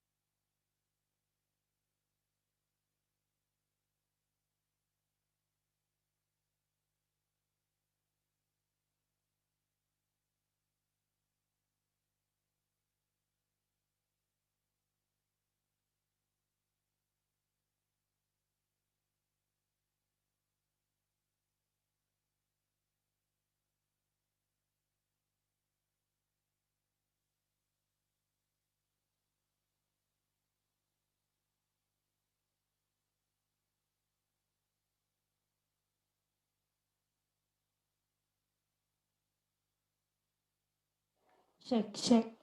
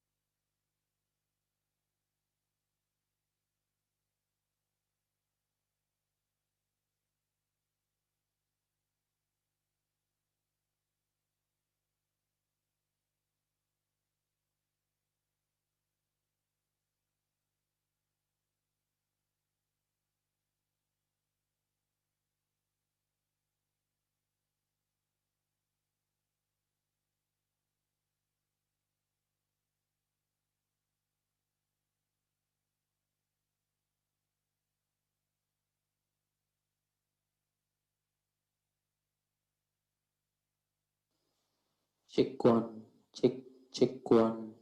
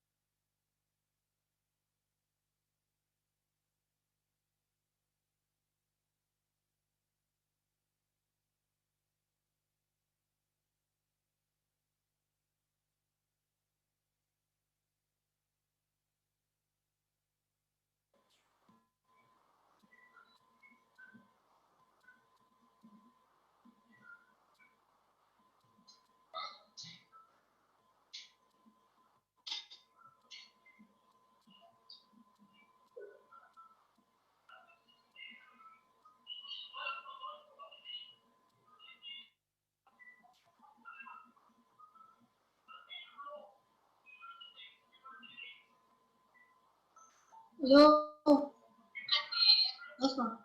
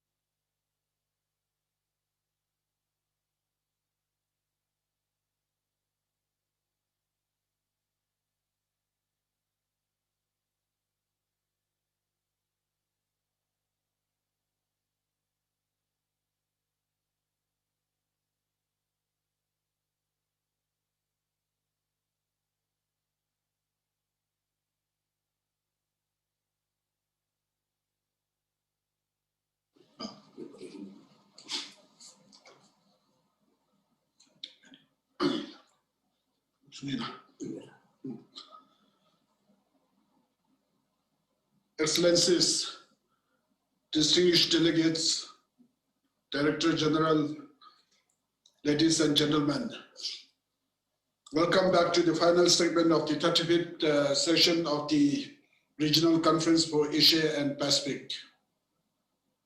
The meeting shall now take up the agenda item for the adoption of the report of the conference.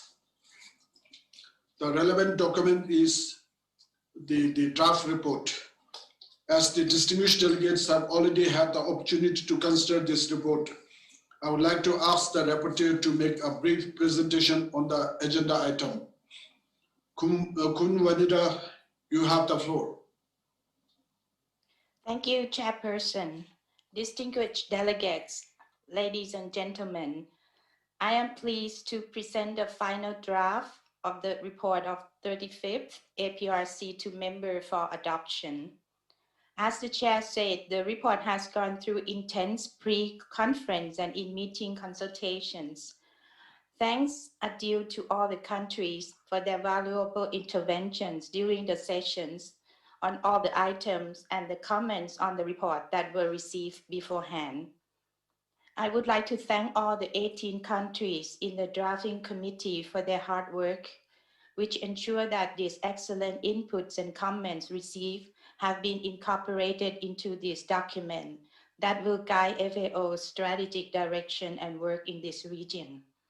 I will briefly summarize the content of the report. The initial paragraphs refer to the introductory items, the decision to use the virtual modality to organize this regional conference for the first time in FAO. À distance pour la première fois. Cover in Dans l'histoire.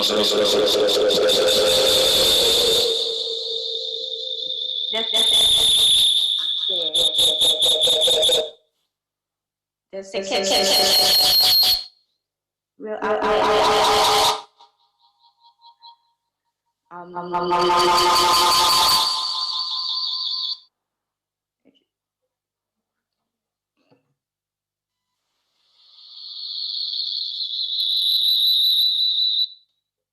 有一点技术问题。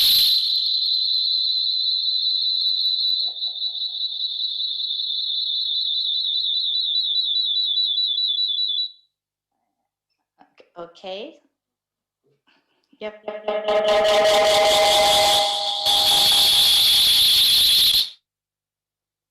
The Secretariat will update details of numbers of countries, organizations, and entities who attend this meeting at the end of the session.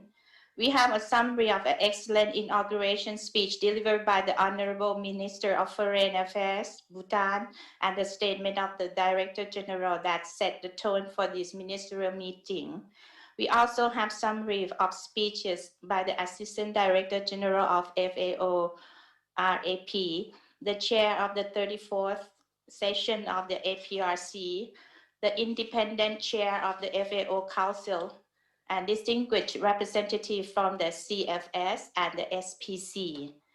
The statements from CSOs and the private sector for the first time also highlighted. This is followed by a description of the election of chairperson, vice chairperson, and the rapporteur. Page 2 to page 13 is the heart of this report. It consists of the conclusion and recommendations provided by members to FAO on important and priority issues in the region.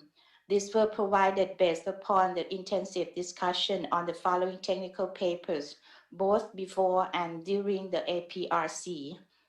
The impact of COVID-19 on food and agriculture in Asia and the Pacific, and FAO's response.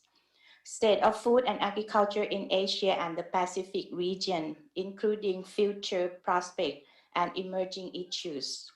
Setting regional priorities to manage water for agriculture under conditions of water scarcity. Building resilience of small-scale fisheries to ensure food security and nutrition in the Pacific. Building sustainable and resilient food system in Asia and the Pacific. Results and priorities for FAO activities in the region. Decentralized office network. multi-year program of work 2020 to 2023 for the FAO Regional Conference for Asia and the Pacific. The report captures regional and country priorities based on the excellent and detailed statement of the Honorable Minister delivered yesterday.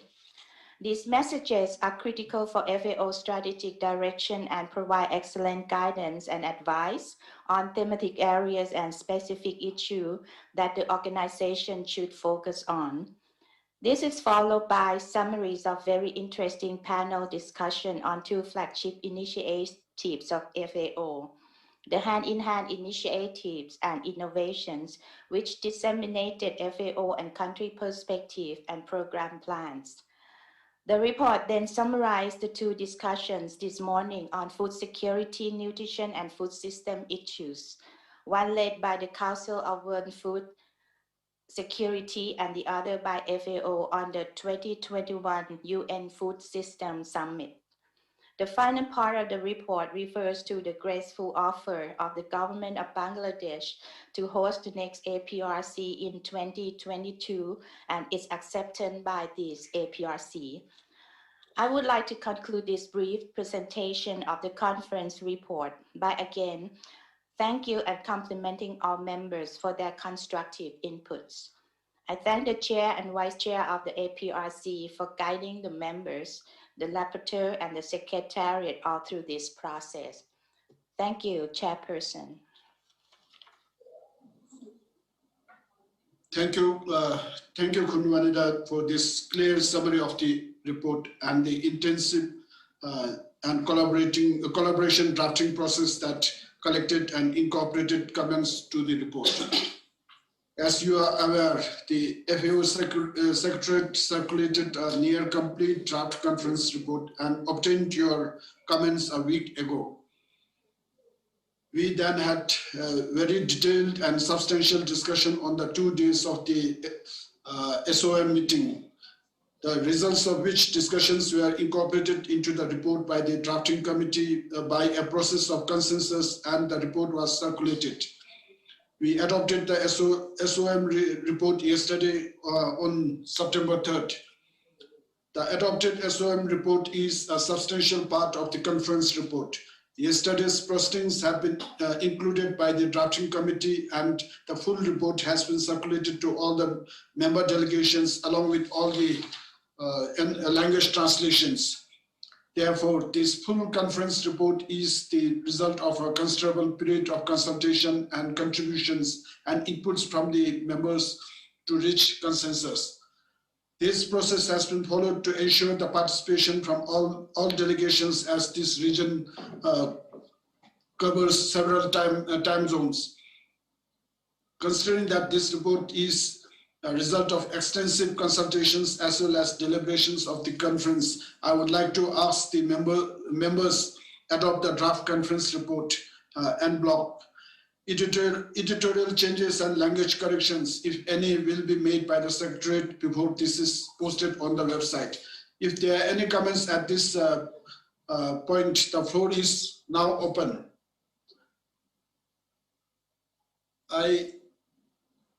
I see the flag of China, the distinguished delegation from China. You have the floor.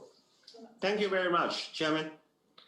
Distinguished delegates, China has just close look at its conference report, and unfortunately couldn't agree with last part of the text of paragraph 27(7)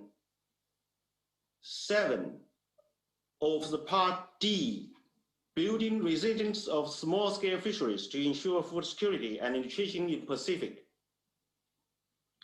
which is, and that this is often driven by direct or hidden subsidies to fishing fleets. And the request again, let it be deleted.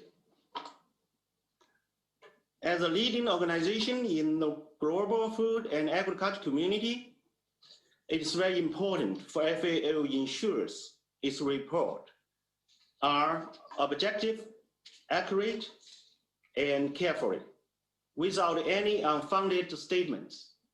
So I'm here sincerely request all the delegates, excellencies can support our proposal to delete the last part of this paragraph.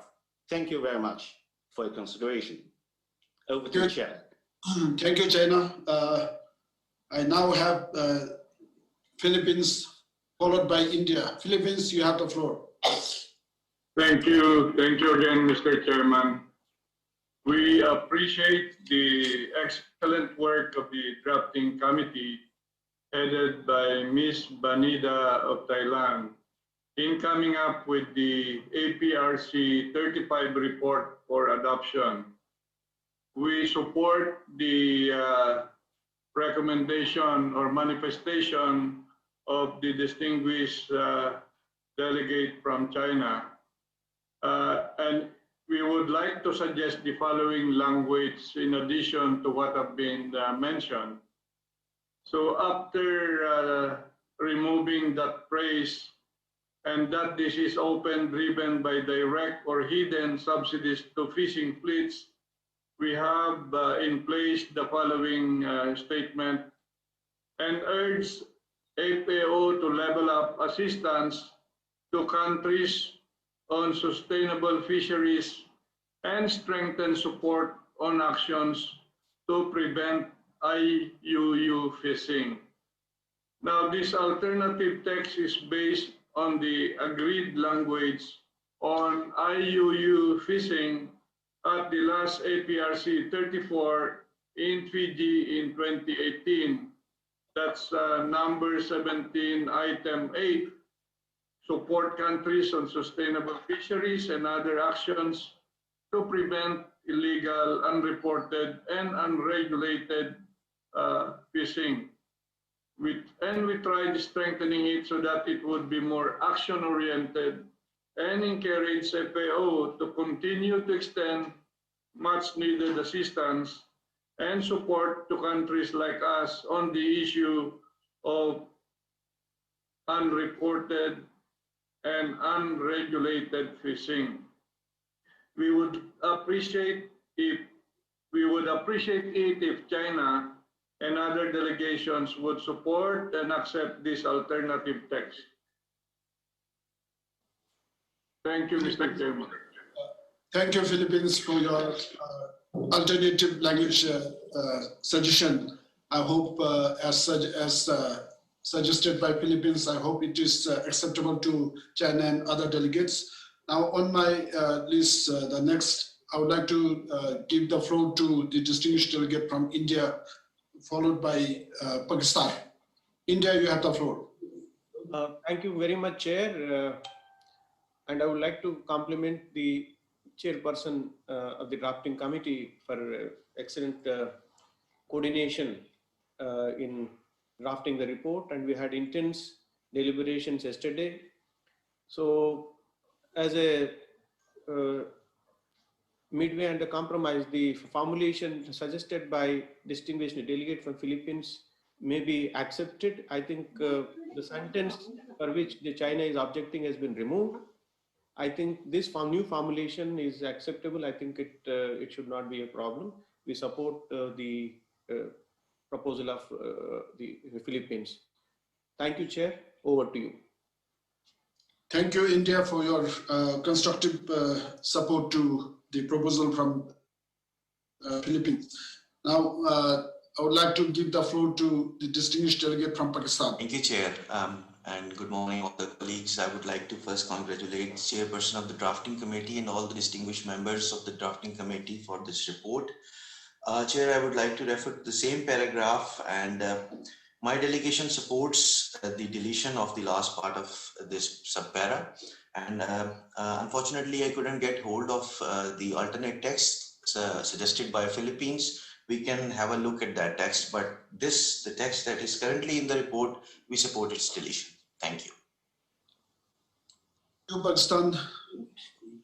Since we do not have requests from other member countries, may I revert back to China if you are acceptable with the suggestion made by the distinguished delegate from Philippines. Thank you, Chair. And thank you very much for all the delegates and all the contributions from the different delegates. Especially thanks to the delegates, Your Excellency from Philippines, India, Pakistan, your support of this revision. Ensure the efficiency and ensure the transparency and accuracy. I fully support and agree with the new revised words. Thank you. Back to the chair. Thank you, China, for that compromise on your delegation's part. With this, if there are no other comments, if all are agreeing, all the distinguished delegates are agreeing to the text which Philippines proposed and which China is accepting, shall we proceed and adopt that report? 不管，人家他不会讲的。人家刚才说完了，那个没有静音。我的静音。We have Australia. I can see Australia's flag. So Australia, you have the floor. Thanks, Chair. Could we get the Philippines to please read out that suggested alternate text so we've got a chance to consider it? Thank you. Thank you, Australia. Maybe I would suggest the Secretary to or Philippines to flag that text on the screen. On the screen. Okay, let me. Or would Philippines like to read that at a slower pace so that everyone can catch up your text? Yes, Mr. Chairman, thank you again. The new text of numbers 27, item 7, will now read as follows. Recognize that illegal, unregulated, and unreported fishing threatens fishery resources in the region and urge FAO to level up assistance to countries on sustainable fisheries and strengthen support on actions to prevent IUU fishing. That's the end of the text, Mr. Chairman. Thank you, Excellency, from Philippines for your text proposal. So I hope now the text proposal from the Philippines is acceptable to all the distinguished delegates. Yes.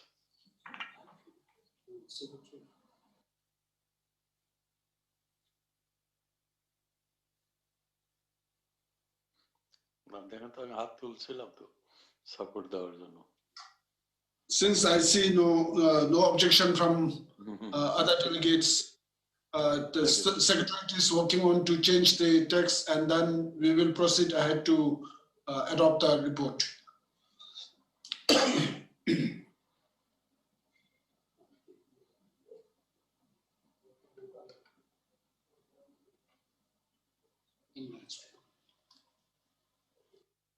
Can you enlarge the text a little bit?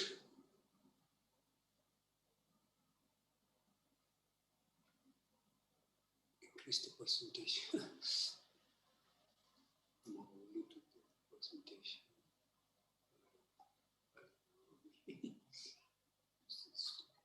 Furthermore.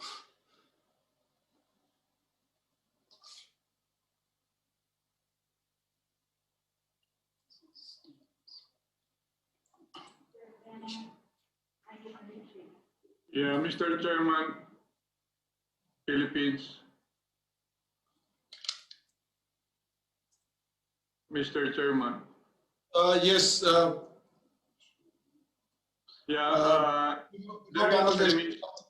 Philippines. Mr. Chairman, the last word should be fishing, IUU fishing. Kindly, okay, we are happy with that statement now, Mr. Chairman. Is it urged or urged? Just before FAO? And urged. Urged. No D. Okay.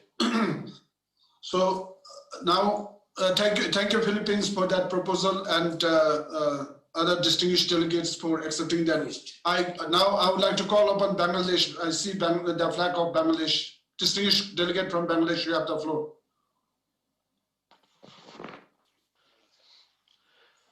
Thank you, Mr. Chairman. Already amendment has been accepted, so I don't have anything to say. We support the correction, and it's accepted unanimously, I believe. Thank you, Chairman. Thank you so much, Bangladesh, for your support. Now, I see consensus on the report, and it is hereby adopted en bloc. Excuse me, Mr. Chair, if I can. I think Australia would also like to take the floor. They just raised their hand.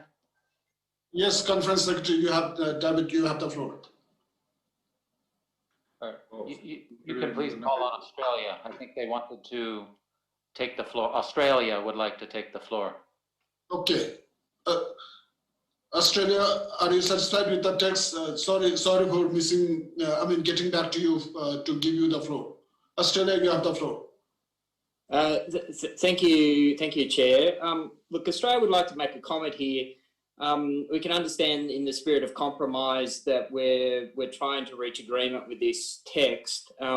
We would make the point that, as discussed in the drafting committee last night, this text had already been agreed to by the senior officials meeting, and now we're reopening it here on the floor with a proposal to delete language and to replace it with new language that wasn't agreed to by the senior officials meeting. So it's a little bit surprising that we're in this situation, that we're reopening text that was previously agreed in the plenary.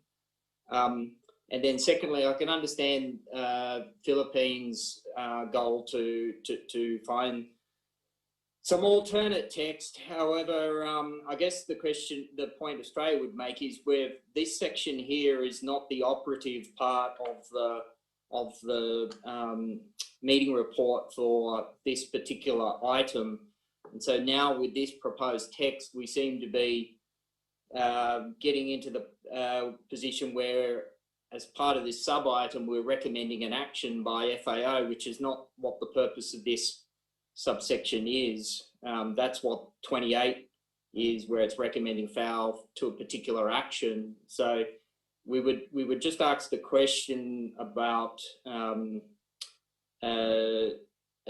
this alternate language. I mean, what was there before, I think, as we understand it, reflected interventions on the floor at the time, an observation that was agreed to by the plenary, that the IUU fishing was often driven by these direct or hidden subsidies to fishing fleets.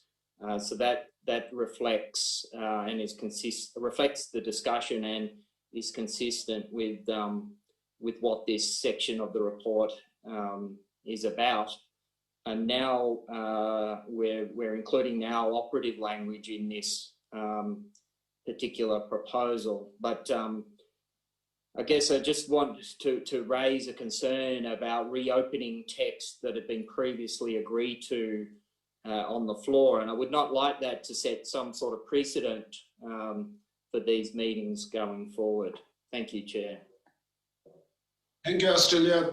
Before I give the floor to New Zealand, maybe on the legality of the text changes from the report that's been adopted by the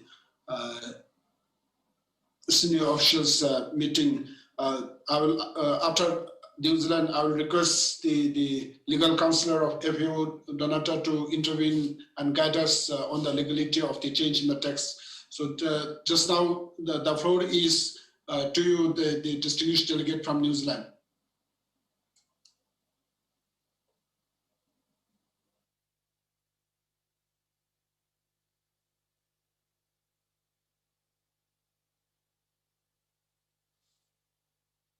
Delegate from New Zealand, the floor is yours. Thank you, Mr. Chairman. I hope you can hear me. I would like to basically, I don't wish to repeat many of the comments that Australia has made. We concur very much with many of their comments in relation to the language that was clearly discussed and agreed by consensus in the drafting committee. And we also do have some concern about the likely precedent that we might be setting in seeking to reopen a text that had been discussed by the drafting committee and moved forward. Clearly, the text that has been submitted as a compromise document, we've only had a chance to look at this very late stage. So, but clearly.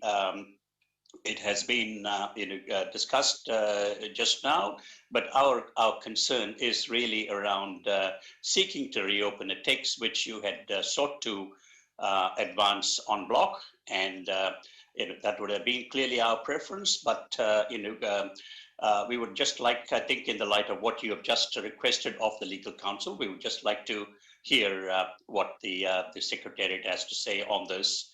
But we share many of the comments that Australia has just made in relation to the initiative to reopen that paragraph. Thank you. Thank you, New Zealand. So may I request the legal counsellor Donata of FAO to guide us? How should we? How legally right it is to change the language in the text that has been already deliberated, already circulated and discussed and agreed. So to Donata, the floor is yours. Thank you, Madam Chair. And Excellencies, distinguished delegates, good afternoon or good morning from Rome. Here I wish to refer to the basic texts of the organization, always our source of guidance where there may be a possible ambiguity. Here, though, I do underline, I'm talking about the rules of the organization as distinct from any practice that may have developed. In that regard, firstly, I'd remind you that Rule 35 of the General Rules of the Organizations establish in paragraph 3 that the regional conferences shall report to the Council through the Programme and Finance Committees in the areas of their respective mandates on programme and budget matters, and to the Conference on policy and regulatory matters.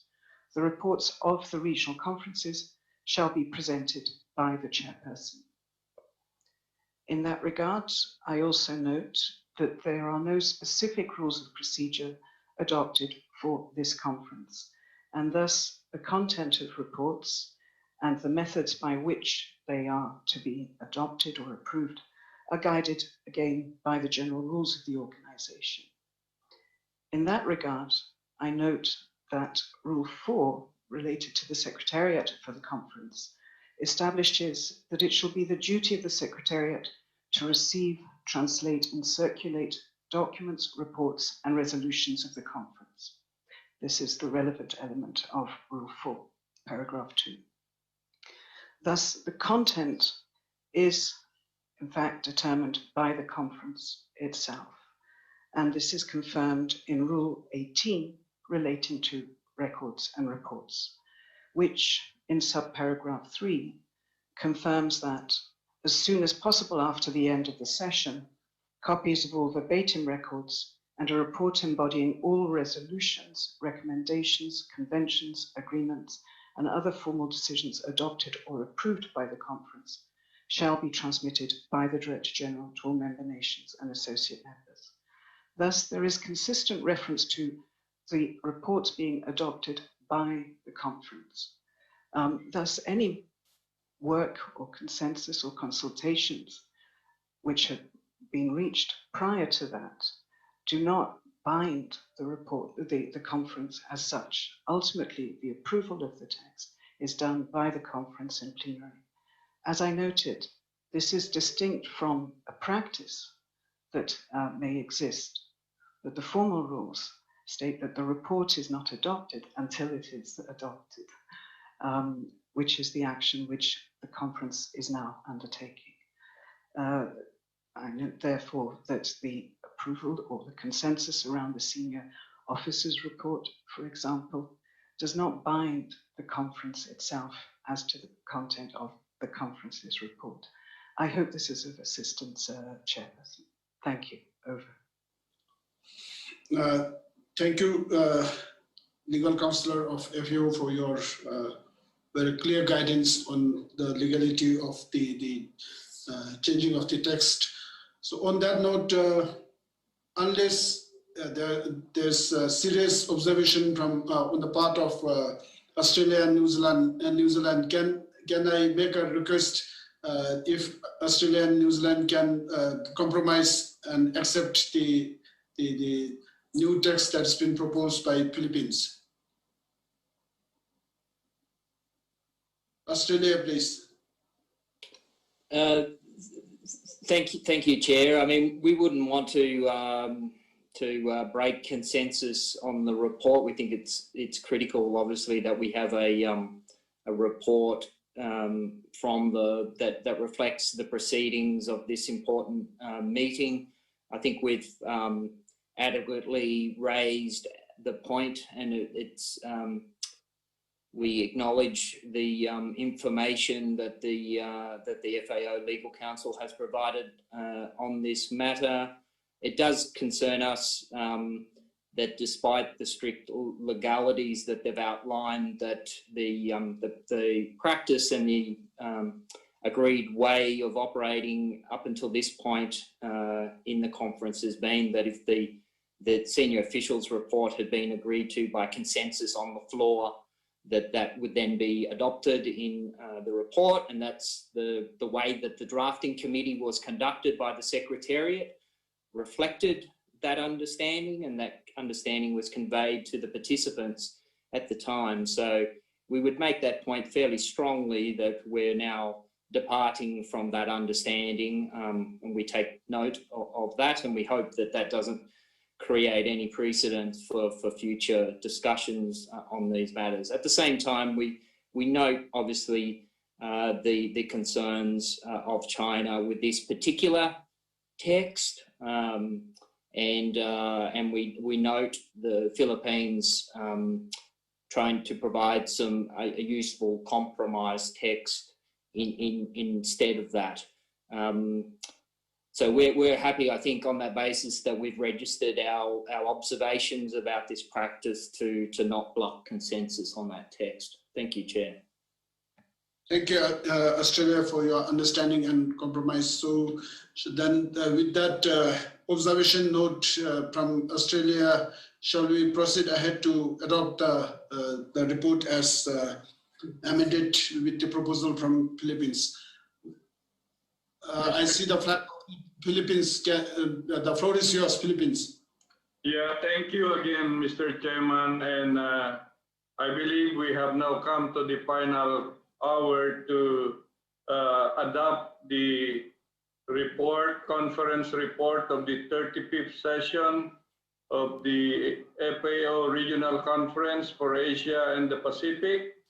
And with the amendments made, I so move for its adoption, Mr. Chairman.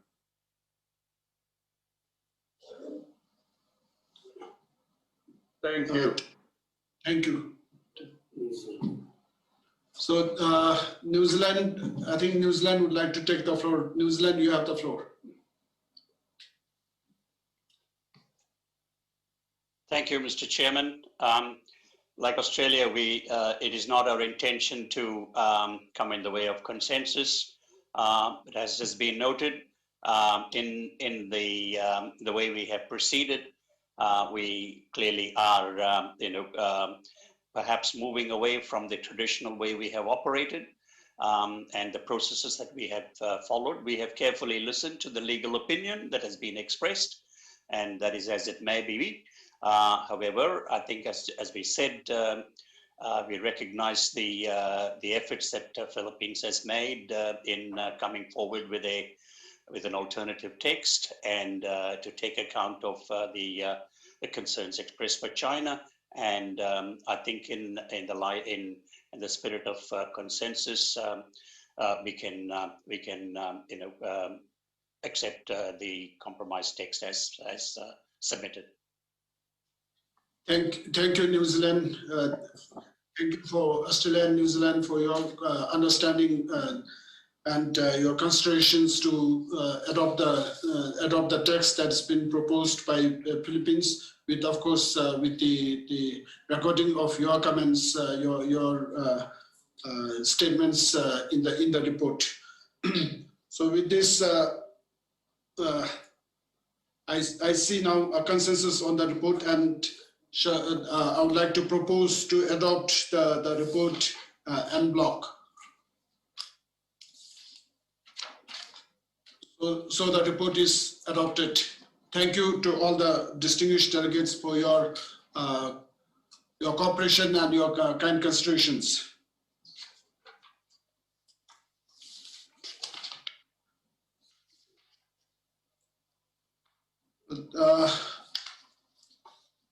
We have now reached the point of the agenda to close the APRC. So may I now request His Excellency Chiu Dongju, Director General of FAO, to give the concluding remarks. Director General, you have the floor. Okay, thank you, Mr. Chairman.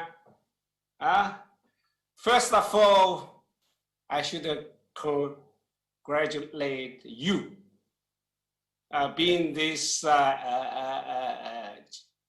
first virtual meeting for Asia Pacific region as a chairman. It's a challenge for you. It's a hard work for you. Even you are living the Himalaya mountain, you don't need that oxygen like we do. We live in the near sea. So, but with all those consensus, flexibility, inclusiveness, you made a history. So now I would congratulate all the members for this region, 46 members. Asia and the Pacific region is mostly cultural, traditional, religion, diversified region. But once you, from the Buddha, it's a Buddhism dominant, or I should say dominant country, nation. What is the real core value of Asia and the Pacific? What is the core value of traditional culture in Asia, like Buddhism, Taoism, and India, and also, of course, some also Christian and others. I think make this region different from other region, we should have a more inclusiveness and more consensus.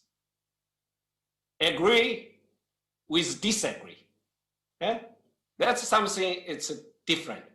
And also politely to accept something you are not so acceptable. That's what I learned from during past days. So Buddha, now I would like to make a first advertisement for Buddha. I promise you on behalf of your government, every year when I'm in the office of FAO, I will send the senior delegation to your country to make Buddha, agricultural food, and livelihood in the countryside are more globally visible. That's I promise you each year. And once the pandemic, of course, condition is over, it's allowed to travel.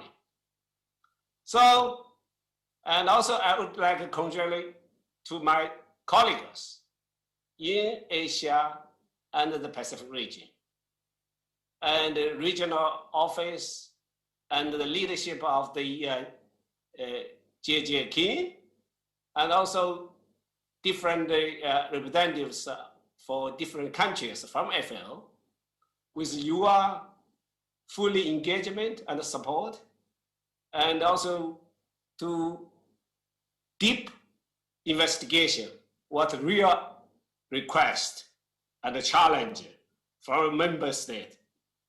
That's our base to go further and to offer the better service to our members.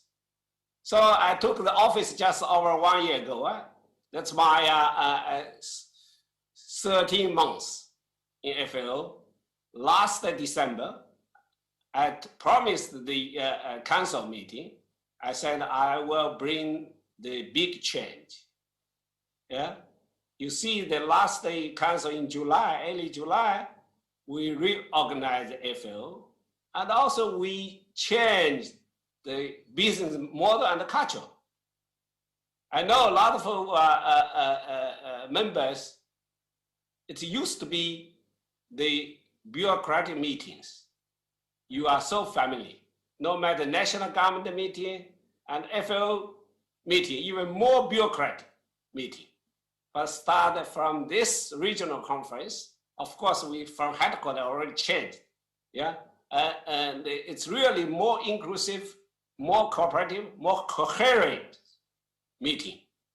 Not only including the public officials, ministers, vice ministers, senior officers are very important. It's our core value, our basic structure, because FAO is UN intergovernmental organization. But we should get more people like private sectors, academic people, civil society, and also we welcome also later, I hope, Asia region have more farmers, big or small. They can also participate in the FAO professional meetings and platforms. So I think I instruct the regional representative, J.J. King. He is experienced senior manager from FAO and also from South Korea. He was vice minister when he was quite young, quite a long time ago. And South Korea have a lot of experience to share for smallholder farmers, how to revitalize the rural areas. So I think we can share, yeah, among members. Of course, also we have bigger farmers like Australia. I've been in Australia 21 years ago. So, but that's different from the traditional imagination of Asia, smallholder farmers. There's so many smallholder farmers from Japan, South Korea, China, India, Philippines, Indonesia, you name it, even Bhutan and Nepal. So that's our characteristic and imagination. So we have to make these conferences more dynamic, less bureaucratic, and also more inclusive and more open dialogue with members, with key players. I instructed to bring the other stakeholders to enhance the dialogue, produce more meaningful results. And also we have to push and make a use of advantage from this region on innovation and technology, especially for smallholder farmers. Actually, Green Revolution was happening in China and in India in the 1960s and the 1970s. But still on the second Green Revolution. So we need new varieties from new breedings and new materials, new chemicals, new fertilizers, and produce better. Better means better quality, better texture, because Asian people prefer the fresh products more. And you need the flavor, you need a special texture. And the Japanese market is very, very demanding. I know that. So luckily, Asia, we have so many food cultures. Yeah? Most of the hottest food I had in Thailand, not in Mexico. So I think we can bring those innovation from the breeding varieties to the agricultural input, from business model, traditional business model, to the e-commerce, digital food and digital agriculture. So I think you have a lot of knowledge share among the members in this region, and also with others, with Africa, with the Middle East, even with the European here. Ironically, that fact that the COVID-19 has driven us to meet remote. As I said yesterday, sooner or later, we will have physical meeting. Yeah, I'm a very optimistic person. Yeah, we are evaluate, build our own capacity to adaptation. Yeah, so while we are separated by some 11 times Zoom, if you manage this regional conference successful, that's the biggest challenge for you, because other regional conference only about 2 or 3 hours different, even no time difference. So that's why even myself, at the beginning, my colleague consulted me, hey, you are willing to start early? Yes, I said, for the regional conference of Asia Pacific, I can wake up at 2 a.m., even no sleeping, because I understand your difficulty, your challenge. 11 hours, you can imagine, just the opposite side. So, and also you have a lot of things to share with others, how to organize with some less telecommunicated small island state to make the conference efficient and controllable.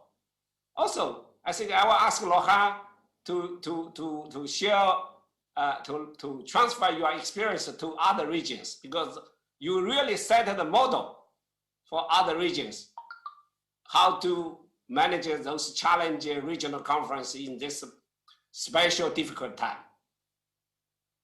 This is a new digital norm.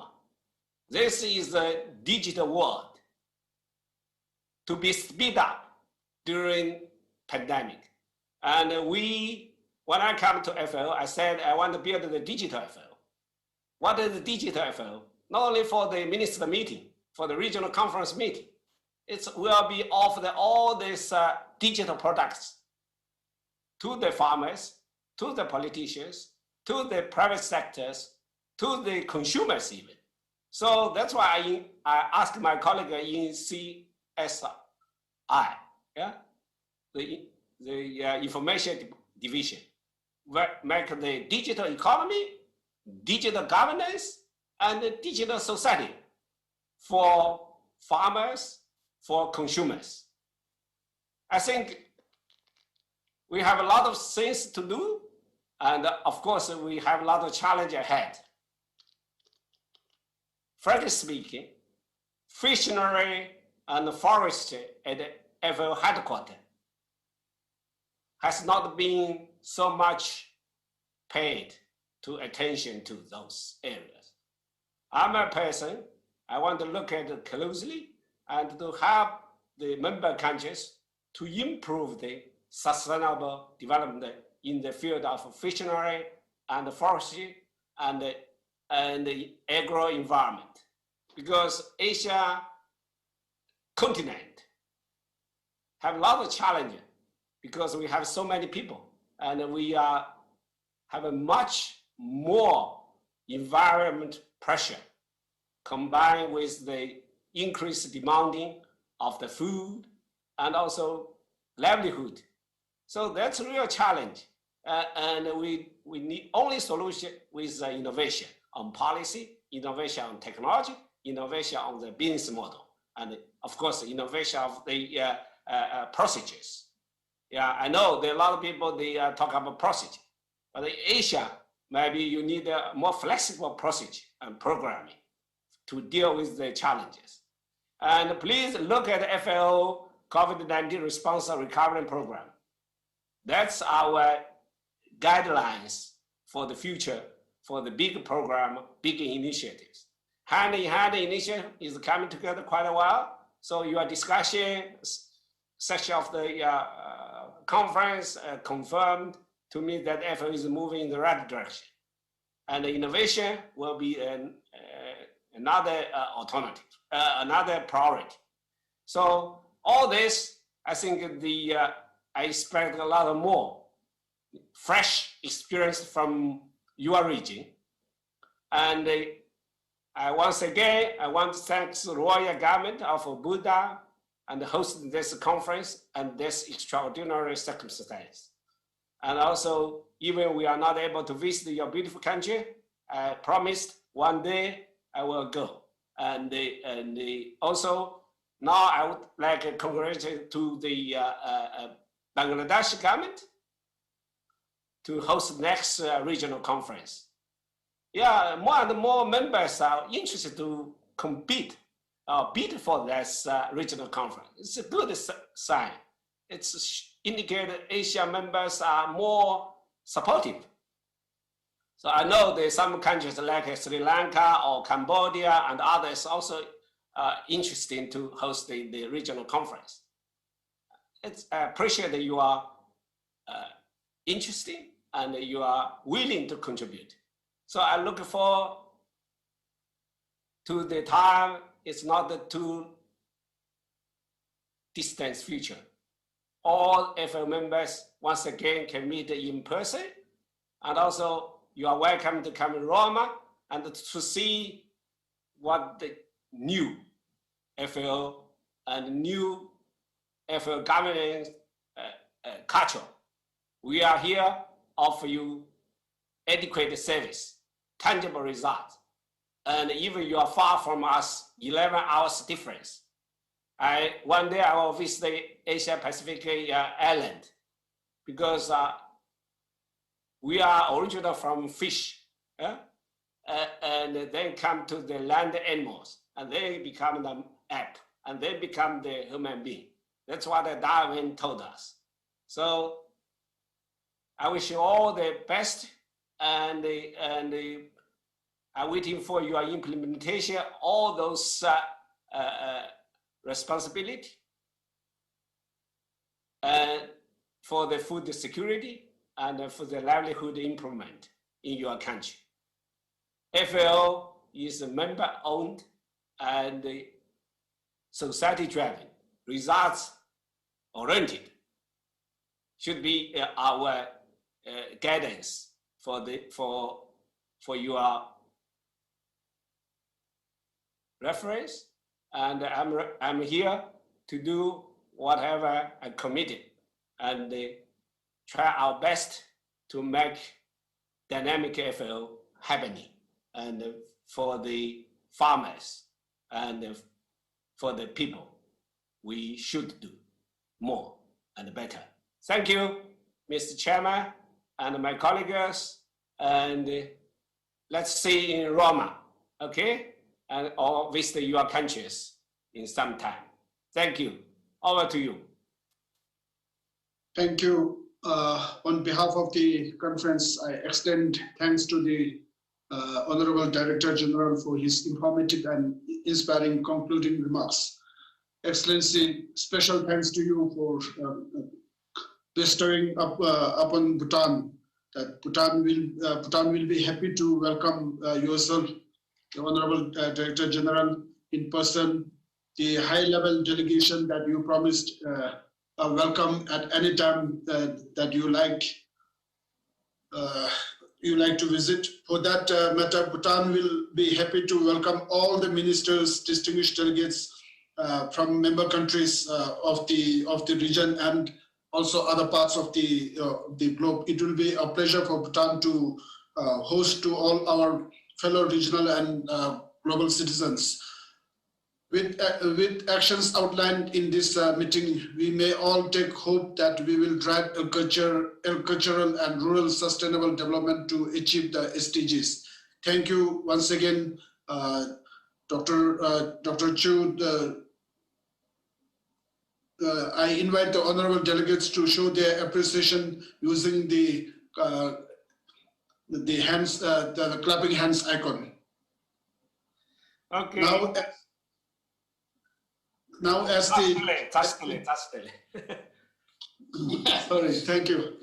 Now as the chairperson of the conference, allow me to take this opportunity to make a closing statement. I believe the 35th session of the FAO Regional Conference for Asia and Pacific has been very meaningful, with excellent exchange of diverse knowledge. This is an extraordinary moment in the history of our region and our membership. We faced with the repercussions of the current COVID-19 pandemic on across the region. We see this impact on public health, food production, and on economic development, including food security, agriculture, fisheries, forestry, and nutrition.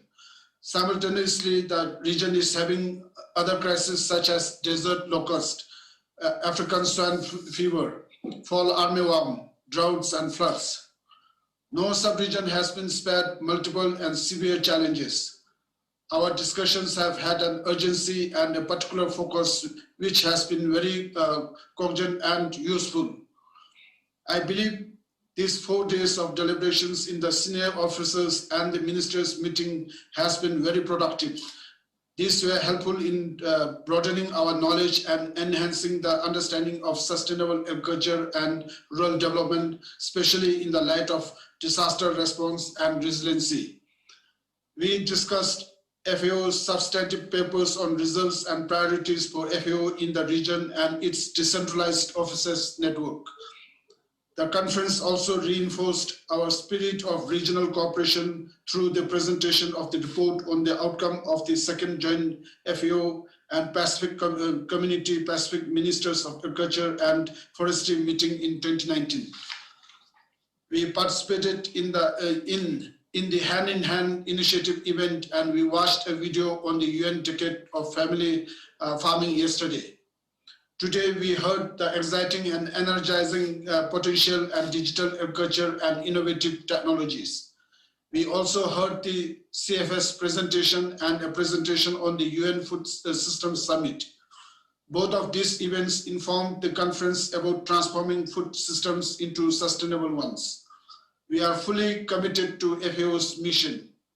I remain hopeful that we will achieve Sustainable Development Goal 2 of the ending hunger by 2030 and of ending SDG 1 on poverty with our collective wisdom, commitments, and actions. I am grateful to all members for your active participation and contributions to make this regional conference a success. I wish to express my appreciation to the delegates for our valuable inputs to the report, as well as for your flexibility in arriving at the consensus.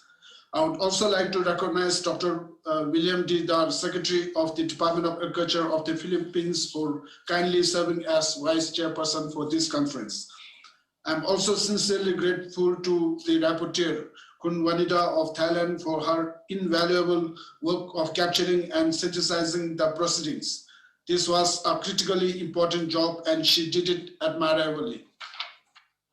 I extend my appreciation to the tireless work of the team, simultaneous interpretation that has essential to our communications, that has been essential to our communications during the conference and across these many time zones. I sincerely thank the many people behind the scene in the APRC National Task Force in Bhutan for their tireless work of preparation for this meeting. It is because they spent long hours organizing the conference that it ran as smoothly as it did. Thank you so much. And now I wish to express my appreciation to Dr. Kim, Assistant Director General and Regional Representative, and to FAO Secretariat. Thank you very much for your preparation and support that has made this conference successful beyond expectations. I wish to extend a special recognition to His Excellency Dr. Chiu Dongju, the Director General, for his valuable advice, and the FAO staff for their contribution and dedication. On behalf of the Royal Government of Bhutan, I would like to thank my colleagues for their excellent participation in this conference, which has made it such a great success. Although we couldn't all be together, we still managed to come together and to hear our voices heard in this historic event. I now declare the 35th session of the FAO Regional Conference for Asia and Pacific closed. Thank you and goodbye, and I wish you all a safe stay. Tashidele. Tashidele.